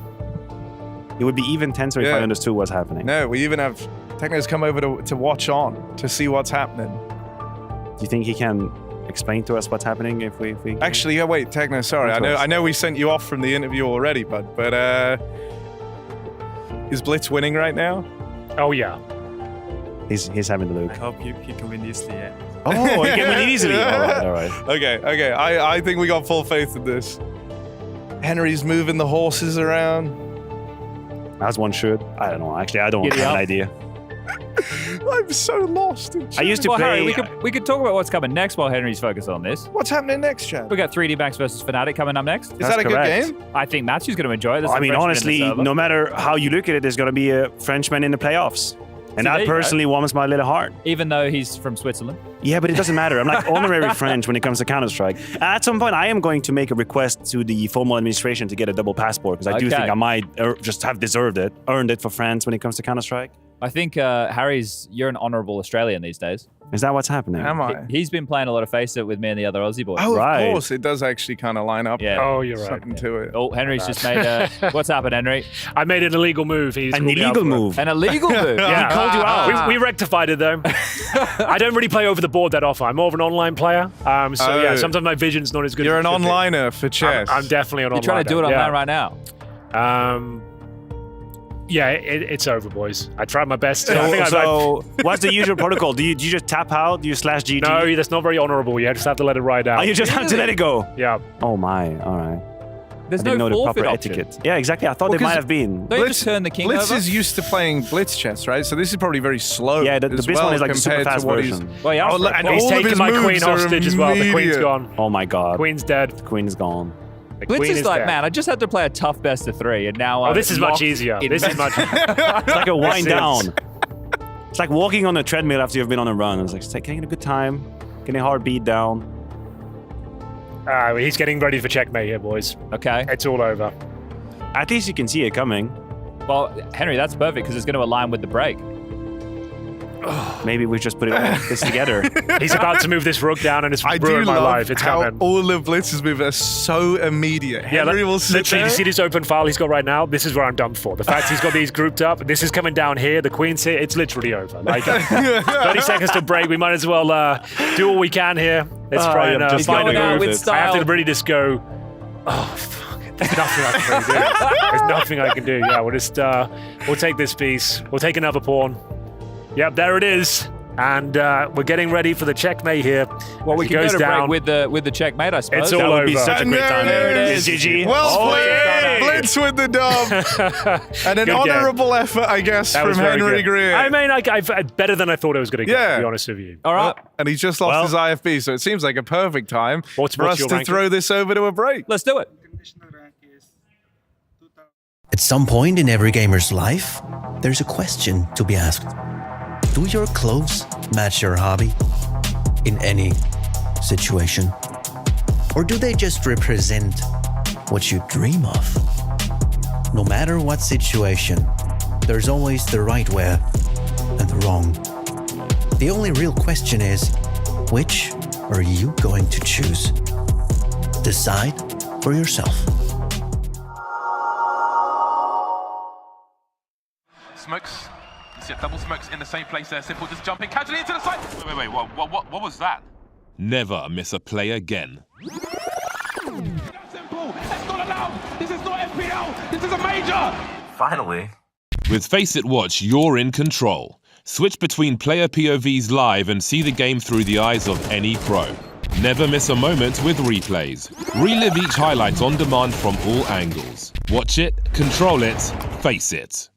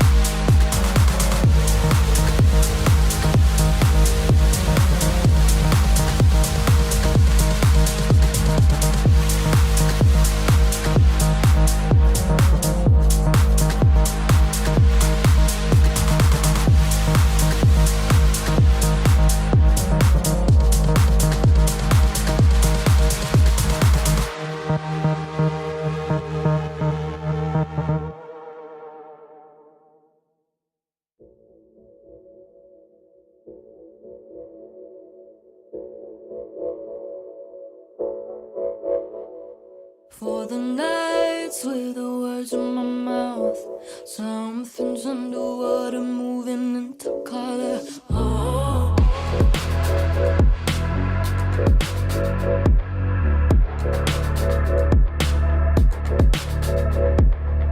Got a lifeline, been dialing it up, piecing me together, architecture. Oh, maybe I'm slipping on a good look. Think there was a medicine and I feel better.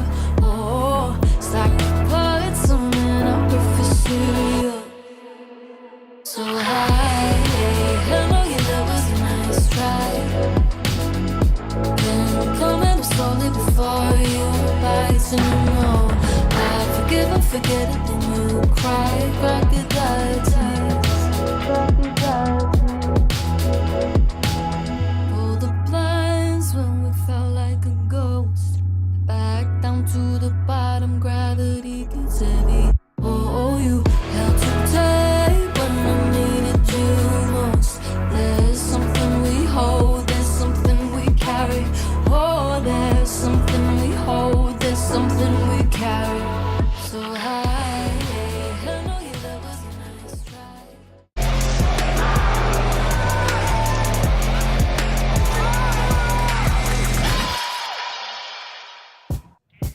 Yes, indeed, we are back here in Malta, and French Counter-Strike is back on the menu, boys, and that is no coincidence that they put me in charge of what's happening here. Basically, it is in my contract that anytime France is involved in Counter-Strike in any shape or form, you're here. I have to be in control. Is that a beret on your head as well? It is a beret on my head. Looks I have decided that I was going to be magnifique, open to I think they would say. magnifique, any Magnifique. costume. Magnifique. Magnifique. And I've tried to get a baguette, but unfortunately we couldn't source that out. You know, we don't play with food, so we're going to stick with the beret. All right. Here's the idea that I had. There's going to be 7 French players on the server here when it comes to 3D Max versus Fnatic. Wow. And I was going to pick your brain, make it a little bit quizzy, interesting, entertainment quiz. We're going to rank them from the most experienced at the S tier level to where the fuck I am. That's what's happening here. This is the rank thing that we're going for. We have 7 players out there, so we can throw it out. Maybe you guys can find out who do you think has the most experience on their server when it comes to French Counter-Strike. I have all of the names down there. Already. And he's made it immediately. Let me see. Now the trick is, can I put that with my microphone as well? Body indeed. I can be your assistant if you like. There we go. Let's get in it. All right, cool. Yes, we got it. You are absolutely correct, Henry. Body. For those of you that don't know, 3 years in the G2 jersey as well, 2016 to 2019, about 600 maps played in the G2 jersey, and former EPL winner. Which season, Harry? One of the early this ones. is quite a question, but let me think. No, you're not too far. You're not too far. Is it season 7? That was season 5. Season 5 in Super Dallas, indeed. Damn. DreamHack Malmö winner as well when it comes to body. So he's accomplished. Serious, yeah. He's Been pretty around the accomplished as world. well. He's been around for a while. Now, who's right there behind him? Surely it's got to be former teammate, double former teammate, Lucky. There we go. Hit me with that one. Be my assistant. There we go. Mr. Lucky, indeed. Another great player. All right. I gotta say, bit of a shorter stint when it comes to S-tier level Counter-Strike. A bit less than a year in the G2 jersey as well. He played with the likes of Shox, Kenny S, Jax at the time as well, a little bit of Amanek in there. Unfortunately, no trophies for Lucky in the G2 jersey, but we have here 61 big events map played for him. Now, we're going to change things up a little bit. We've had the most experience, which by the way, guys, Apex and Zai were up here. Obviously, we didn't put them on the board. Yeah. They're going to be probably over here. Yeah, they would be off the board. Off the board, exactly. Now, who is the least experienced players out of all of these? I want to say Afro for some reason, because I know he hasn't had much big team experience, right? It's not Afro. But he's going to be part of a conversation. But there is one player out of the batch that is very green when it comes to the top level CS. And his story is kind of interesting, actually. Maybe just do like a facial recognition. Who is it that you don't really know? I know this guy. I know this guy. I don't know. I'll go with this guy right here. There we go. Well, actually, you nailed it. There we go. Facial recognition. David, that's what you do. Tell me a little bit more about him, yes, please. Absolutely. When I try to just grab this little one over here.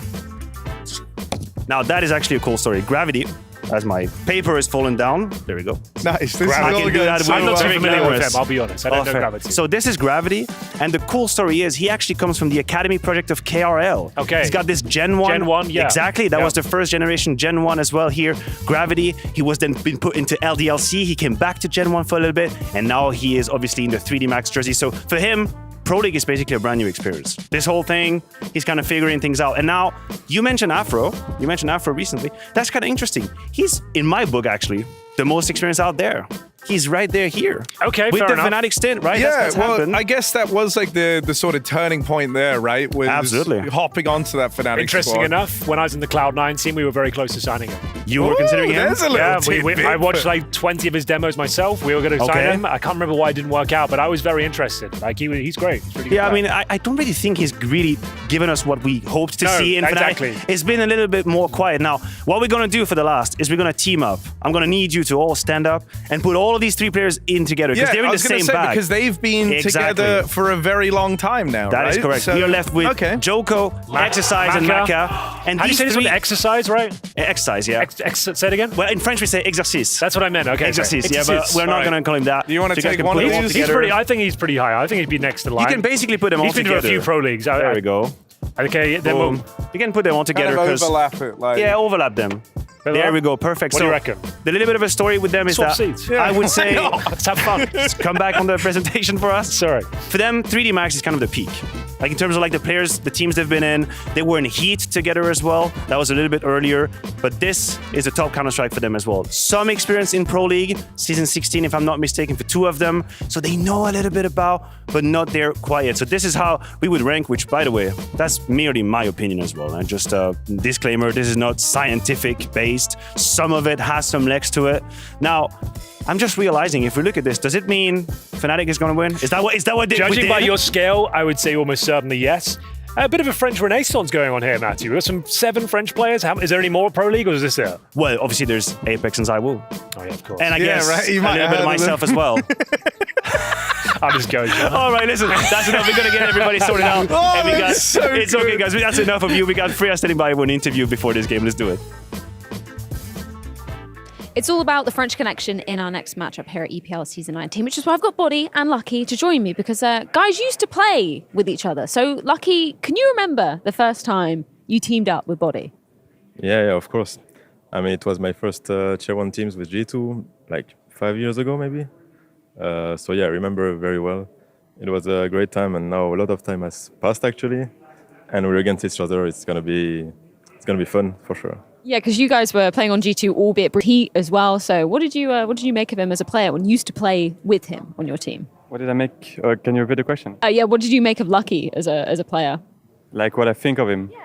He was always really ice cold and giving ideas about the game, like has feedback and opinions. Like really ice cold in those kind of games where actually like pressure matters and stuff. So I think it's gonna be a fun game.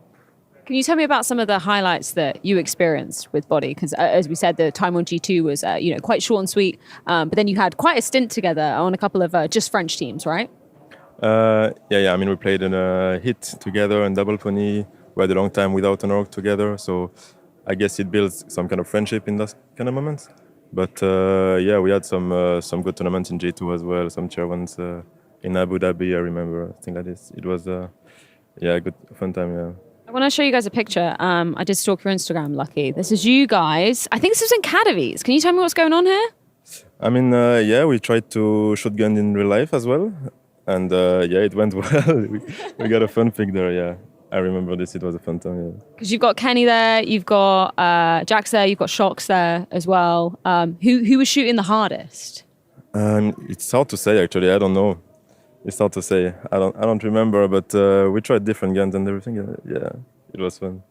Now, obviously, you've changed allegiance. You've gone international, away from the French scene. What was the choice in your head for, departing the French scene and going international waters? I felt like I've gone all around the French scene, and like there was not much like rebuilding to do, renewing into like new players, new upcoming players and stuff. And I thought like this was my time to move away from it. But I didn't move internationally after it. I moved after like Falcons. I tried one more time with other players. Didn't work out as planned. So yeah, then I was like, this is my time to like get into a wider scene and more opportunities and stuff. So I think it's nice. I got really nice players around me, really nice connection, even though we come from different countries and culture. And I think it's really nice as well. So Lucky, anything you want to say to Body before you take him on in the server? I mean, it's gonna be a hard game, and yeah, we're gonna have to like battle it out. And good luck to you, man. Thank you very much, guys. Best of luck to you both. Thank you. Good luck. Thank you. Wasn't it you two who were flown out to Seattle by Val?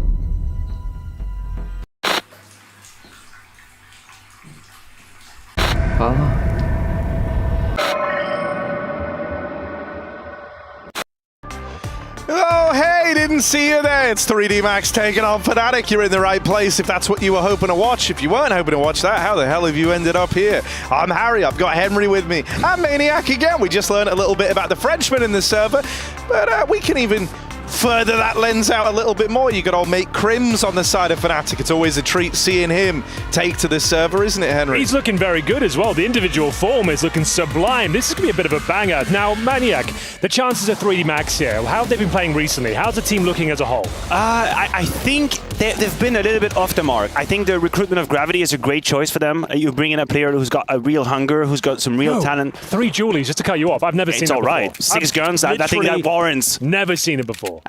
Jason somewhere is having an immense grin right now on his face. Absolute Julies aficionado out there.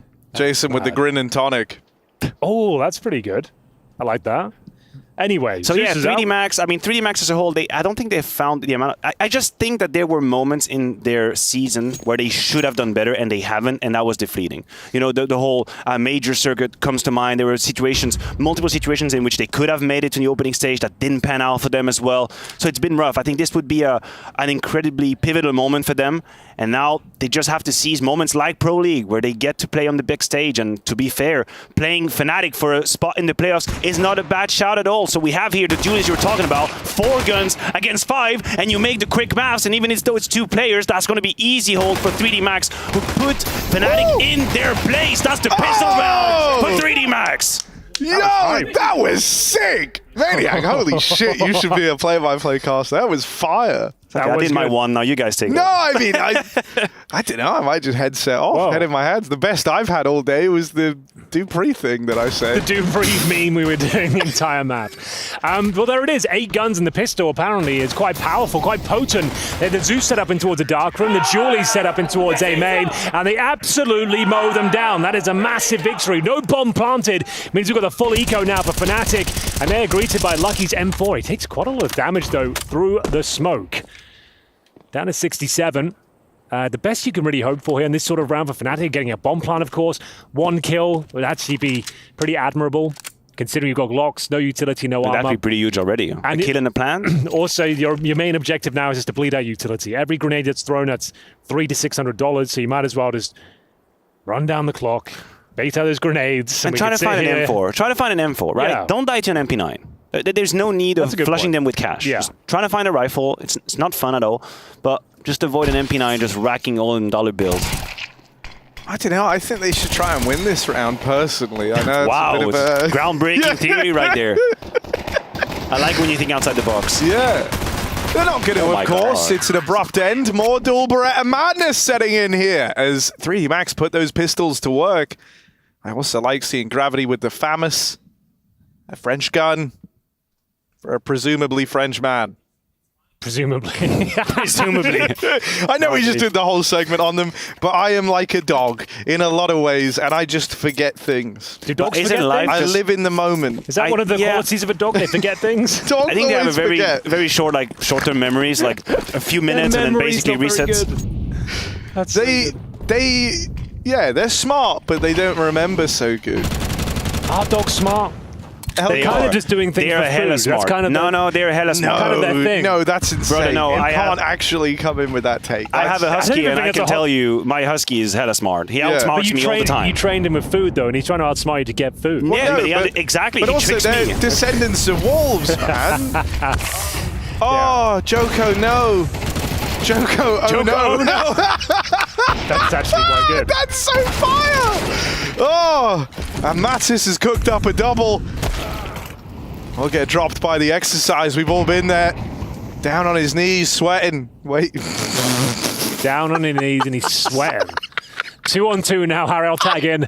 We are going to see Afro tucked in the corner by Dark, and it's been overlooked. Easy kill, 2 versus 1. Fnatic looking to get us off on the board as the bomb potentially transitioning over towards A. Are you okay over there? Sorry. No, you're not. There was a lot happening in that round, just a lot of He's on his knees, sweating, working hard. I don't even know where you're going with that. Because of the exercise was what I meant. But oh, okay. Oh, it sounded more like I meant like fellatio and yeah, no, exactly. You really didn't need to address it. Yeah. It was good where it was.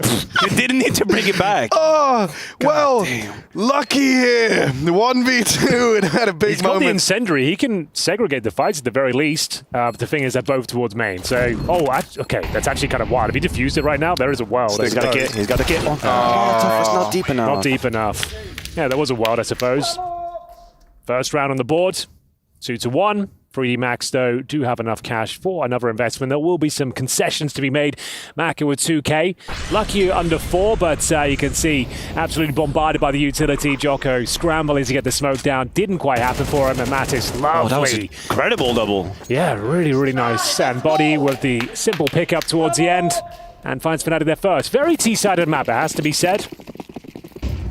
Maybe not as much as Overpass is CT-sided, but it's up there. Yeah, I really think there's not that many teams that can show you how to be aggressive on the CT side of Anubis and being successful at it. Sure. I feel like a lot of teams sometimes look foolish when they try and be very aggressive. Yo, okay, GG. Well, that one took me off guard. So Dude, they try to be aggressive, that's what happened. Yeah. Just reset. Well, we did speak to one of the tournament admins at the start of Pro League. We did. He did let us know that if no damage has been inflicted, if there is a problem, we can reset the round. And that's what's happened there, I believe. We'll get confirmation. It looks to be a case. Technical issue. If no damage is done, we can go right back into it and restart the round. Science has come a long way. Everybody's got some time to take a deep breath. Just center ourselves. Yeah, let's calm down. Back into I got a bit rambunctious. What did you guys think about the whole chess situation? Did I make a fool of myself? No, or I it was thought okay? Don't worry about it, man. Well, you played well. You played versus. We don't know enough to see how much of a fool you were. So you're safe. Enough. Yeah, the thing is, he's like 2,500 rating. To give you some sort of insight there, that's like a FPL player. Yeah, like talk to us in FaZe terms. That's what Blizz did. Like Techno did with us. A high-level FPL player, like someone in the top 20, playing against like a DMG matchmaking player, which is where I'm at. I'm above average. I'm better than most people. I have level 7 maybe. Level 7. 6. No, that's maybe being generous. Maybe level 6 or 5. Like I'm better than like your average like public player in Counter-Strike, but like matchmaking, I'm like DMG. I'm hanging out, having fun. I've learned some execute. I've learned some smokes. I've learned some flashes. What's the best unit in chess? The Queen, famously, I think. Yeah. Not even that. What about the horses? The horses are beneath the bishop, in fact. So although they're worth the same amount of points, people value the bishop higher than the knights. The bishop is the one that moves diagonally, right? Exactly. Good knowledge. You should play chess. It's fun. It's actually a lot of similarities you can pull from CS as well. It's funny. So here, guys, you have to extend me some leeway. I learned chess in French. Yeah. So when I was a kid, right? Sure. And I'm just realizing you call it a bishop. It different? No, but the names are different. You call it a bishop, the one that goes diagonally. We call it the crazy one. The crazy one. Le fou. That's what we said. Le fou. That's like a direct translation? Or? Yeah, I guess so. In the context, in a medieval context, it would have been the jester, maybe the one. That's that we've been going for it. Yeah, so that's the bishop, and like he was bashing my bishop all day long. He was owning me. Like I play this system called the London system, which is like a set piece sort of gameplay. So I'm playing the same thing and I'm reacting to his movements, but I have a game plan at the very start. His eyes lit up as soon as he saw me drop my first 3 moves. I knew it was over. He knew the beast bit was coming. He saw smoke. He started laughing as I have like 2 or 3 little fake variations of his setup. And like I knew as soon as I made my like kind of commitment to the play, and he made the perfect move without even thinking about it. Normally, like good players will take like 30 seconds to think about that move. He just instantly locked me down. I knew I was done for. I've just been checking the mailbag. Here's a great one, and I think we could all we can all weigh in on this. So the topic was "Don't say my name." How have GF ? Hey to the EPL guys.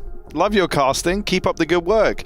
I'm a second-year guy in university, and I can't for the life of me find a significant other. Do you have any tips on how to get a girlfriend, or if not, how to cope? So I feel like many CS players will need this advice. Anyhow, thank you.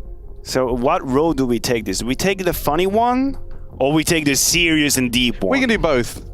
Who wants to take the funny part? I would say my advice would be you're in your second year of university. You don't need to be in a long-term relationship. Enjoy yourself socially. Grow as a person. Don't lock yourself down to someone that you potentially won't work out with. The likelihood is you're not going to marry this person. You're not going to be with them if you're 19 years old. So I'd say don't worry about it too much. If you do find the one, great. But don't force the issue. Yeah, I have a similar view on it. I just think that I think the word selfish has a bad reputation, whereas I do think people need a healthy amount of selfishness in order to connect with other people, right? So first of all, make sure that you have a great life in which you thrive and you are happy about it. You are at the center, you are your own priority, you do whatever it is that makes you happy. And then when that happens, you are going to naturally connect with people that share some of the interests that make you happy. You don't have to force it. If you do, that means you're compensating for some sort of issue that anyway is going to end up biting you in the ass. So the person that you need to make happy first is you. Once that is done, and you don't need a GF or any significant other you want to have, suddenly you're going to have interesting people gravitating to you. Yeah. So you have to love yourself before you can love others, 100%. Right? Yeah, yes. I like that. That's good advice. Yeah, and you have to. Good points. Just keep it kind of, keep it casual. You don't have to go out looking for this goal, right? Yes. Just interact with people and see what happens. Exactly. I like that. Good responses, wow, guys. I think we've nailed that. Well. I mean, we got anything else? Yeah, we got lots of stuff. This is a severe technical issue. So it's okay. We're talking about severe issues and gravest or deepest issue in life. That's great. That's a good moment to do so as well. It's the perfect moment to do it. While keyboards are being changed or whatever the hell is happening, I'm not exactly sure. Oh, we're doing bottle flips over there. It's a bit of a Steam issue. We're just fed the information. We'll keep you guys, of course, Get some more updated. coal in the furnace. Okay, this is one from Bowler Madman. Okay, good name. If you had to change one result at a tier 1 event, which would it be? Can't remember any results, so Matt, you can take this one. Wow. Well, I mean, I can either take the lazy route and go recency bias, or I can try and really dig deep into my memory and do that. On a personal level, on a very personal level, I would go back to that loss meant nothing in my life. I actually regularly forget about it. Crowning achievement, until he reminds man. me. I regularly forget about it. In fact, every day I forget about it until he reminds me. But to be fair, I think the semi-final loss against NIP in Cologne 2014, that's a 16-14 loss on the third map of the semi-final of the major. I'll probably have that one back. Did you have that kind of crippling feeling in your stomach for like a week that it's so close yet so far? Well, I don't know if it's TMI, but I was personally suffering from severe anxiety disorder at the time, and I had severe panic attacks during that game. It was not great during the game. Yeah, it was really rough. It wasn't a good time in my life at the time. So you couldn't focus on the game. I had moments where I was basically feeling all of the syndromes of a heart attack, basically. Well, that's not happening, of course. It is a panic attack after all. Yeah. So if I could, I would probably try to have that map again and have a different outcome. But you know, I ended up where I am now. As well. I want Maniac to have a second game. Yeah, that's all. Let's run that game back. Okay, we'll make it happen. That could be our show. We bring all of the LDLC players, but just not Kaylee. He can burn in hell for what it's worth. But for what it's worth, he can die. We can bring someone else in. Maybe let's have this game again, right? Let's have a good time. Yeah, I like that. Okay, this one's less of a question, honestly, but we've still been given it nonetheless. This is from Reese. The subject is, hi, I'm watching this while taking a shit. Also, shout out to my nephew, Paul Danino. Okay, so full name? Take that one, Harry. Where do we go with this? I don't know. Just shout out. I hope it was nice. Hope you cleaned up. Yeah. Hope you washed your hands. Hope the bowel movements went fine. Shout out to your nephew. Sten said, can we all cast one round in a Scottish accent real quick? I can't trust myself to do an accent. I don't know. You could probably do a Scottish accent, Harry. You're a very talented young man. According to my DNA results, mate, I'm 51% Scottish. 51, you're I'm actually more majority. Scottish than English. Wow, 51%. That's a lot, isn't it? That is, yeah. I told my dad, he looked almost mortified. He's not Scottish. So yeah, how does that work? But anyway, that's for me to submit to the EPL mailbag, and maybe we can break that one down. If you only did one of those DNA tests, instead of once, what if you did like 3 different companies? Well, because I've heard they all give different results. Exactly. Because it's all you just want to believe. It's all like pretend, black magic. Like I think it's pseudoscience. I've never done it. I was hoping there was actually some science to it. I've never done it. Pseudoscience. I don't think there's any way of telling that. No, I'm sure there's something to it. I'm not sure it's all nonsense, but the fact that every different company will give you a different result suggests it's all a bit silly. That's all. So anything else, Harry? deflating. I was hoping there was something to it. I've never heard of anyone do it and actually get anything tangible or interesting out of it, really. It's all just a bit like you have to pay like £50. What is kind of cool, I don't know if you guys can do that. In Switzerland, depending on your family name, you can sort of retrace where you're from, because the families have like cores and some of the regions. But now I feel like Harry's got another one. He's got the grid. Yeah, so this is one that I've been requested to read out. Okay. So the subject is, this is from David. I'll go with either. It's a W in the middle, but all right. There's some leeway on the pronunciation there. I'm sorry if I got it wrong. The subject is I love Harry, which is kind of sick, isn't it? Hey guys, I am an Astralis fan. I have a few Astralis jerseys. My dog's name is Device. That's kind of epic. I'm not even Danish, and it hurts to see this team lose time and time again. But guess what?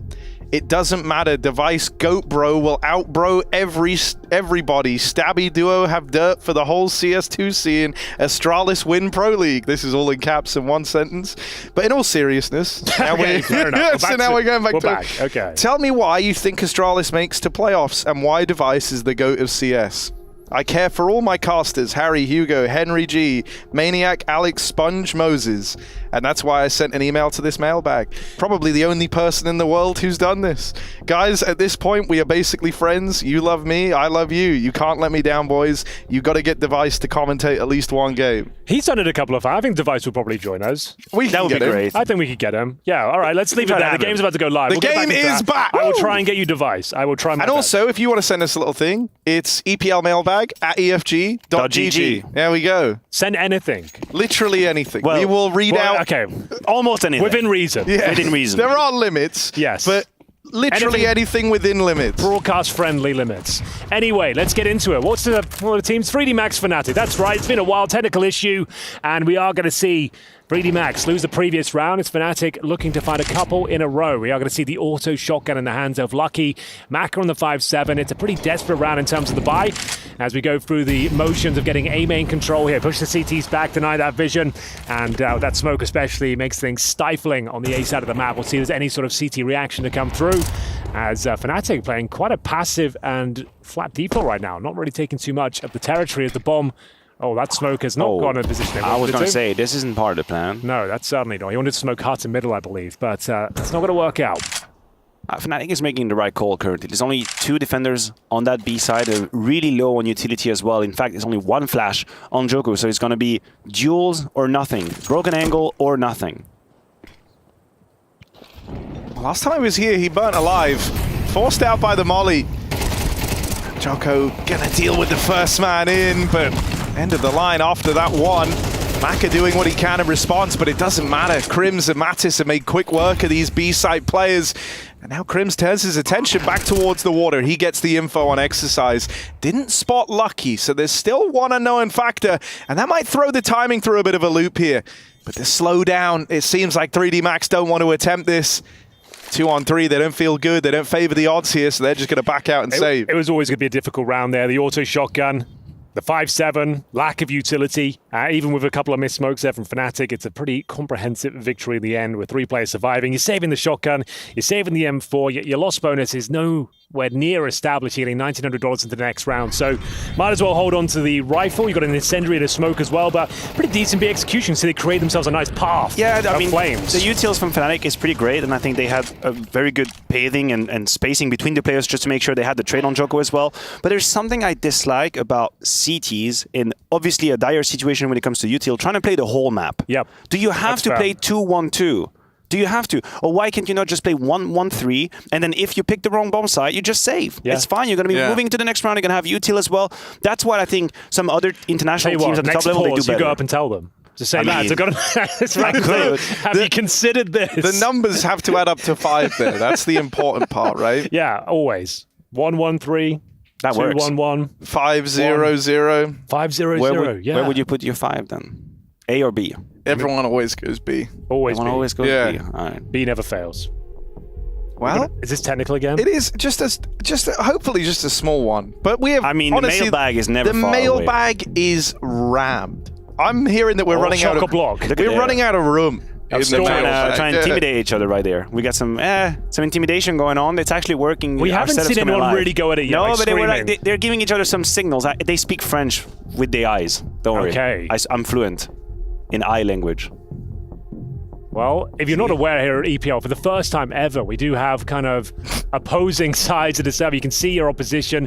You're about, like 5 meters away from them. Yeah, so you could even hear screaming, each other. If you're shouting, that it's going to get picked up. I think Chad said it was 1.3 Chad. 1.3 Chads. I think that's all right. Okay, that's like 1.4 Chad or something. That's like 2.5 meters. 2.5 meters maybe. That's about what? 7 feet. Yeah, about 7 feet. Well, maybe they exaggerate. Maybe that was to the glass. It was probably to the glass, which is in the middle. I'm looking at it from here. I think 5 meters, I would say. People don't know this that's about definitely Chad. more than that. It's about 5 meters. I guess you're right. Was this Chad with his special shoes on? The ones that make him taller? Because he's actually only 5'8". Like the lifties. When they call, I might get some of those. I'm like 6'1". I get advertised them all the time. Yeah, same, literally all the time. I'm like 6'1". I thought it'd be pretty cool to be 6'3" though. Yeah, Imagine that. I just get a couple of inches. I want to get stilts. I'm always looking for more straight inches up too. Stilts. Anything to give me an edge. Dude, you've got an edge. I like this. Look at this. It's also very like down. Is this the 5-0-0 strategy as well? This is the 5-0-0. But they have not listened to Harry. Yeah. Harry said everybody goes B. Well, good point. They have were lost so the round right on until that. the very last moment of the decision. Mark my words, this is ended on B. All right. I don't even think I have to say anything. The Harry certification live on air. Fnatic just going through the motion, trying to assert where the danger is. It's been very quiet on the map, so it's going to be. Someone is going to get a little curious, and judging by the movement on the bomb as well as Buddy joining forces with QB, it does look like Harry is once again correct. I mean, it must hurt to walk around with such a big brain. Yeah, I don't know, man. It is painful. My neck is scuffed as a result. I don't know, man. It's just obvious, isn't it? Like, there's 2 letters on the alphabet in this map. There's 2 letters in the alphabet. Harry, on any map, there's 2 letters in the alphabet. Yeah, and so, I don't know, recency bias says you go to B. Because you go A, B, C. Well, I hope we never get that. Do you reckon we'll have a map with 3 bomb sites? Imagine putting a 3rd bomb site in your game. That's actually mad. Like a 3rd Don't bomb knock site. it till you try it, you know, to maybe be open-minded. I don't know. But imagine... they did it in Valorant, that's just saying. Don't know if that was a joke you were making. He did the work. Yeah, that's exactly what he was trying to... Okay, that's where he was going. All right, fair enough. I don't know. I don't think it's the worst idea necessarily. Could work. How would you even play it though? Because then you can't go 1-1-3. It would be, well, you could. You can go 1-1-1-1-1. 5 bomb 5 bomb sites. That's called 5. Battle Royale. It's a unicorn round as well. No way. It's the first unicorn round of the tournament. I have no way of knowing, but we'll say it is. It's day 2, so I would say the probability is pretty. Yeah, we got pretty up there. The B stream though. I haven't seen a single B stream game. Like that's always going on when we're here. That's correct. So maybe there's been a few unicorn. If you're not sure what the unicorn round is, it means when no one dies in a round of Counter-Strike. Very rare. You don't see it every day at least. But here on day 2 it's happened. Yeah. It's like a real unicorn in that sense because... Is it though? Well, yeah, because we've all seen one at some point, right? Like, where was the last time you saw one? Probably, if I could remember, I think it was like 2017. So yeah, like we're going back. Right. I remember you mentioned it. I think if anything, they're kind of like the bees, you know, like they used to be everywhere, but now it's few and far between. Bees? Well, there's still some. Bees are doing God's work. Surely, if bees are extinct, we are effed. Like just put it out there. Bees should never be extinct. I think they're vital to our ecosystem. It'd be really complicated for us. Allegedly, as a that's what Big B wants you to believe. Big B, Big Honey. Let's get back into it. It's Fnatic dictating the money. As we will see a full gun round here. Auto shotgun saving the previous round. Haven't seen many shotguns this tournament. They've kind of gone out of fashion. No one's really dropping them in too often these days. Lucky took on the partial buy, now has to operate with it in the gun round. And it's more the same, to be honest with you. I've got a player rotating over towards B to bolster the defense over there. It's Maka coming in from Temple. But the bomb's down in T-spawn, essentially. So just trying to feel out the CT, see what they're up against, work out whether there's any sort of aggression. And no damage inflicted thus far. Smoke down towards B main. It's very reasonable opening for both teams. Very gentlemanly as well, way to approach. Just quiet, steady. Now, 3dmax playing with the vantage number on the B side, trying to get for the aggression. That's Joker giving away his life. The alligator comes in, cracking bodies being eaten. Maka's still standing down here. He wants to linger around a little bit longer, but Mattis will uproot him with this Molotov if he didn't decide to leave already. So Fnatic have kind of restricted the information that you're able to get from B if you're 3dmax, and you don't know what's happening in mid now either. They've split this defense up 2-2, and they're kind of stuck in their ways in that regard, right? They haven't been able to push for any info yet, so they're just hoping that someone can offer up a multi here on the push, and Fnatic have their eyes set on the A play. They've also got QB coming in through middle. That's a good Molotov. It's going to be about 16 seconds when they can activate, and then it's going to be the shotgun fest. Right into this saved XM. There's more from Lucky. He's on for one hell of a round. 3 kills on the back of that shotgun. And Exercise is there to get the final killing blow. Fnatic locked out of that round at the hands of the auto shotty. Dude, if you got that 3rd kill, that'd be one of the most goated shotgun clips ever. That was in a full gun round, perfectly positioned, like it could have been 3 for 3. Oh, he actually got one at the start of the round as well. Triple kill. Bro, okay, It's maybe up it is there. one of the best auto shotgun rounds I've seen. Not really sure if that's important to him, but he won the round. Something. Yeah, it's something. You don't really see it have too many highlight moments, and that's certainly one of them. As we go 3-3. Crims feeling the pressure now as they do have a 1 buy left. You can see the money is strapped going forward. We are going to have the AK-47 in the hands of Exercise. How do you say it in French again? Exercice? Exercice. Exercice. Exercice. Exercice. Does it mean exercise? It does mean that. Okay, good. Yeah, it would mean that. Ooh, Lucky in middle. Puts on a bit of a show, and with support from Maka, Fnatic, they've got no leg to stand on in this round. Yeah, that's a very good read from 3dmax as well. It had been a couple of rounds where mid had been completely either left abandoned or just defended with 1 player. That was Lucky with the shotgun last round. And that's a great adjustment to know. If you are the leader, if you're Maka right now making that decision, you know middle might have been identified as a possible liability, and then boom, you make that double rifle setup right here, and they absolutely mow down the offense from Fnatic. So 3dmax here, in a very fortunate position, a possibility to win with 5 players alive. That is, if Afro cannot find that AWP opening kill. He does onto Joko. A little curious. That's going to be a 4v2. Should be fine, though, as they rotate Maka over towards the beach/CT spawn area. If the bomb gets planted with that smoke going down, things can be a little bit more uncomfortable. Nice incendiary load to buy themselves 7 seconds to rotate over. They're feeling like it is going to be a B commitment here, and that secures the round. Crims won't be able to do much of this. Segregated out of the bomb site. C4 on his back, and time is running very thin indeed. 25 seconds now, as he might just be looking to save the AK-47. Looking to see if there's any inquisitive CTs, but he is surrounded. He'll be going down to the hands of Exercise momentarily. There we have it. 4-3, they take the lead on the CT side. We're talking about a map that is ever so T-sided. Yep. That's an excellent position to be in if you're 3D Max. Yeah, and loving this. Completely shut down the cache as well. Should be 5-3, no problem at all. I don't think you can really justify a partial investment here either. Your loss bonus is No, I don't think you do. I think you save everything you can. You have to go full eco. Maybe a P250 or 2. That would be it. Is QB actually on 0 ADR? I think I caught a glimpse of that. I think he's on 0. Yes, he is. That's 7 rounds into the game. You haven't even landed a bullet or a grenade. Like, not even like an accidental damage. Yeah, that's actually kind of wild. Oh my, come on. Huge. This is now. This is the round. That's Less the round ADR than Crims has mages. You're not wrong. Yeah. He's an asshole, but he's not wrong. Well, hopefully QB can pick it up because he looked good the other day for Fnatic. Yeah, he did have a good series against me, right? So having him be not even just a little quiet, fully silent thus far is far from ideal. So let's root for him and hope he can get the ball rolling here. Exercise will ruin his round.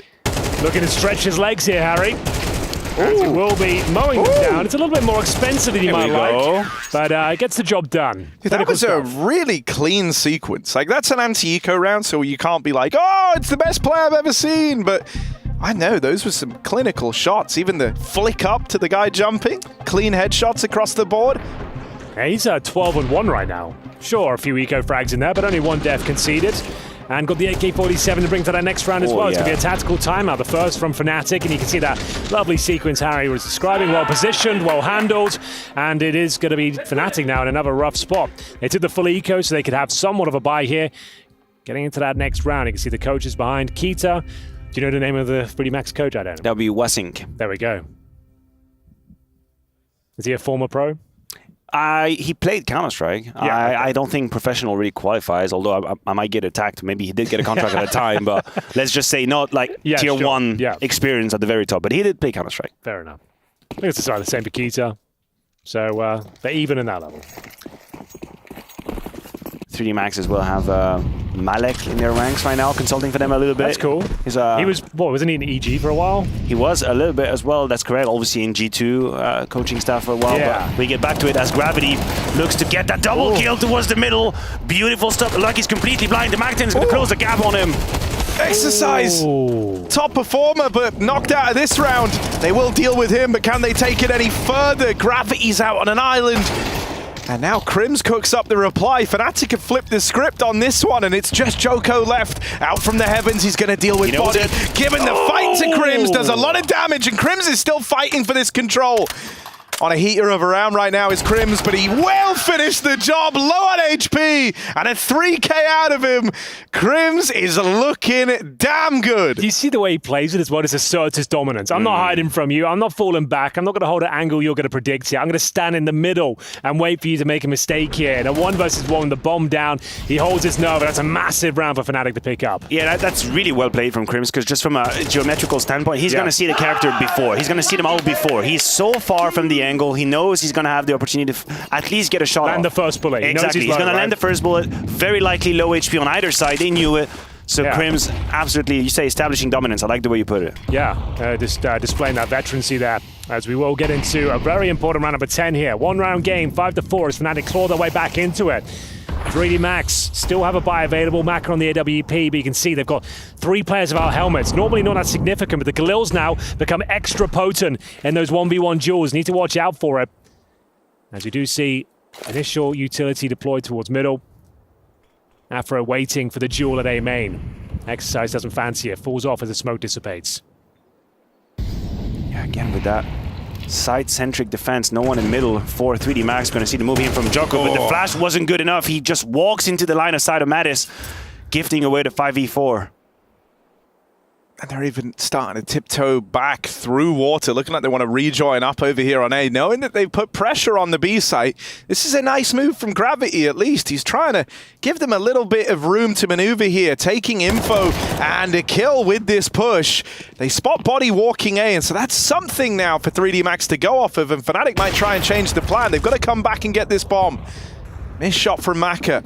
And Fnatic, do they completely up and leave this A play? That's what they were moving towards. Instead, they try to go back B, but a missed flashbang. Not going to get punished yet. Not going to get punished right away. Maka given a chance to fire off with the AWP, and that baits them into Gravity. This is good trading thus far from 3D Max as the contact plays between each player in the site there. And that's how they found round number 6. Great synergy and comms there from 3D Max. Didn't look flustered, didn't look panicked whatsoever. They knew exactly what they were up against. Sure, a missed flash from Fnatic, but didn't really have an outcome on the round there whatsoever. But they had great crossfire. Fnatic didn't even get a look in to planting the bomb. And you used the word composure for 3D Max. I feel like Fnatic was the antithesis of that, right? As soon as they suffer from the kill from Gravity and Cave, they kind of squandered. They're not exactly sure where they want to go. I think they got into their own heads. They thought, holy hell, they know we're going A. That's it. We have to cancel the call. We have to go back to the B side. And they had to do it very loud, very clear on their direction. It's been heard by 3D Max as well. They had time to reposition as well. The Molotov from the AWP from Maka into Cave forced them to just completely all in through the Cave position, and then Gravity was in position as well. That was great from 3D Max. In control, they send back Fnatic to the realm of the economical desert. Yeah, and it's once again full eco territory. A hero Galil, you don't see many of those. We'll see what he can make of it. Could be Mattis with that. Glocks otherwise. I think a Deagle for Crims, that is about it. So hopefully get a bomb plant here. It's the final round coming up next as well. In terms of loss bonus, they should be getting a decent amount, 2,400. So a bomb plant would be very welcomed indeed to maybe bring out the AWP, but here's the boost with the Galil. They can find an opening fragment of space. That would be fantastic. Lucky one step ahead of it, though. Absolutely destroys Mattis with the pre-fire. Yeah, I got to say, the individuals for 3D Max are looking really switched on right now. I know Joker's kind of floating down towards the bottom of the board, but everyone else is like really lights out in some of these fights. It just looks clean mechanically. There's a lot to appreciate. Lucky even throwing himself back into a mid-fight there. Doesn't want to risk being that first domino to fall to let Fnatic back into the round, so he's going to call for some assistance. And they hear the tag in the molly. Full blind. Lucky still locks in that kill. A love for his old friend in body. Really nice round for 3D Max. That couldn't have been better, really. That incendiary, like he said, gives a sound cue, even while fully blind. Can just spray the corner, guaranteed frag, and Afro. There'll be no bomb plant here. He's just hoping he can maybe still one kill away, but that's going to be 3D Max starting themselves into a half victory here on the CT side. That is quite significant. Excellent. If they can get 8-4 on a CT side of Anubis, that's huge. Mattis was essentially as well, like he was playing for the AK in this round. Like if he gets a kill on the Galil, he's got AK and armor, no issue in the follow-up, but now he's going to be relegated down to a Galil and armor, maybe him and QB exchange, but these are like little repercussions from that hero gun round buy that just leave you more strapped into this next round. You're not going to have everything you need here if you're Fnatic. And so the stage is set, really, for a dominant CT half out of 3D Max. I'm a little bit surprised that Fnatic haven't attempted to put more pressure on the B side. I feel like we started this game with a very clean execute on B. We talked about how they had the right utility, they had a good path as well, entering, the spacing was great in trade. And then that profile of round just didn't transpire anymore. It just didn't happen anymore. And maybe they overcomplicated things just a little bit. They allowed 3D Max with these mid-round plays to regain information. We're going to have to see. This is going to be interesting when they've smoked the T steps at the start of the round. We'll see whether it's going to have any sort of effect on their aggression. CT's maybe looking to probe towards that window in middle. No damage inflicted, QB. 1 ADR. No way. He's got one now? He's got one. I was so scared he would end up on 0. I didn't dare to bring it up. I didn't dare. I haven't seen that before. Like 0 to 1 And if anything, it's non-generous rounding as well. He's got 21 damage total over 12 rounds. They should round up. They're doing QB dirty. Petition for it. 2 ADR, please. Another opening frag here. 3D Max in the final round of this first half. I put on a bit of a CT clinic here on Anubis. Everything working in their favor. Barely any utility left on the T side, and this B bomb site has been a bit of a fortress. Once they come in, it's always this incendiary.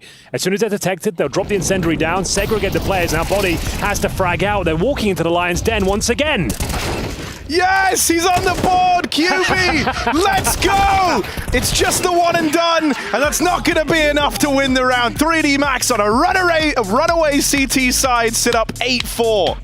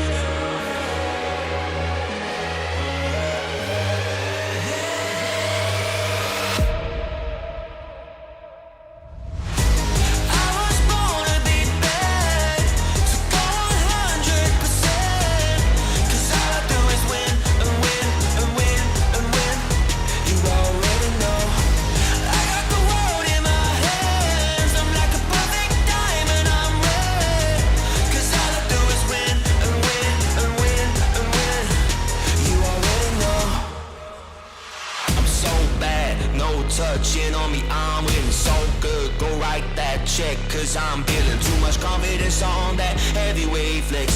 I've been earning and working, everybody want this. I'm untouchable, stacked up Greek god. I got that thunder and lightning, energy rush. I've been winning and winning since the day I was made. Bet you wanna be like me. I'm always on top of the game. Ain't never gonna touch second place. Nah, never. I'm always on top of the game. You know that I win, that I win, that I win, that I win.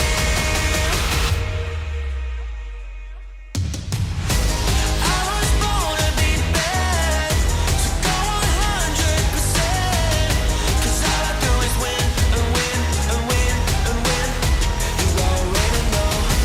I got the world in my hands. I'm like a perfect diamond, I'm red. Cause all I do is win and win and win and win. You already know.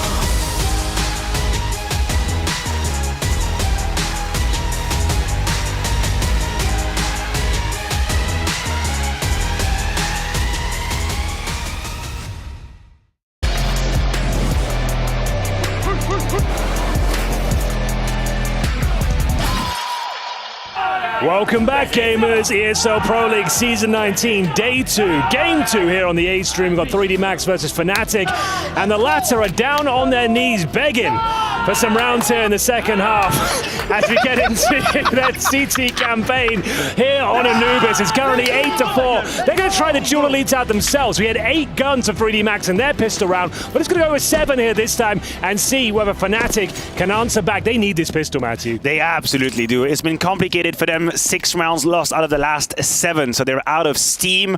Their wind is quite gone. The ship is stale on the water. Nothing's really happening for Fnatic.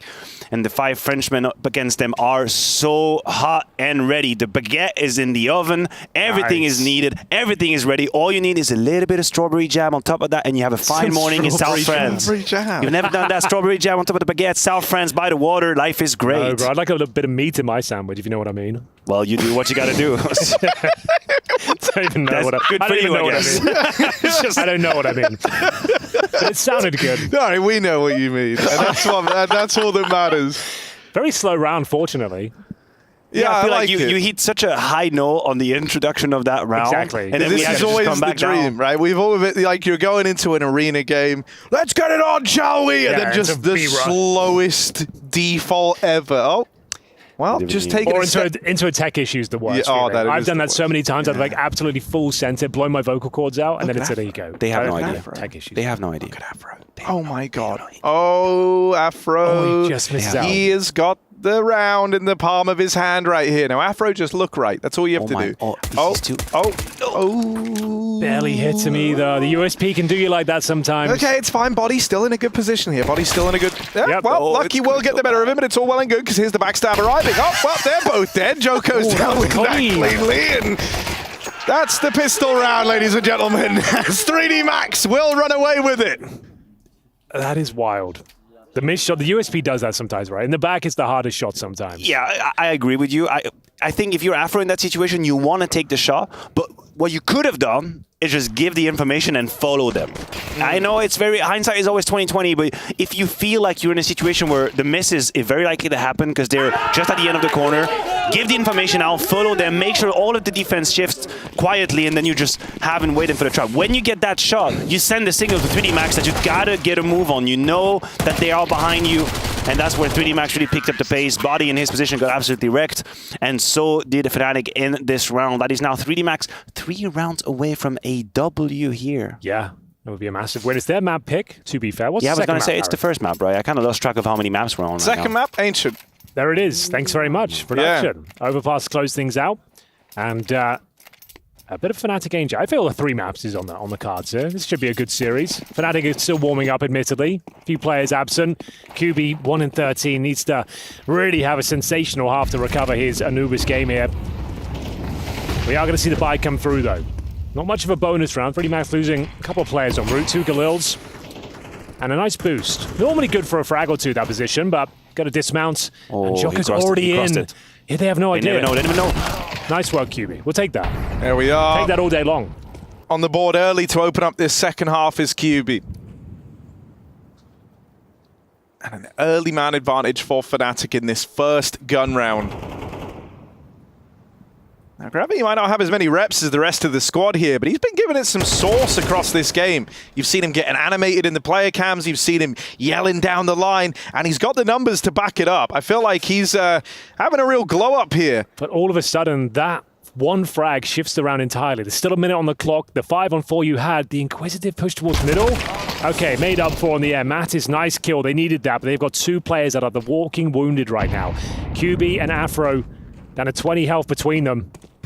And 45 seconds. They've got some dark control. Molotov deployed. And still 2 smokes. 3 actually to work with. They can try and get a bomb plant here. QB is alone on the B side. I don't think he can try and put any kind of resistance right now. He's got really low HP. He's going to have to play the numbers game. He's got just that off angle. If someone tried to cross without the smoke, but it's going to be put down by Lucky. A few shots. That's very dangerous to play that game when you have 2 HP. Just maybe be a little bit more careful. As much as we have the flank as well coming in from Afro, it seems to be undetected, and he gets the timing. Okay, he couldn't find the flank in the pistol. Let's hope he has a better time here for Fnatic's sake. But it's being held. Lucky is ready for exactly this play. Afro, he just saw them skirt away from him, and he won't find a thing on this wrap round. Lucky, no luck needed. Pure skill, mate. Him and Exercise combined for the round, and Fnatic are getting churned up here on 3D Max's map pick. Yeah, the 3 smokes remaining. Pretty much a full execution. Decent control taken first. They had Dark B main. Dropped those smokes. You mentioned 1 player waiting for them. Had to wait for his teammates. Bomb goes down. The low HP come back to horn them. Yeah, and that's the problem. Technically, if he had more HP, QB could have tried a slightly more aggressive line. And then you just puncture 1, then you pull back, and then you make sure you have a good post-plant situation. Because he's got 2 HP, that choice is no longer viable. You have to play safe. You have to let 3D Max put down the smokes. And then, I got to say, they had good game sense as well. Making sure that the flank on Afro was covered by Lucky. Yeah, true. And he held it for so long as well. And that's he only had that to do. He only had that to do because of the smokes. Yeah, true. Good point. And it's going to have to be an eco here, at least at the very most a partial buy, I suppose. So yeah, we got 5 7s and Kevlar being purchased. They got 4 smokes. They're going to try and play this like a gun round, trying to slow it down, lock them out as long as they possibly can. It would take like a nightmare call from 3D Max to call like a set piece from the very beginning for this to really fall apart. They've just done the default. Yeah, they haven't done that really. Like nothing points towards them making that kind of decision now. I think they've been pretty level-headed as to what to do in what circumstances, when to slow down the pace. They did that the previous round as well. So I expect pretty much of the same. You see already some of the positions on the mini-map. They're just taking control. Let's make sure that there's no push coming our way. If so, we're in ready position to punish it. Let's take our due time. Okay then. They got the Mac 10 as well. Perfect weapon for this job. No helmets on the CT side. 4 sets of Kevlar. Afro saving up the AWP. But it ultimately means they're going to be 12-4 down. They're likely to give this round up. Be very welcome if they can somehow make this work. There's the penultimate smoke thrown in. Oh, good nades as well. Big damage to body. And that smoke still allows 3D Max to take a little bit of a peek if they wanted to. Body's going to be flashed in, no one to receive, but they hear the sound cue. They know what's up. I guarantee you, 3D Max might just poke after this because they know information has been taken. They want to go back to the ace. That smoke might change their mind, actually. Oh dear, poor Kyubi, man. Oh, that's a rough one. The nade even follows it up, slowing him down in the molly, making it a death sentence to try and cross out the backside there. Oh dear. So this pistol round, if you were hoping for anything special here, if you're a Fnatic fan, it's not going to happen. Gravity lights up the remaining 2 in defense of this B site. And even though there's an early rotate from Crims, he finds himself at the right place, right time. Nice shot. Might not come to pass. Body's wounded.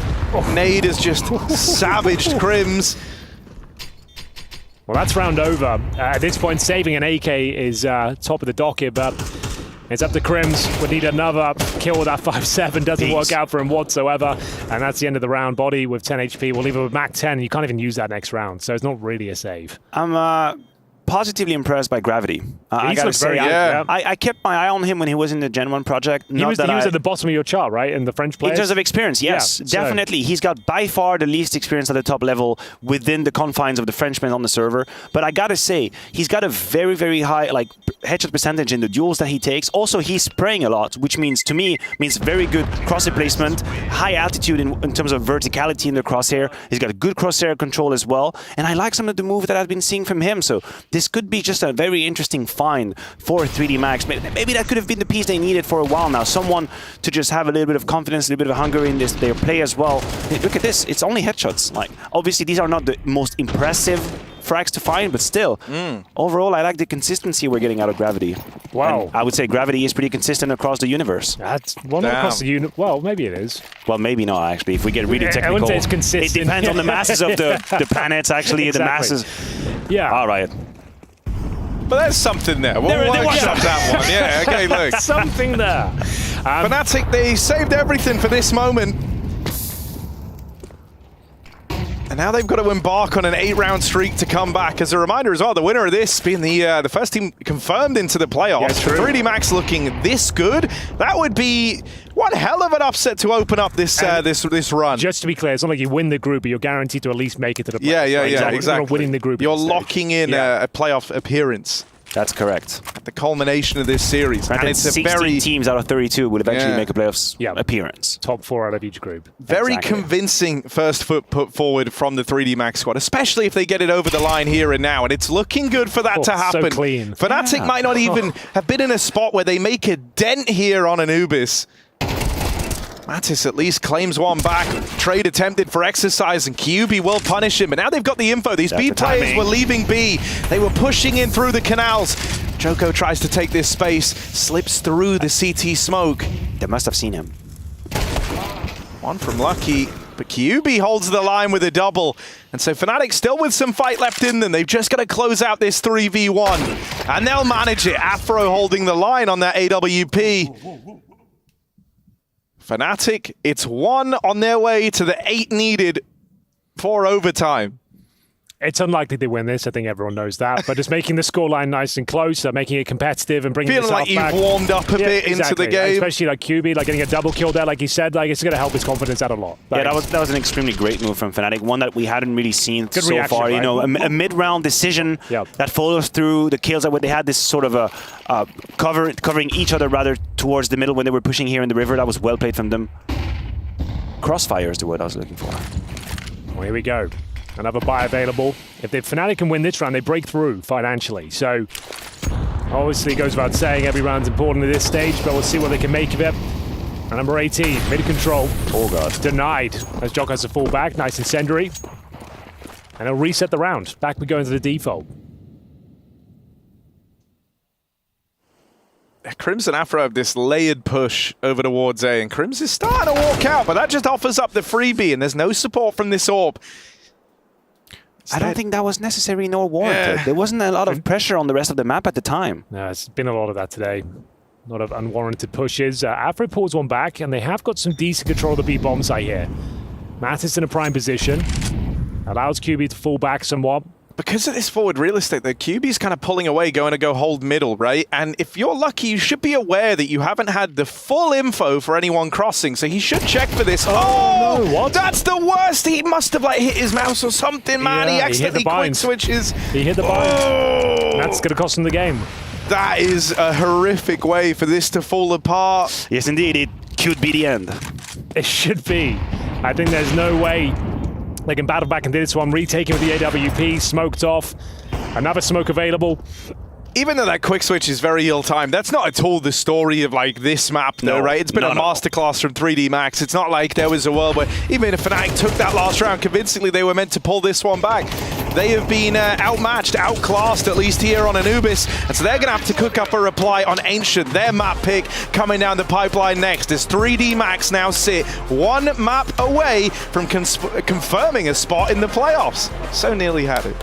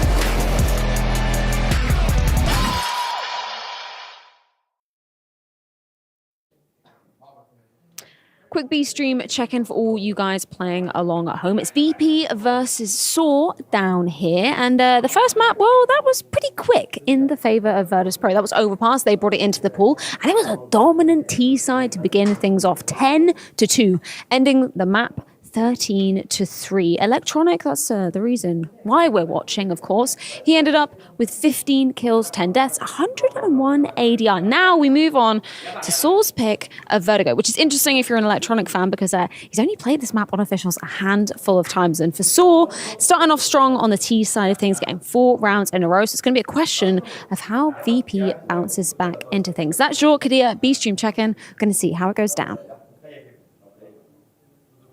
The epidemic of Mirage addiction sadly shows no signs of slowing. Let's roll. Holy he's fast. Like a pendulum where all the swings are blessed, but to play in this part. Oh my god, this guy is so good.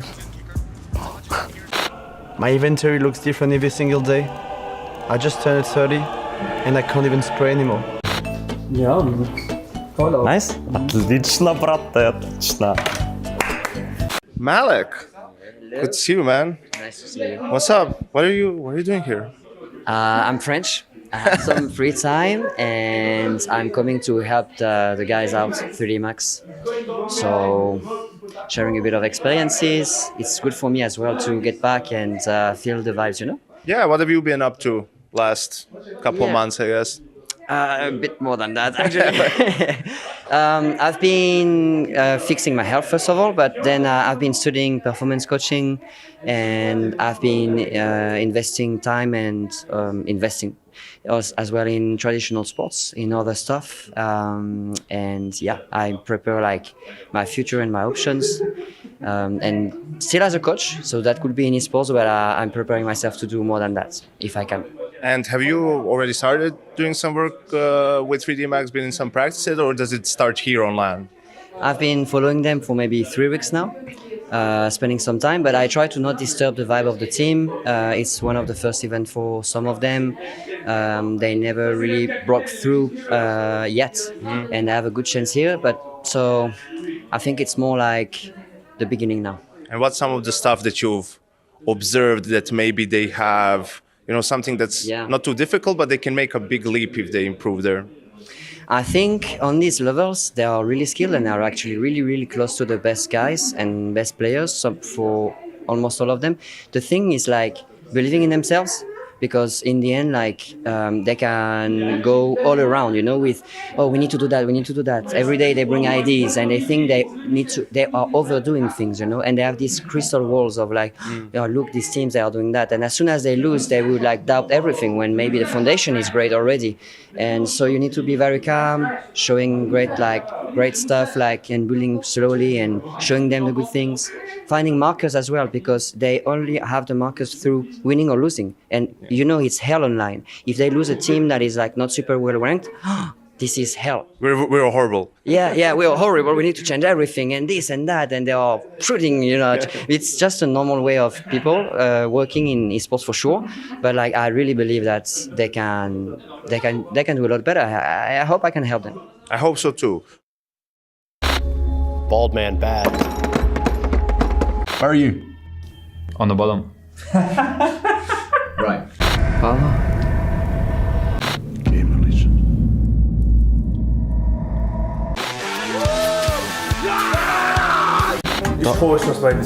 Dobra, brat. Are you telling me I need to upgrade my fucking video card again? Is it tough, you know, when you have to play so many qualifiers and you have to grind out so many games, and you guys have had a couple of unfortunate ones when you're maybe a game or two away from making it, how hard it is to just keep that morale up and keep the grind? There's so many tournaments, so like you step back a bit and you just see the other tournaments coming. So it's hard to deal on when you lose, but the other day you just reset and you go back, you come back stronger.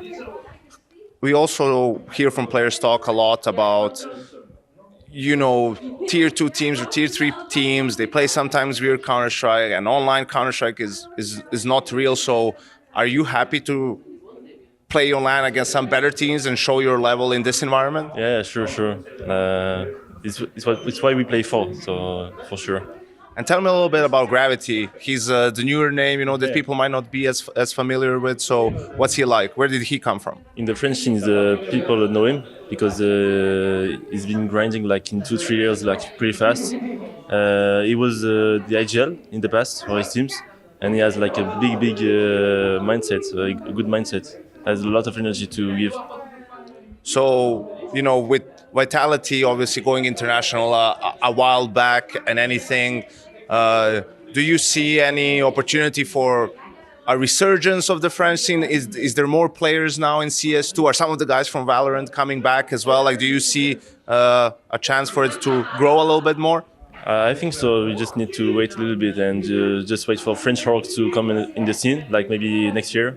And I'm pretty sure if we show how we can play in French CS, I'm pretty sure new talents will come. All right. Best of luck, man. Looking forward to watching your games. Thank you for your time. At some point in every gamer's life, there's a question to be asked. Do your clothes match your hobby? In any situation? Or do they just represent what you dream of? No matter what situation, there's always the right wear and the wrong. The only real question is, which are you going to choose? Decide for yourself. Smokes. You see double smokes in the same place there. Simple just jumping casually into the side. Wait. What was that? Never miss a play again. Simple. That's not allowed. This is not FPL. This is a major. Finally. With Face It Watch, you're in control. Switch between player POVs live and see the game through the eyes of any pro. Never miss a moment with replays. Relive each highlight on demand from all angles. Watch it, control it, face it.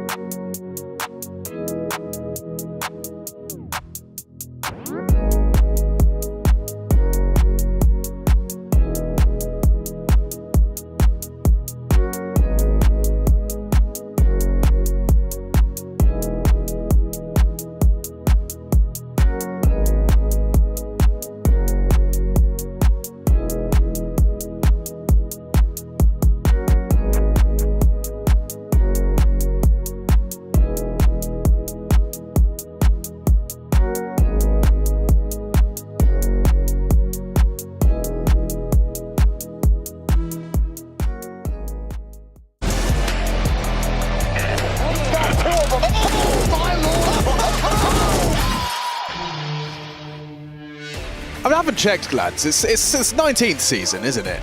Correct. XIX, I think, as Trace would Sorry, say. XIX. Why do I sound so weird? That's better. We're playing with our knobs, but we'll get there eventually. Turn the camera off while he's playing with his knobs. Yeah, sorry about that. But where is the camera? I can't even see it. Oh, it's up there. Hello!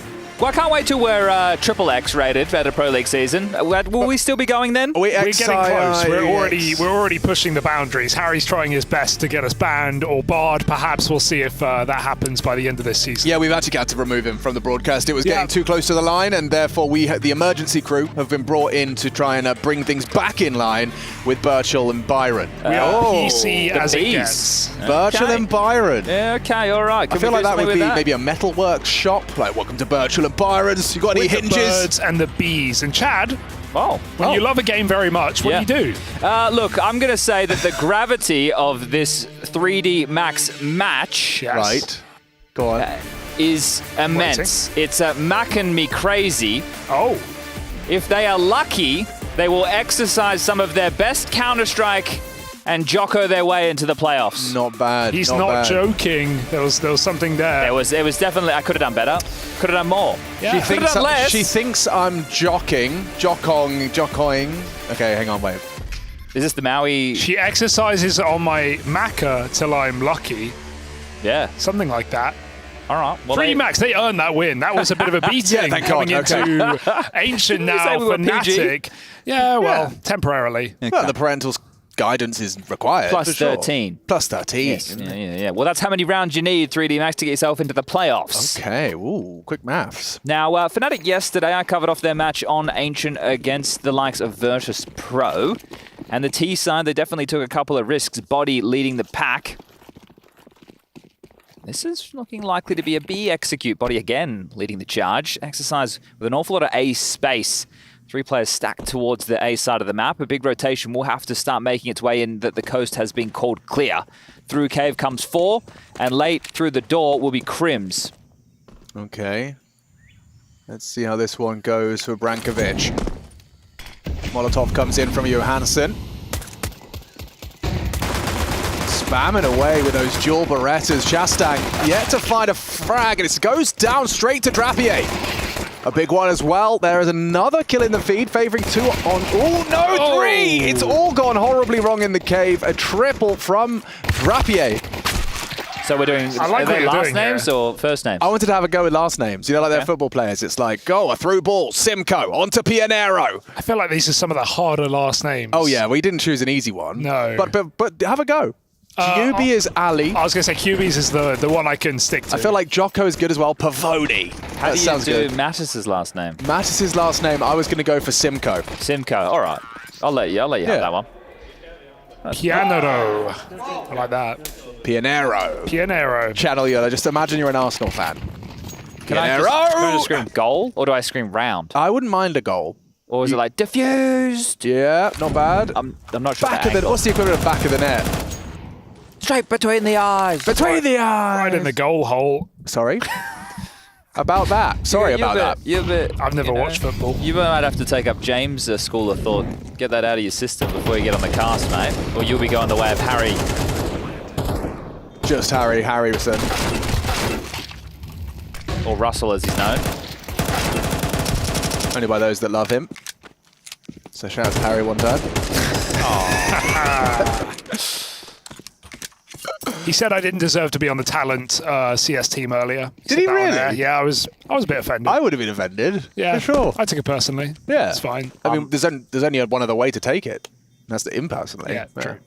So wait, you weren't even like the 6th? No, they didn't even list the full roster, but Henry brought my name into the fold and it was just straight rejection. He just said no. Did he think nobody was listening or something? It was during a match, so there is a chance no one was listening. Okay. At least to him. That's betrayal. Yeah, Did he get a Stown and Yabby's knife? It might be that. Stown and Yabby. Yeah, Device said it very carefully last night. I think we all should. Stown and Yabby. There's got to be some content around that. And Yabby. Well, they're playing up next against FaZe for a spot in the playoffs. That'll be our final. Oh, they just double elbows. Come on, man. Well, at least you know Elbow is definitely smoked. Both of them landed. Yeah, I suppose. Solid control for Fnatic Fnatic. go looking at the positives. They're pushing mid. And careful there, Johansson. What do you think of this young gun, Gravity? He's definitely got pep in his step. Replacing Haji as well, who's a long-time player, but also was struggling towards the end with 3D Max putting up numbers. And a lot of room for Crims here. The fact he's in Donut so early, they can just park him, and it looks like with the bomb leaning B, they've got to re-clear 3 CTs band together to try and find out this rat in the hole. At least spot one, surely. He'll clear. Oh, they don't know. And he's going to hear potential steps running away red. So Crims, how much impact can he find? Oh, they're about to run into a 4-man They stack have to re-aggress on B, though. That's where they're moving towards. The Util sails through. They're spamming away, trying to find an early pick. Jocko forced forward towards Beehive. Afro should have one if he... Oh, doesn't time it right. He's down empty-handed. That's an awkward exchange. Maybe they can pivot A. Tough to get the plant. Sleeper Agent of Exercise still hanging by. Yeah, I mean, this isn't going to be a first port of call, but it does look like the bomb's going to go uncontested at least. Lucky turning the flash, and Crims did not. So doing the dance, info goes one way. He's got a lot of info and a lot of kills. That's a really uncomfortable way to lose a round there. Lining up for Lucky. Kind of just beautiful to watch the mini-map in that round, though, for 3D Max. The way they retake mid, the aggression back towards B, they get the kill. They don't even know that Crims has all the information, the whole picture in Donut, and still 3D Max get 2 players back to A in time, conceding plant, but no problem for the Frenchies. Pretty fluid. Hopefully QB can have a better map this time around. Really struggled within that first half of Anubis. It's never fun. Tried to turn it around into the second, but a little bit too late. Here we go. It's the spawn lineup. It's quicker than the one I'm doing, so I want to see Macca's. Okay. That was first spawn? So, so they've done... Oh, they missed the elbow this time round. They did hit double doors. So does he want to leap at this opportunity? He's just done the molly to stop jump up, but they have got up ledge, so that pressure is coming one way or the other. Different game plan today from Fnatic on this very map. Oh, Crims has found a freebie. Yeah, that aggression from Gravity's been punished. Mattis onto Macca. He should be dead any moment now. Jocko's tracking him nicely. Just holding the lip of the smoke. There is a world where Mattis, goes down quickly. Jocko finds it now. The and a miss. Uncharacteristic of Afro. Weird to see, but hasn't worked out for him into a 3-on-3. Oh, they're responding to this quite quickly, Alex. Exercise with the bomb spotted out main. Crims on an AWP, not something I see all too often, and he's avoided the brunt of the nade damage. It would be in his best interest to not go down without a plant here. And, that's gone horribly wrong. A perfect flash, a double swing, now body next on the chopping block. Lucky, he spots out his head. Both bullets connect. It's going to be run down now by Exercise. He's in Brokey, but soon to be buried. And we've got ourselves a 2-2 scoreline. I love the energy the 3D Max are bringing in today. And it does look a bit more restrained than the last time we saw 3D Max on our screens. What type of face you call this one, Hugo? Listerine face. A little bit of one of those. That was generic mouthwash face? That was a 5v3. That was a 5v3 number advantage for Fnatic. Yeah, I wonder if we're going to see those famed Fnatic AXX you mentioned, different look from Fnatic today. Body wasn't giving it clearly on the desk after that win against VP, whether it was prep, whether it was feeling, a little definitely bit of both. Was prep. Apparently James doesn't play the AWP at A 2 rounds in a row.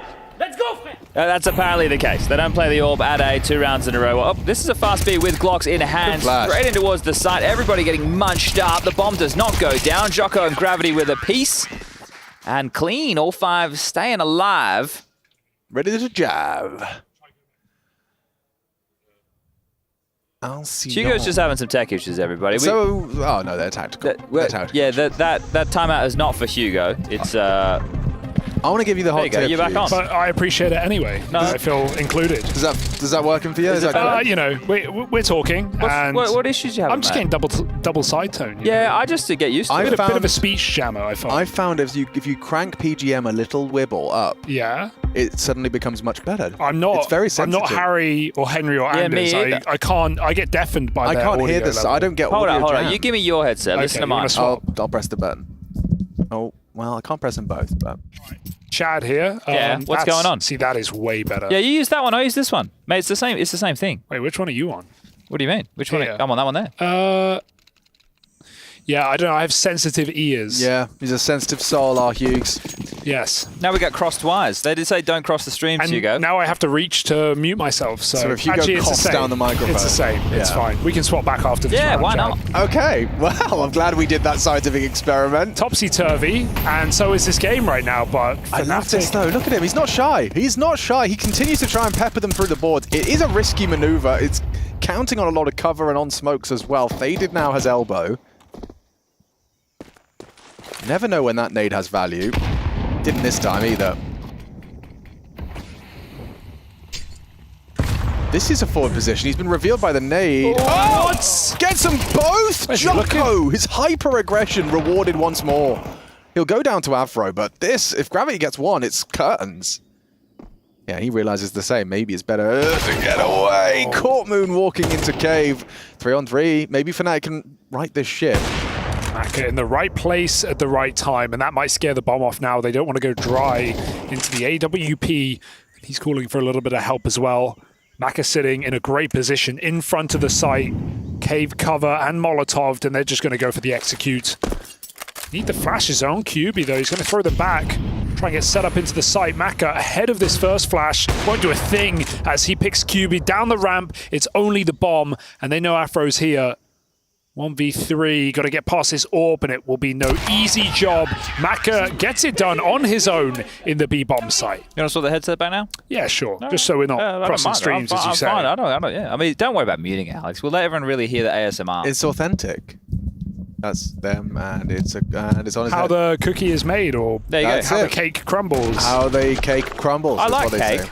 What was Body doing there? Because he heard that nade tag on did. ramp, but then he looked up heaven where his teammate was. That was awkward. I think 3D Max are not respecting Fnatic as they're getting this default space. They're staying quite jarring, which is going to make the mid-rounds difficult for Fnatic, that's for sure. So the French get themselves up to a 2-round lead, force Fnatic into one of these half investments with the loss bonus starting to build. This would be a crazy, 2-0 for 3D Max to do this. They don't play this map as much. Fnatic have already shown great face, but it does make you question, well, you already said that, that game against VP was very prep heavy.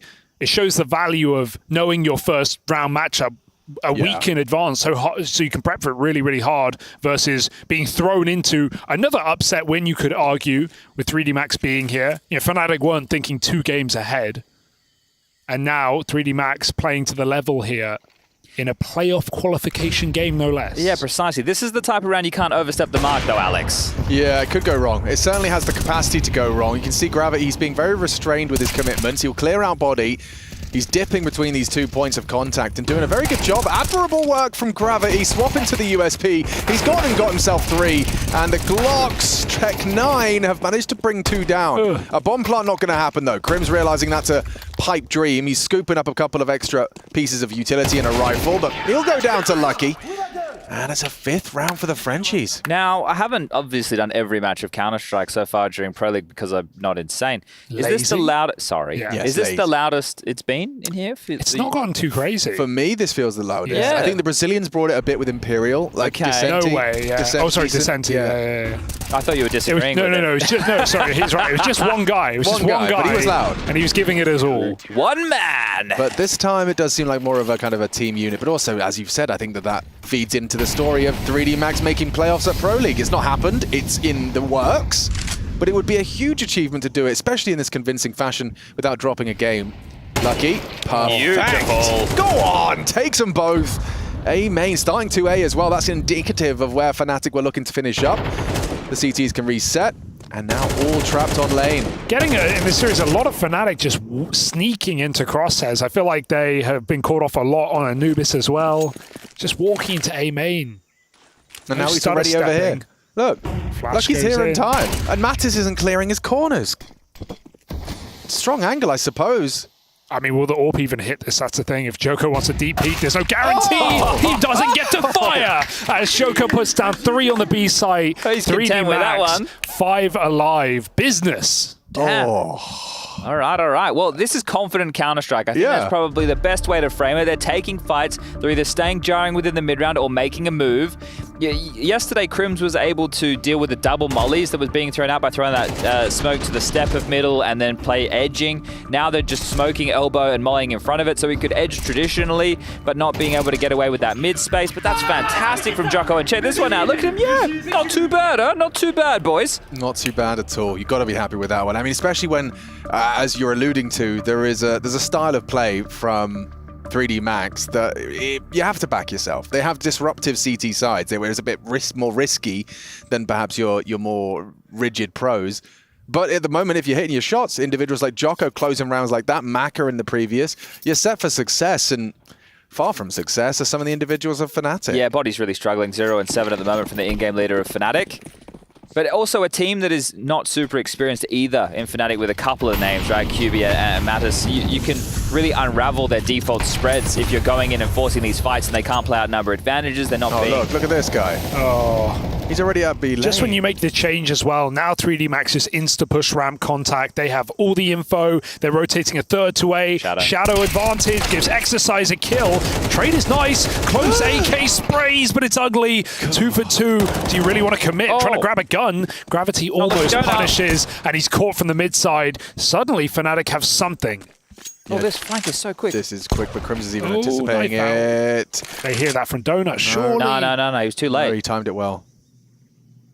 They don't have any idea about this, and it's much quicker than they anticipate. I say that as Mattis did have a look with the AWP. They're still looking mid. They're not certain. It's good.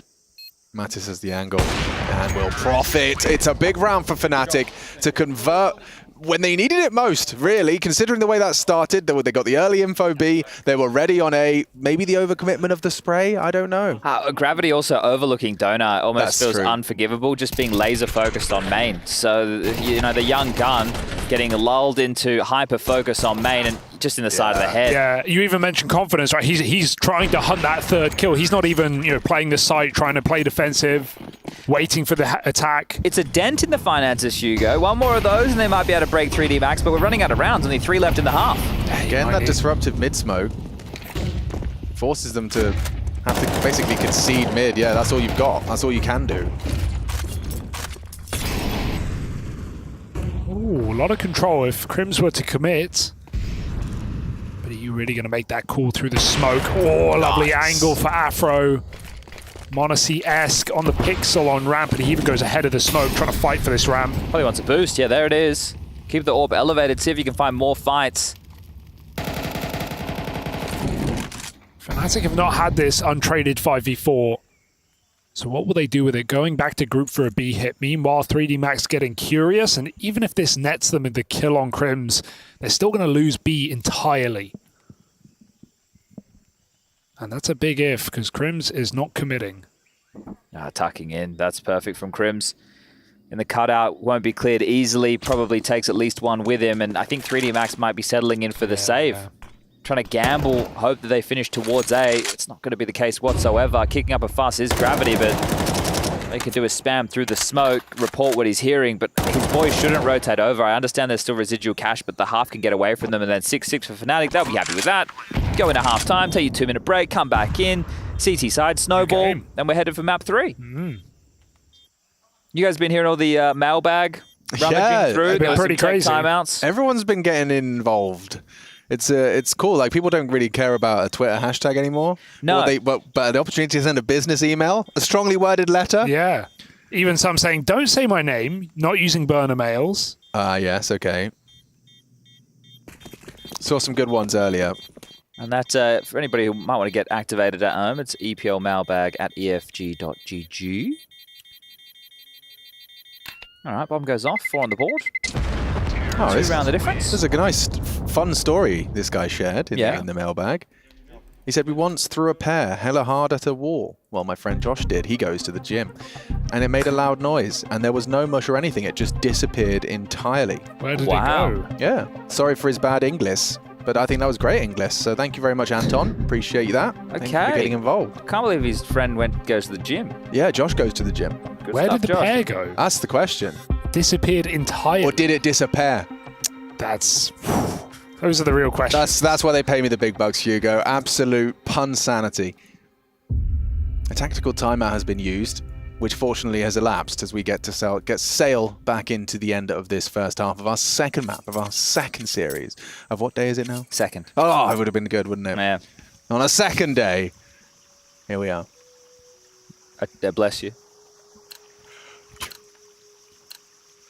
All right, Fnatic trying to cook, trying to level out the half. Body just trying to get a kill. Do you use a run throw bind, Chad, or do you manually do it? I use a bind. Okay. I like the consistency you like the bind that assistance. it provides. Yeah. Why risk the guarantee? I heard that Rain didn't. Was it Rain didn't used to use jump throw bind? He just used to throw it raw. That's how the car manufacturer want us to do it.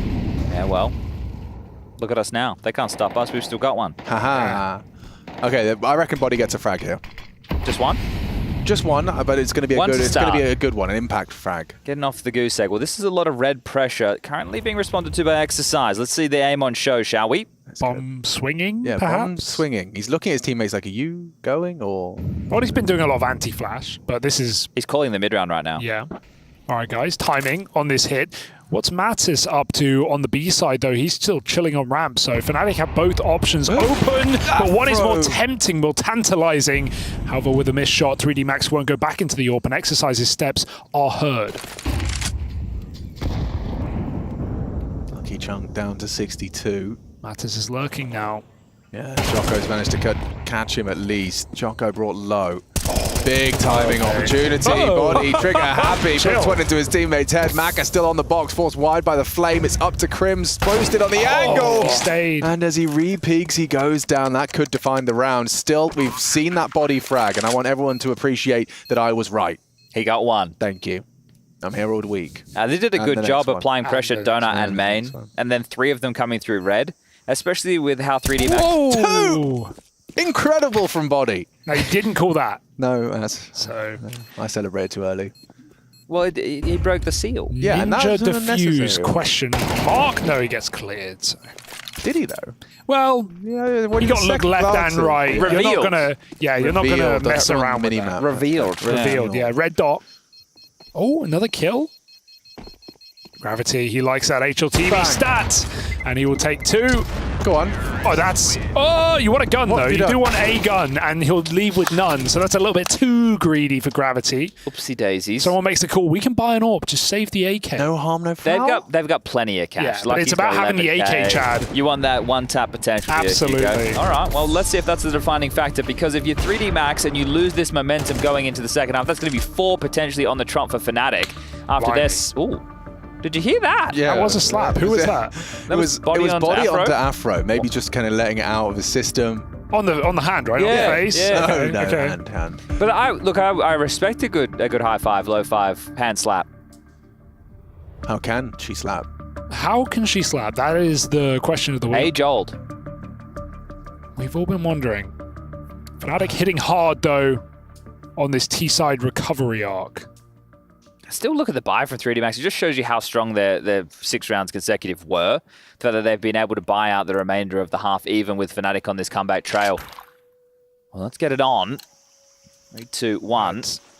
I like the way Fnatic have a very good understanding of their pieces and how stubborn they need to be in the territory to do these late mid crunches. Because you obviously need Heaven presence and you need the mid presence as well. It's really good flashes to facilitate it. You can see 2 players in spawn ready to unleash flashes right now. They're just going for a cave walkout. This is ballsy. To have Jocko in this power position. It's weird. It makes the mid players sort of obsolete with the resmoke. Someone needs to go back to the A site. As 3D Max have 3 players here. Joker can go back into cave if he wants before that fade. He's trapped. Mattis has to run back into the Molotov or get spammed. Good way to manufacture an opening. Mattis down mid to be tested. It's Lucky who's first to receive a flash lined up by Kyubi. Oh, the control's actually been given over. Yeah, he's in this off angle. I wonder how it's working out for him. Donk spots, and it does well. Re-swing is good, and trades are plenty as Fnatic needed that instead. 3D Max will steal the momentum back right at the end of the half. Afro against it all. And no bomb, not much time. Sorry, boys, I got this one. Afro, the Frenchman, with the AWP in hand to get it done. The first bound into the belly of Jocko. Just 3 more of his countrymen to find. Maka Down the ramp with his own AWP. We'll find the frag, and that's 7-5 on the half. We're going to the break, baby. 3D Max, a few rounds away from the playoffs at ESL Pro League, Season 19. Crikey.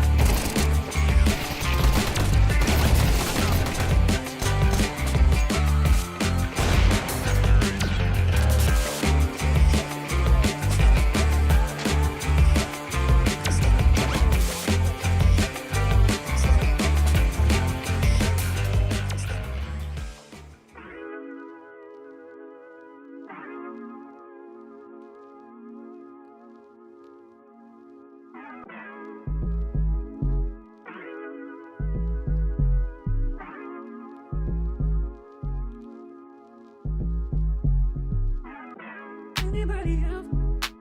Anybody else but you? Anybody else but you? Anybody else but you? I don't want anybody else but you. Anybody else but you. Anybody else but you. Anybody else but you.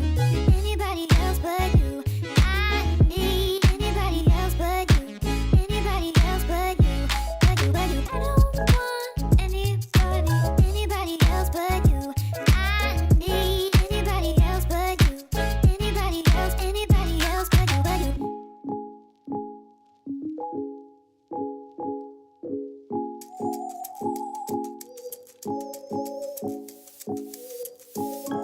Anybody else but you. Anybody else but you. I need anybody else but you. Anybody else but you. Anybody else but you. Anybody else but you. I need anybody else but you. Anybody else but you. But you.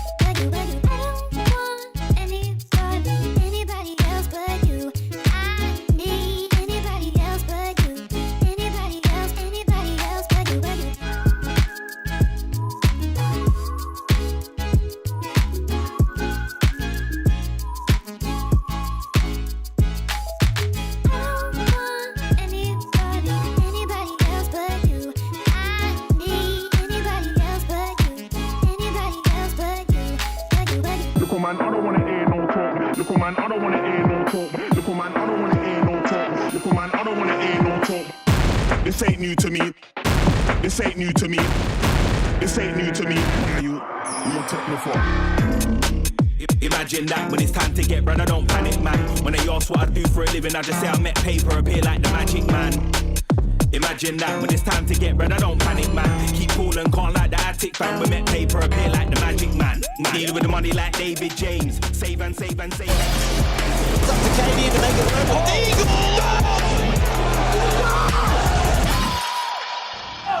Just the second day of play at ESL Pro League. We're live from Malta, where the sun is always shining. That's right, that's a Chad Virtual guarantee. The sun never sleeps here in Malta. And that's because the sun lives in your heart. That's right, kind eyes and an open heart into today's play. And a bit of swagger from Jocko. 3D Max, they had a bit of a 6-round run to start us off here on Ancient. It's map 2, 3D Max, a map to the good, dominating Anubis. This is Fnatic's territory, and well, it felt like at times 3D Max were in full control. They're pulling out the Fnatic, the full A-rush, sending it. The Bomb is bomb's B. outside Are they going to go around the world through Temple, round CT, back to the B site to meet up with Gravity? Look at this wrap, look at this chase. But the bomb can get lost on a ramp push, it will. It's all gone very wrong. Dear oh dear, they had the A site for free and now they have nothing to show for it. Bomb is B, they say. Bomb That's a WTF. That is that right. That overcooked, Chad. Not even burnt, maybe. They didn't even turn the stove on. What the heck? What? You can't judge. It's raw. Maybe it was a mistake. You can't. It was a mistake. You cannot justify that. It could be a mistake. That's the only justification. Nah, surely not. Well, we saw that one with Maine. Who was it last? Was it Stadodo? I'm sorry. That Rambo jumping off there's Maine no with the bomb? Watch them 2v5. Why are you worrying, guys? It's under full control here. Forget the bomb. We don't need it. I'm in disbelief. That is crazy. At least the bomb should tuck way longer. Oh, he went looking, did he? Smoke is nice, though. And a molly. Oof. All right, Hugo. If you believe in this 2v5, look, give us the beans. I want the beans. The beans, well, they're cold. They're in the can. But 3D Max about to crack it open. Do they clear up a Mattis on the corner? He finds the headshot. And the beans, they've been put back in the box, in the Tupperware. Joko mollied off, and I don't think there's time for this one. Come on, keep going. Keep selling. Oh, but maybe there's a chance. He's swapped the gun. They're going to swing on 3-2-1. He's got a 1v1 for the round. 2v5. Forget the bomb. Oh, but maybe don't. Maybe next time, take it with you. It would have been so sick. Oh. I mean, as a recovery, not as a call. No. I just think with the type of advantage that you have, it doesn't seem... How out of the box? Do you want your entire playbook just to be gimmicks? Like, what are we... Like, I'm not even against the call to go through A to B, but why put the bomb on solo I'm against B? it. Okay, but why put the bomb on solo B? That's the crazy one. Like, you don't need him solo planted. It's like trying to rush mid to CT spawn to A on Dust 2. Now Fnatic are feeling disrespected. Like, you think you could get away with that kind of cheese around here? Yeah. Now I'm going to hit you with the 4-axe Proton Blast. You know, of course. StarCraft Of course, cheese. of course. I don't know. Yeah. The Protoss? Protoss. The Zerg? The Zerg and... just normal men. But that can't be their name. No, but I was just giving you a clue. The Terran, that's right, Chad. Oh, You're okay. absolutely Yeah. right. No, well, sorry, I don't know which one was which. For me, the Zerg could have been the humans, I guess. No, the Zergs are the little Zergly ones. The bugs. Yeah. Well, they, for some reason, brought a Hero Galil. Also Seen another a couple of those. Hero Galils. Ouch. Yeah, well, Galil out of here. Galul. Oh, that purchase was going to leave Maka scratching his noggin. What's he going to buy? Is he going to go Mac 10? It's a little gun. It's the art, bro. You're just buying every round. And then you can buy What's he purchasing? every round. Oh, it is a Mac 10. Okay. All right. Now, we're all tied up 7-7. Fnatic are going to win the map 13-9. Oh. And we'll play Overpass as the third and deciding I didn't think we were releasing the script, Chad. I thought that was, you know... I'm just telling you what's going to happen. Okay. That's a quick take. There's no lane molly. There's just two ramp side. So Gravity gets right through it. Fnatic aren't battling for it. They're giving it over. So what's the plan? A late mid sweep? Maybe 2 donut, 2 red? 2 rifles here to stop them. On the fade, 3D Max get ready to go. 4 players here, though. This is a bloodbath waiting to happen. No, he's not ready for it at all. Was lucky. Tucked in, and 3 of them sent to bed early. He went to line up red smoke without clearing mid. Yeah, that will happen on these reaggresses. Just catching a very nice window of opportunity to Fnatic. Jocko has his bell rung down to 43 steps wide into the Afro Galil. Oh dear. You're just wondering, did 3D Max throw this game with that pistol call? Because right now Fnatic are picking up steam. Could we please, production, have the pistol round of this second half of map 2 clipped for the post game for regardless of who wins? Yeah. Because I would like to play it for Fnatic and say, what the hell do you think they were doing? And I would like to play for 3D Max and say, what the hell do you think you were doing? Yeah, okay. That sounds like fair fun. questions, either way. And if they are all on board with the Hugo B. Byron, we were just going to make our way. Yeah. I was like, oh, okay. I'm not saying it's the best pistol I've ever seen. But it was a pistol. Look, I'm known for my pistol calls, and I will not be pulling that one out. Safe to say. Gravity's pulled out a lot of space. This is a kill. Oh, Tech 9s can be lethal. Oh, yeah, can be, and should be converted. Oh. Gravity does plug Mattis. A second down on Donut. The double's not available. Afro couldn't convert. You got a 3A site. You got a round here. Yeah, and that's all of Gravity pushing into Cave not being expected, right? Subverted the expectation with their T-spawn-based Cave block smoke to get lane control. He came through it. You see the smoke. You think it's clear. You waltz on into Cave, not clear in your corners. You give over a rifle. He grabs the trade onto Donut, and Bob's your uncle. Yeah, Fanny's your aunt. I haven't even considered making that call. Pushing through the cave smoke. That's a cheeky way. If you can find a nice timing on it. Yeah, it's a huge risk. It's more than a coin toss. Yeah, okay. But that's why we love the Tech 9 rounds. You can risk it. You can throw shit at the wall, see if it sticks. Or a pair at the wall, see if it disappears. Don't do that in your own house. The pair or the shit. No, neither. Because you're going to have to clean it up. Yeah. We'll take this, though. This stuff sticks. It's going to be a third... Let me try again. 3 frags from Gravity and an 8th round for 3D Max. 12 and counting up there with Jocko and Lucky. They can drop 2 rifles, right? Body can drop 1 and Afro could do the same, but do they want to facilitate the Afro AWP? That's the question Keita is now discussing with his lads. Fnatic fumbling. And they have used their 3rd of the tactical timeouts. They should buy. I would be... Yeah. Okay, so Afro is in with the AWP. Body's dropped 1 rifle. Matty's has plenty. But it's more about Crims. So... Well, someone's got to lose. Yeah, but what, are they giving him anything? Like an MP9? He's got... Eagle armor. Bloody hell, okay. Bold. Well... Into the buy. Let's see what he can get done, shall we? He's got the Insta... And in we go with round number 17.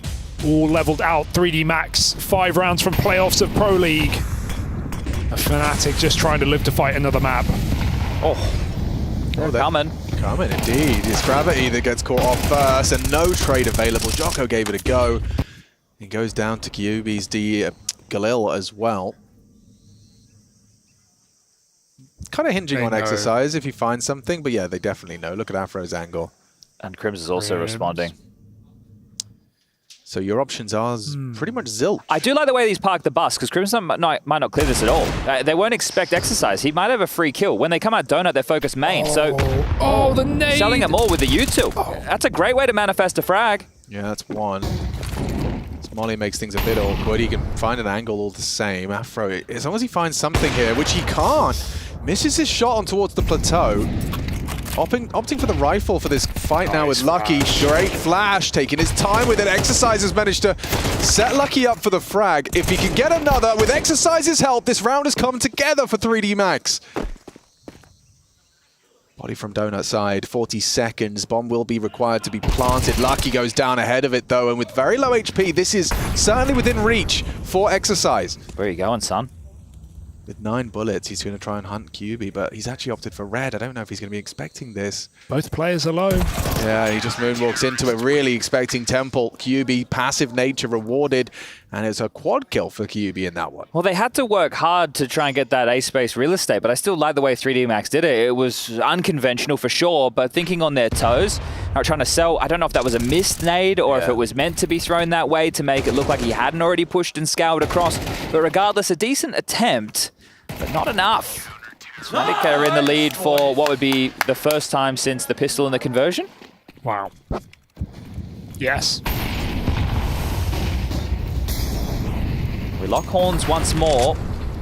Kept Fnatic honest with those frags. If they just throw away their life and give this one over, we go back and forth again. Oh, he wants it. Do you want it? Not enough. Gravity is ready, and they'll pop through the door smoke as well. It's just Body coming down the ramp. They know he's here. Oh, he doesn't finish his meal, and they'll be able to finish him. 5 on 2. Blink and you miss it. This round, dead in the water. But they are still looking at mid eagerly. Krim should get split on here. Or split open. Great showing from Gravity, isn't it? 15 kills in total, tied up with Jocko, newest name within this roster. Going great guns, just Afro. Final man surviving for Fnatic, and he probably just wants to hold on to the AWP. I don't know if he'll be given said opportunity. Another short smoke lands towards B. He's trying to backpedal out, but the 3D Max grasp. Well, it's growing. They still have a player over towards elbow, tucked in toward main already as Exercise. So the clock is just slinking down, and they're taking more space to deal with this saved AWP. Body's had a rough game, hasn't he? Yeah, it's not been pretty. That kill, sure, it would have only been 1 back after the double of Gravity, I believe. Yeah. Still, it would have been 1 back.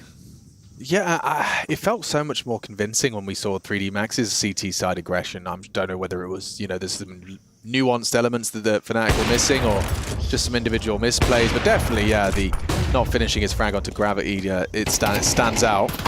Oh, they are Not his day. Not his day. He'll get run down. It's sick to see the energy from Gravity. This is his 4th LAN ever in his career.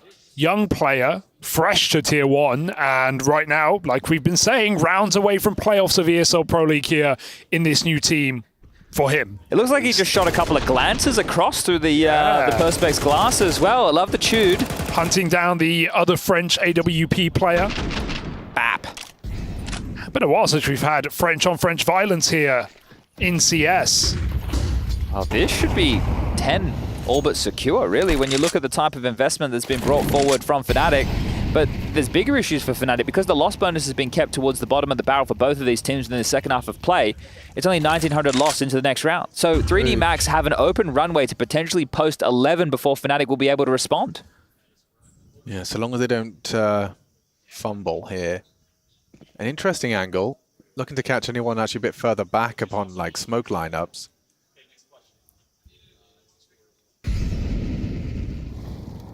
And no hurry. They are going to be walking out mid, well aware that it's unlikely there's a lot of nades or orbs to be concerned about in this one. Flash and go. Ooh. Good counter flash. It has resulted in a frag. Gravity down. Another would be huge. Lucky. He saves them. Now, the question is clearing this corner, his body, and he's been deleted. No chance to even pull the trigger on his B250. You're ready for more. Are ya? Maybe not on this angle. Oh, he didn't clear it. The crouch might make him a little wider. Look at the push, though, coming in from Mattis.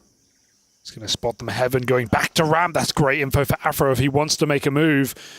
Not going to see this red component, but it's being considered by Crims, who has a lot of responsibility. He gets that spot on the red player. Mattis is going for the jugular. He's going for the round. This 20 seconds, they blocked themselves. They've got to go through it. Crims, a well-placed eagle, would go a long way, but Joker finds that entry, and Afro, not known about, cleaned up as well. Mattis, no gun, no chance. They're on his angle, and somehow, some way, they avoid every issue in that round. Oh, got sweaty there, didn't it? Oh, that one was tight. The clock, the miss molly, the potential flank, that was troublesome. Going cave against a light buy as well, it always seems risky. That's where the pistols can pack a punch, but Fnatic can't pull it off. Whew. Yeah, it started strong. It started with a bit of a bang. QB on that 5-7, just didn't manage to translate it, despite 3D Max's best attempts. Oh, they're waiting in red, so they'll try and leak through Donut and red on this body flash. See how many he's able to catch in the trap. Oh, too early. Oh. That's a team flash. Oh, clean. On your bike. 4 kills for Exercise. Yeah, some sharp shooting, right? We've seen some great moments from the individuals of 3D Max today. Well, this is it. This is what I spoke about. 11 rounds for 3D Max before they're going to get tested again by Fnatic, and that's with the loss bonus giving them enough for the buy. Now, it's not over for Fnatic. Remember, we are at Pro League. Plenty of opportunities to try and make your way through to the playoffs. But the winner of this series, as well as the winner of the next series we have coming up, Astralis versus FaZe, rematch from Chengdu, will lock themselves in for the playoffs. And then a match to play for, I think it's quarterfinals or round of 16. Oh my God. How many are there? At a least barrage 2. of Molotovs he gets stuck in. It's worked out well for Gravity onto QB, and if you lose mid as well with Crims and QB gone, Fnatic, they are already in trouble. It's a big push from Mattis. 3 from behind. Well, that's problem solving, especially when you put Afro's pick onto Maka into the mix. You're left wondering where it all went wrong. Jocko thrown off his flow. They got 2 there in the opening. 1 cave, 1 mid, and just like that, Mattis flips the script. Needed a hero. Maybe it's Jocko. He's got a chance to plant at this B-bomb site in the open. Body gone, and this might be how it all goes wrong for Fnatic. 1v2 now. Jocko gets that plant, full commit. They're going to run him down. Oh no, patient, hesitant perhaps. Hey, good. With the nade, he takes another. Jocko in the 1v3, he's seen the orb, and he goes round the world. No kid. No, not like this, guys. Oh dear.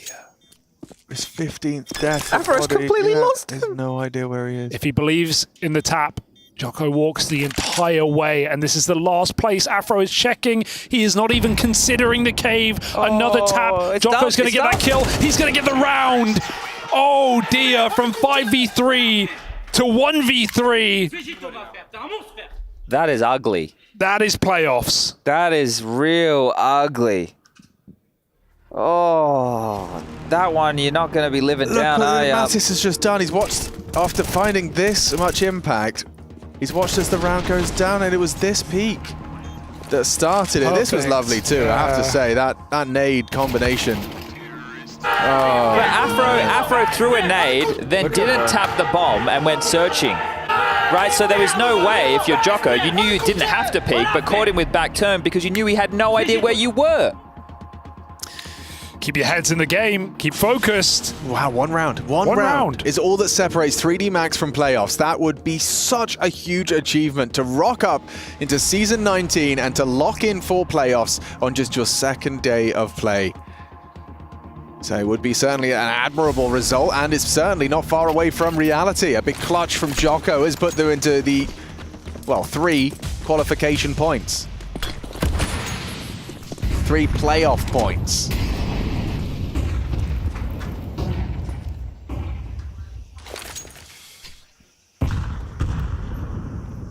They're just going to walk out A. They know Fnatic have been all over mid in this CT side. 3 players here this time, taking it completely. But 3D Max contact all the way out into that A site. They're going for the boost. They're already set up. The bomb is on top, but Fnatic can't do anything about this. They've got 2 flashes and no kit for what will inevitably be a retake round. Now that bomb does get dropped, but 3D Max have position. They have a smoke. They have kills on their plate. They're going to take them. Nice swing from Crims. 2 frags back on the MP9, and it was all there for the taking. We don't have another ridiculous clutch, surely, here. Fnatic onto 10. Unless Gravity has anything to say for it. I think Afro could even get this one, despite the low HP. And he will. Delivers. There's a 10th for Fnatic. Crims, a big reason for that. That double with the MP9 was necessary. Are we going overtime? No. You're thinking about it. He said instantly no. They're back-to-back buys. Alex, don't let him sway you. Have your own opinion. Yes. We are going overtime. Those are the 2 options. I'm standing up if we're going overtime. Oh. I'm sorry, it's just my opinion, man. I'm entitled to one. That's fine. I'm saying OT. Not everyone's right. No, that's right. But broken clocks and all that. Oh, they need to strike twice. Oh. To Fnatic. Yeah, the limited options for them in their early aggressions. You can see that the 3D Max side are pumping towards this B site. Maka a miss. Searching. He's still searching. Akeen. Body's trapped. In the cubby, goes wide to Afro. 2 down on B. This is already the end. The beginning of it, at least. Overtime, they need to claw it back. It's a big one from Mattis. Can he secure it? They haven't got the bomb. They have not got the bomb. It's like a pistol round all over again. Lucky's coming from behind. Mattis aggressing up the ramp. That's a big find. Jocko stands strong. This is a big one now. If Jocko can just live, he averts his gaze for a second. It's a 2-on-2. There's the patience rewarded by Lucky. Match. It's crazy, but they could still get this bomb across. Kyubi's in a position to disrupt. How long does he wait? How long does Lucky cut noise? And how patient is Kyubi? I knew it was cave, right? Does Exercise come and re-clear to escort him? He needs the help. They're in no hurry. And for QB, you think, well, they could be finishing A. They could be picking the wrong bomb site. Yeah, but he's stayed vigilant. Suspects it's just a cut of noise. Oh, it's all about this timing. It's all about this timing here. Oh, it's actually in his best interest now. The fact that he doesn't know is unfortunate, but they have already got themselves into the B site. This is where the penny drops. He is now aware. Bomb has been planted. And it's held by Lucky. He's testing his pre-aims on this one. Oh, not bad. He gets the tough first. Clear, Alex. Very tough clear with his low HP, and he hasn't done it, but trying to tap the bomb. He will go down to the spray, and 3D Max are into the playoffs. That's gotta feel good. Don't drop a map. Rock up to Malta and lock in the playoffs with Gravity by their side. A roster change and a result change, doing damage to 3D Max. Fnatic down to the lower bracket. That's gonna feel bitter. Imperial Eternal Fire's winner will be facing off against them.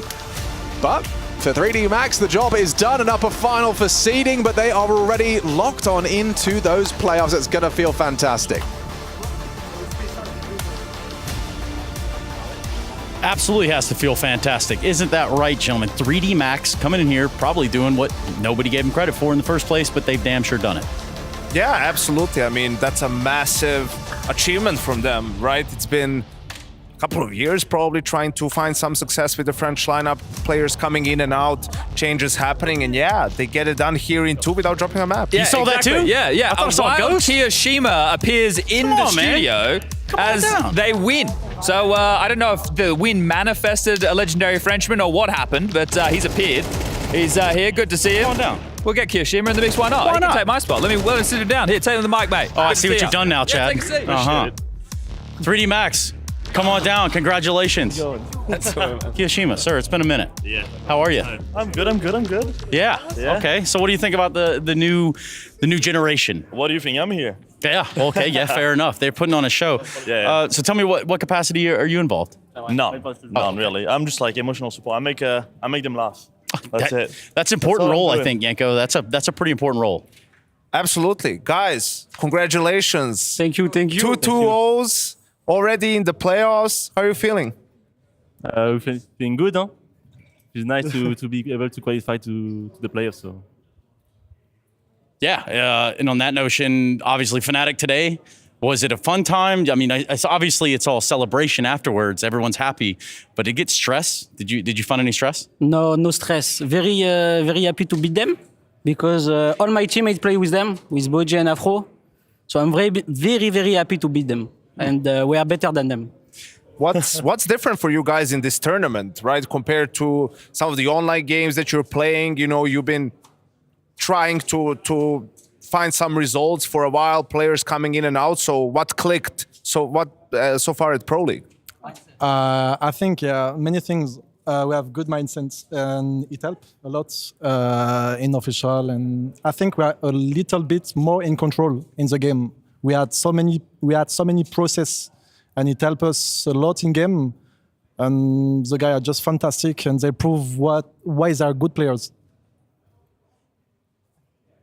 Okay. Trace is talking to people in the back. I also wanted to ask you, Lucky, because, you know, it's been a while. You were on that G2 lineup for a while. In 2019, you played the final of Pro League against a Liquid. It didn't go too great. But, you know, from that point on, it's been a little bit up and down. So what's it like for you being back here and making playoffs of another big event? I mean, it feels really good, obviously. I think we have a squad right now that can compete with the best in the world. Like we have a lot more control in the games. Like we said, we are very calm, and it feels like very good. And yeah, it's funny that we are back in Pro League right now. Maybe it's a good luck for me. I don't know. And hopefully we make a good run in this tournament. It's a wild timeline, like all things considered. But I guess I want to ask you all about the state of Counter-Strike in Western Europe, well, you know, in that side of the world. Tell me where it is for you all having to grind now that you found your way to Pro League. Where's French Counter-Strike on the map? No pressure, though. The internet is forever. I think French Counter-Strike never left, even though we don't have like a big French team yet. But I'm pretty sure we can put the French team back on the map. We have it now. Yeah, there you go. And that's what's important, which is why we're going to bring on our United States Air Force Aim High player of the match. And that's going to be Lucky. Rightfully so. Lucky is, he's been around here for a while too, huh? Yeah, Kiyoshima, what can you tell us about Lucky? What can I tell? I mean, I'm like the one. No pressure. I mean, he's also here, but. Oh, I see him play every single day. Like, he's giving everything he has every single day. Like, okay, if you had to think about commitment, and he's really like dedicated to the game. Like, I've been with a lot of players. You don't have to cry, man. It's fine. It's all good. Let's get a French flag in here. You know, we're back. Because, I mean, you know how it is. Like, I've been with a lot of players, and even I can see it. He's dedicated. He's gonna do like things that other players might not do. But it's the small things that are important. Every single time. Every single time. You guys buying into that? Does that sound about right? He's like one of the most calm player in the world, I think. Like, he's really composed when he plays, and you can see it like in clutches and also the way he plays on the side of the maps. Cool. So anticipations, they're going to playoffs, Yanko. Anything that they should look forward to there, or what do you think?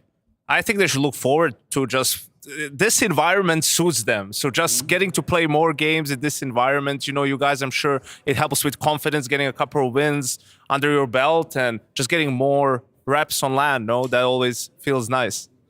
And for you guys, anything you want to say? Because people probably didn't pick 3D Max. I'm not even going to sugarcoat it. I'm not going to lie to you.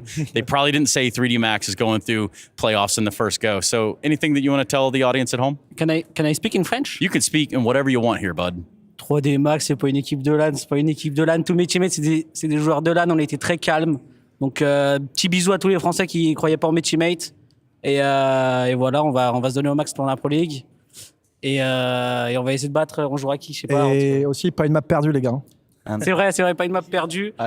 On a réussi à comeback, donc on a un gros mental. Et merci à tous les fans qui nous supportent. Et c'est tout. I want to say just one thing. Watching like, what the fuck is he saying?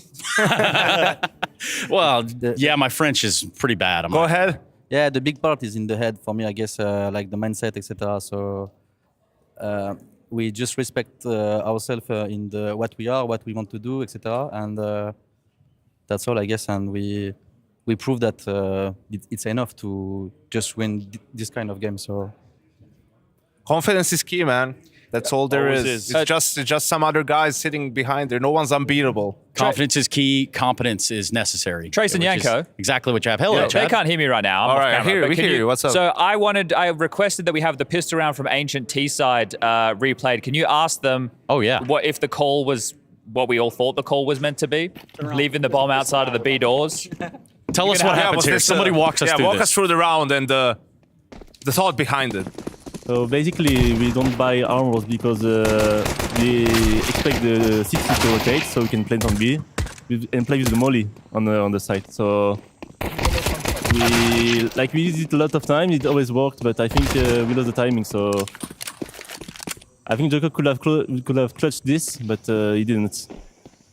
It was really close though. And that's what they're going to remember about that pistol round. Yeah, but it's a cool idea. I mean, you just leave it. That's how the economy is in MR12.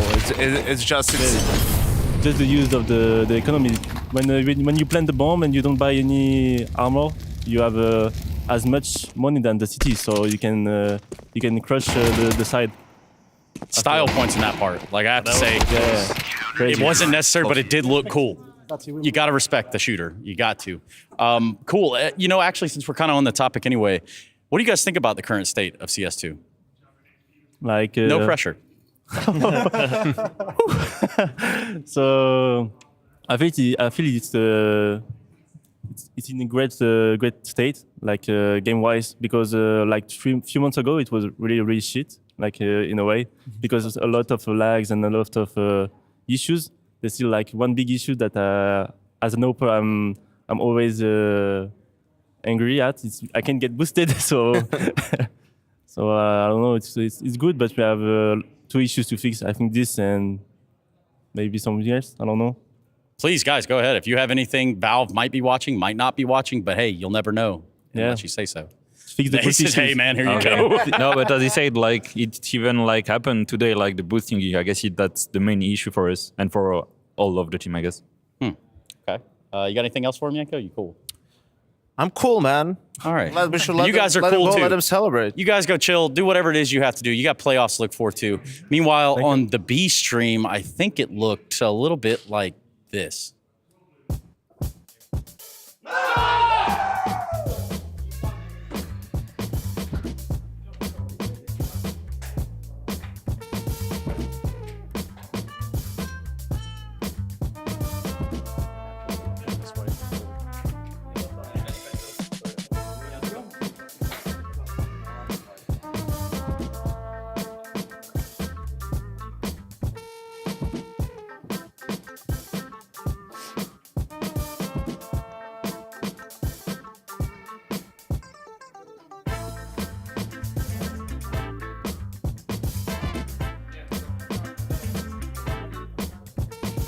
Congratulations, everybody. Congratulations. Yeah. I did this over here. I knew that you guys had this in the bag. Speaking of which, I'm looking for this guy. Do you know him? Yes, it's my small version. stretch to 16 by 9 or 4? I think it's Cologne 21. Yep, it's definitely him. All right, Dastin. We're trying out new people for analysts, and I want to know what you saw in this game. What did you see? What happened here with VP? What happened today? Yeah, what happened today? Today we won Vertigo. Okay. At least it's good that every team will pick Vertigo right now, but there is no like pure Vertigo teams, I think. None that master it, really, I think, is part of it. It was a hard game, but we still need to improve.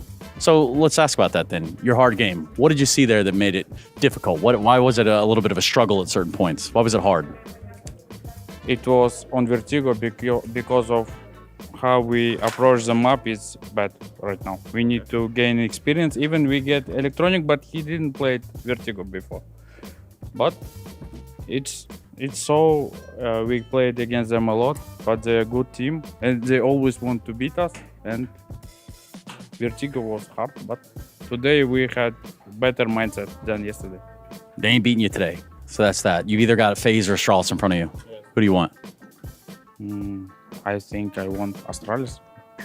Pretty fair assessment. Thank you very much, Das. I'm gonna slide on over here. Look at this. Get a shot of this jersey. I mean, people need to see this. That needs to be in their brains now. Electronic, guess who I'm coming to talk to? You recognize any of these guys? Of course. Here, how about I do this? I'm gonna try to hold everything at one time. I'll tell you what. Good coach, bad coach. Good coach. Good coach. Okay. It's Dastan. Good coach, bad coach. Natural. I don't know. Neither. I never play under his coaching. But you have played with some of these guys, right? Yes. We'll put him in the maybe pile. How about that? What about Good this coach. guy? Good coach. Good coach, okay.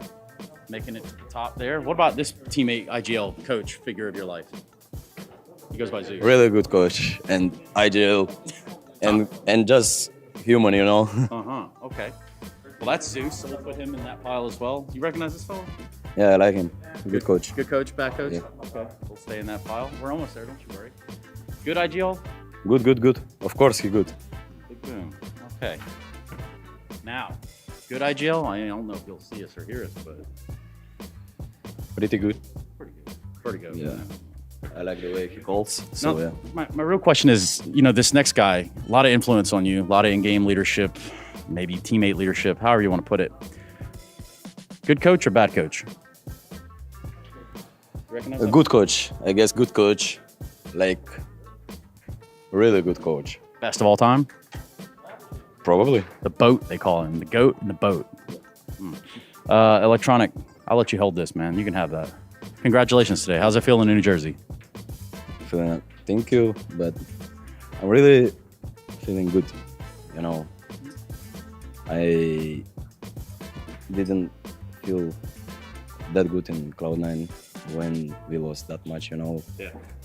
So yeah, now I feel much better. Well, it was pretty quick, the turnaround to get you in a VP jersey, right? So can you tell us anything about that? I just decided that I need some changes. I came to the Cloud9 and asked if I can to change my team. They say if you want to. We are not door. We cannot close the door about this. So yeah, and VP asked me if I want to join them, and I said, of course, why not? Because I like the way how they work. So there might be VP fans, there might be Navi fans. What do you say to the Electronic fans? Thank you everyone who's supporting me even in the worst time in my career. But I hope now I'm gonna pull back, bounce back. Yeah. Hey, I appreciate you, man. We'll get out of their hair. That's VP, win it over Saw. At some point in every gamer's life, there's a question to be asked. Do your clothes match your hobby in any situation? Or do they just represent what you dream of? No matter what situation, there's always the right wear and the wrong.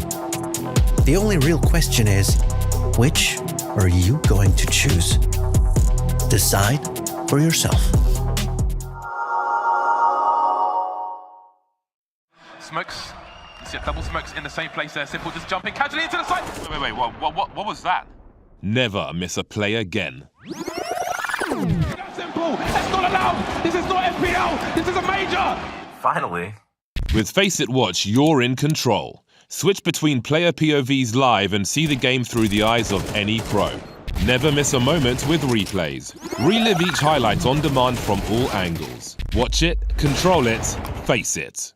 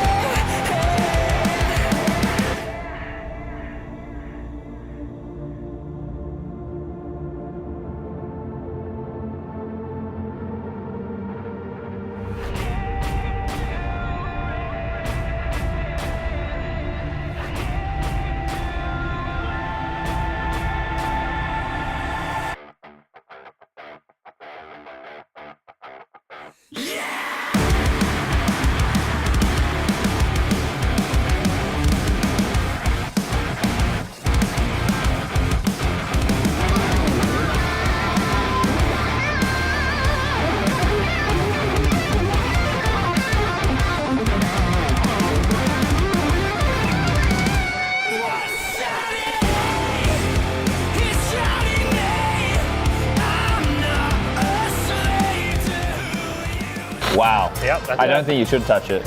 I don't think you should. I think this is. Do you like CSGO skins? They're okay. When we make that stadium a library, there's only one sound you'll be able to hear. So we're hanging out here in Chengdu. We've got doing some tourism. Yeah, some Cheng dudes. Just some Cheng dudes hanging out in Chengdu. Well, I mean, you were telling us, our local guide. Yes. So I looked a lot of this up on the web, so I checked it out, and there's a little ice cream shop I heard about. It's got like a Szechuan ice cream. It's a bit of a numbing kind of flavor. Is it Szechuan a pepper? Yes, it is. Well, it's actually a peppercorn. It looks like black pepper. Are we merging the hot with the cold? Yes, exactly correct. Yeah. So I want to check it out. Okay. Let's do it. Let's do it. Ice cream time. Yeah. Just keep walking? Yeah, don't stop. Don't stop.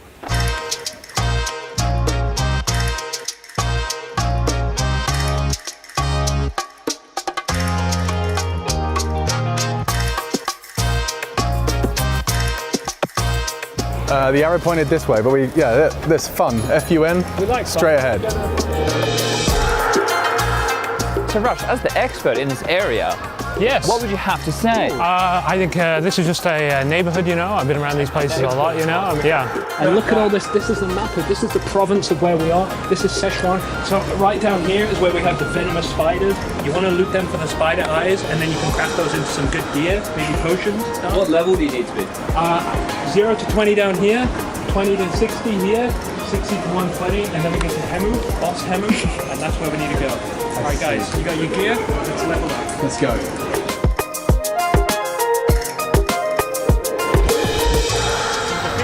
Yeah, okay. What's this? That's the thing. Gelato. This is the thing. Can I get the one with Sichuan and cashew nuts? I just had the normal one. The normal one? Yeah, I do normal as well, yeah. Normal one. Look at this, look at this. Wow. Oh, frogman. I don't know, hanging out, having a good. Oh, look at this little cone. This is with the cashew nut. Yeah. Ah, perfect. Shishi. Cheshire. Ooh. Oh, it smells like Are we trying it right now? I think we are. Here we go.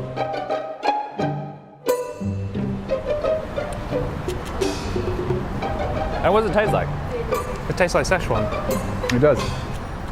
Thanks, Rush. I mean, that is a flavour, you idiot. Oh, the cashews in there. Then you get that kind of after kick. No, I'm not really getting. I'm not getting anything. I'm not getting anything, numbing wise. When's this thing happen? I'm not getting any effect. No, me neither. Oh, we just lie. An old lady just spat in our direction. Do you think that was personal? Yeah. Specifically aimed in our direction? I reckon it was at us. Well, I'm done.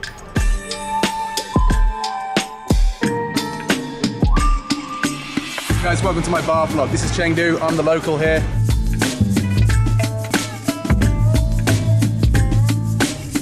Oh, it's okay. Ni hao, ni hao. Ni hao. All right, we just had the ice cream. Well, I will say it's numbing? a little like a slide. Like if the oil, it's obviously going to be a bit more potent, but it was there. It was a bit of sweet though, you know. So Yeah. maybe the sweetness counterbalances it. That's what you do. If you have something spicy, you have something sweet. It like counteracts. And there's lactose in there as well, so it's like stopping the numbing.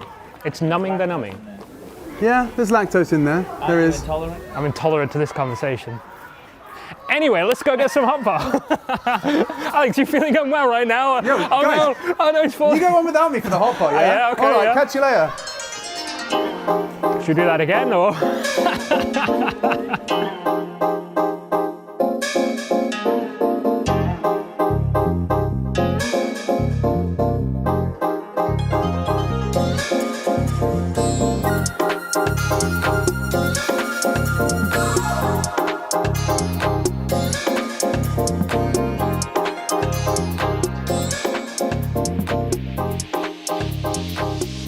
So how many times have you been to China, right?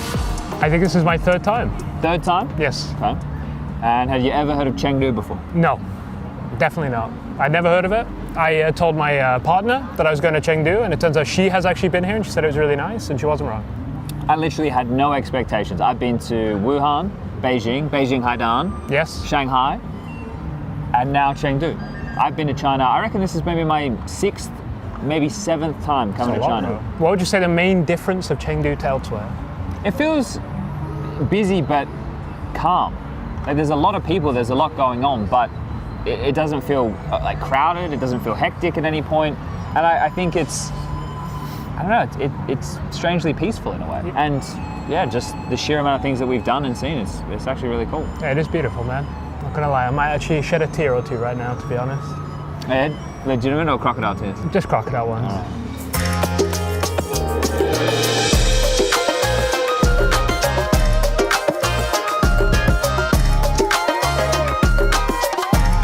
That's a hot pot, bro. This is the hot pot. Touch it. Wow. Yep, that's I don't think you should touch it. I don't think you should. I think this. I think that's like That's the solid spicy oil. side? No, I think that's solid oil, bro. Look at the chilies. It's gonna like heat up.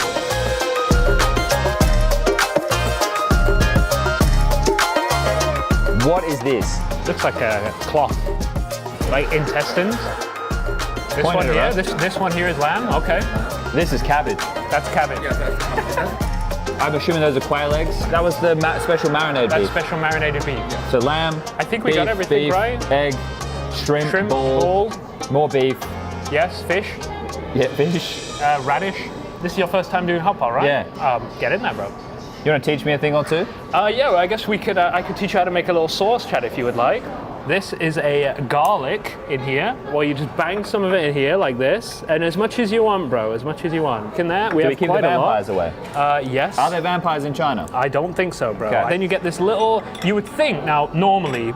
From my part of the world, it looks like a can of Coke to me, but this is actually a can of oil. Then you dump this in here. I believe it's some kind of sesame blend of oil. All right. What comes next? We've got some cilantro here. You pop some of this vinegar in there. Not too much, not too little, just as much as you want. This is oyster sauce. Okay, do you want me to hold that over so you don't make too much of a mess? Yeah. I've got an apron on, bro. It's all right. And now I'm gonna put in some. I believe these are spring onions. And we also have some cilantro or coriander, depending on Coriander where where you're from. I'm from. Yeah, okay, well there you go. That's how we make the dipping sauce. And how about we dip some meat into that pot of hot? Wow.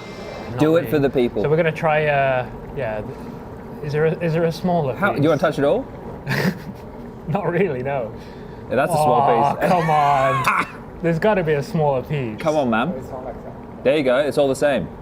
That's 2 pieces. Oh, God. There we go. It reminds me of are you going hot? It's like a microfiber Are you cloth. using this? Are you using the spice as your friend? I feel like I actually am. He's using the spice We're as gonna his bang friend. that in there. All right, now I've got to. Oh.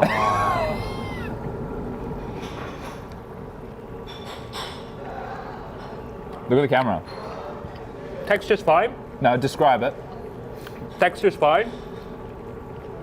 It doesn't really taste of much. It's a very interesting texture, though. You want more? No. It's good. It's not bad, though. It's not bad. Okay. In my bag, really.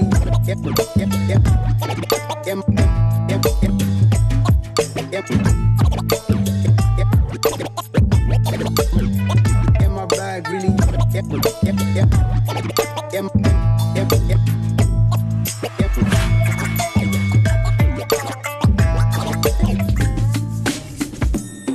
You right? You want to go for a walk? I think we should. Oh.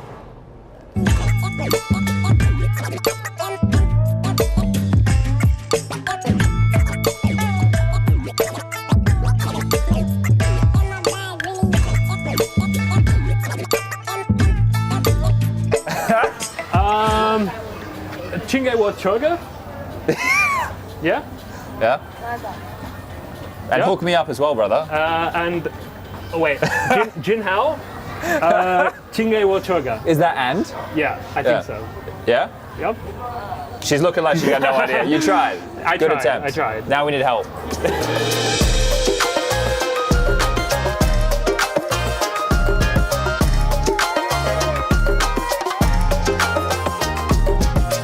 But a lovely stroll in Chengdu. Where are we at? I believe we're in Dongjiao GE right now. That's the official pronunciation. That's actually how you say it. Suburban memory. Yes, that's correct. A cool area. I didn't know you speak too. Yeah, look, just a okay. little bit. A nice day, and good to spend some time somewhere else in the world. Yeah, it's beautiful out here. Yeah, have you observed? I've observed the culture, bro. I'm Yeah. taking it all in. I had some ice cream. It was really good. Oh, cool. Nice day.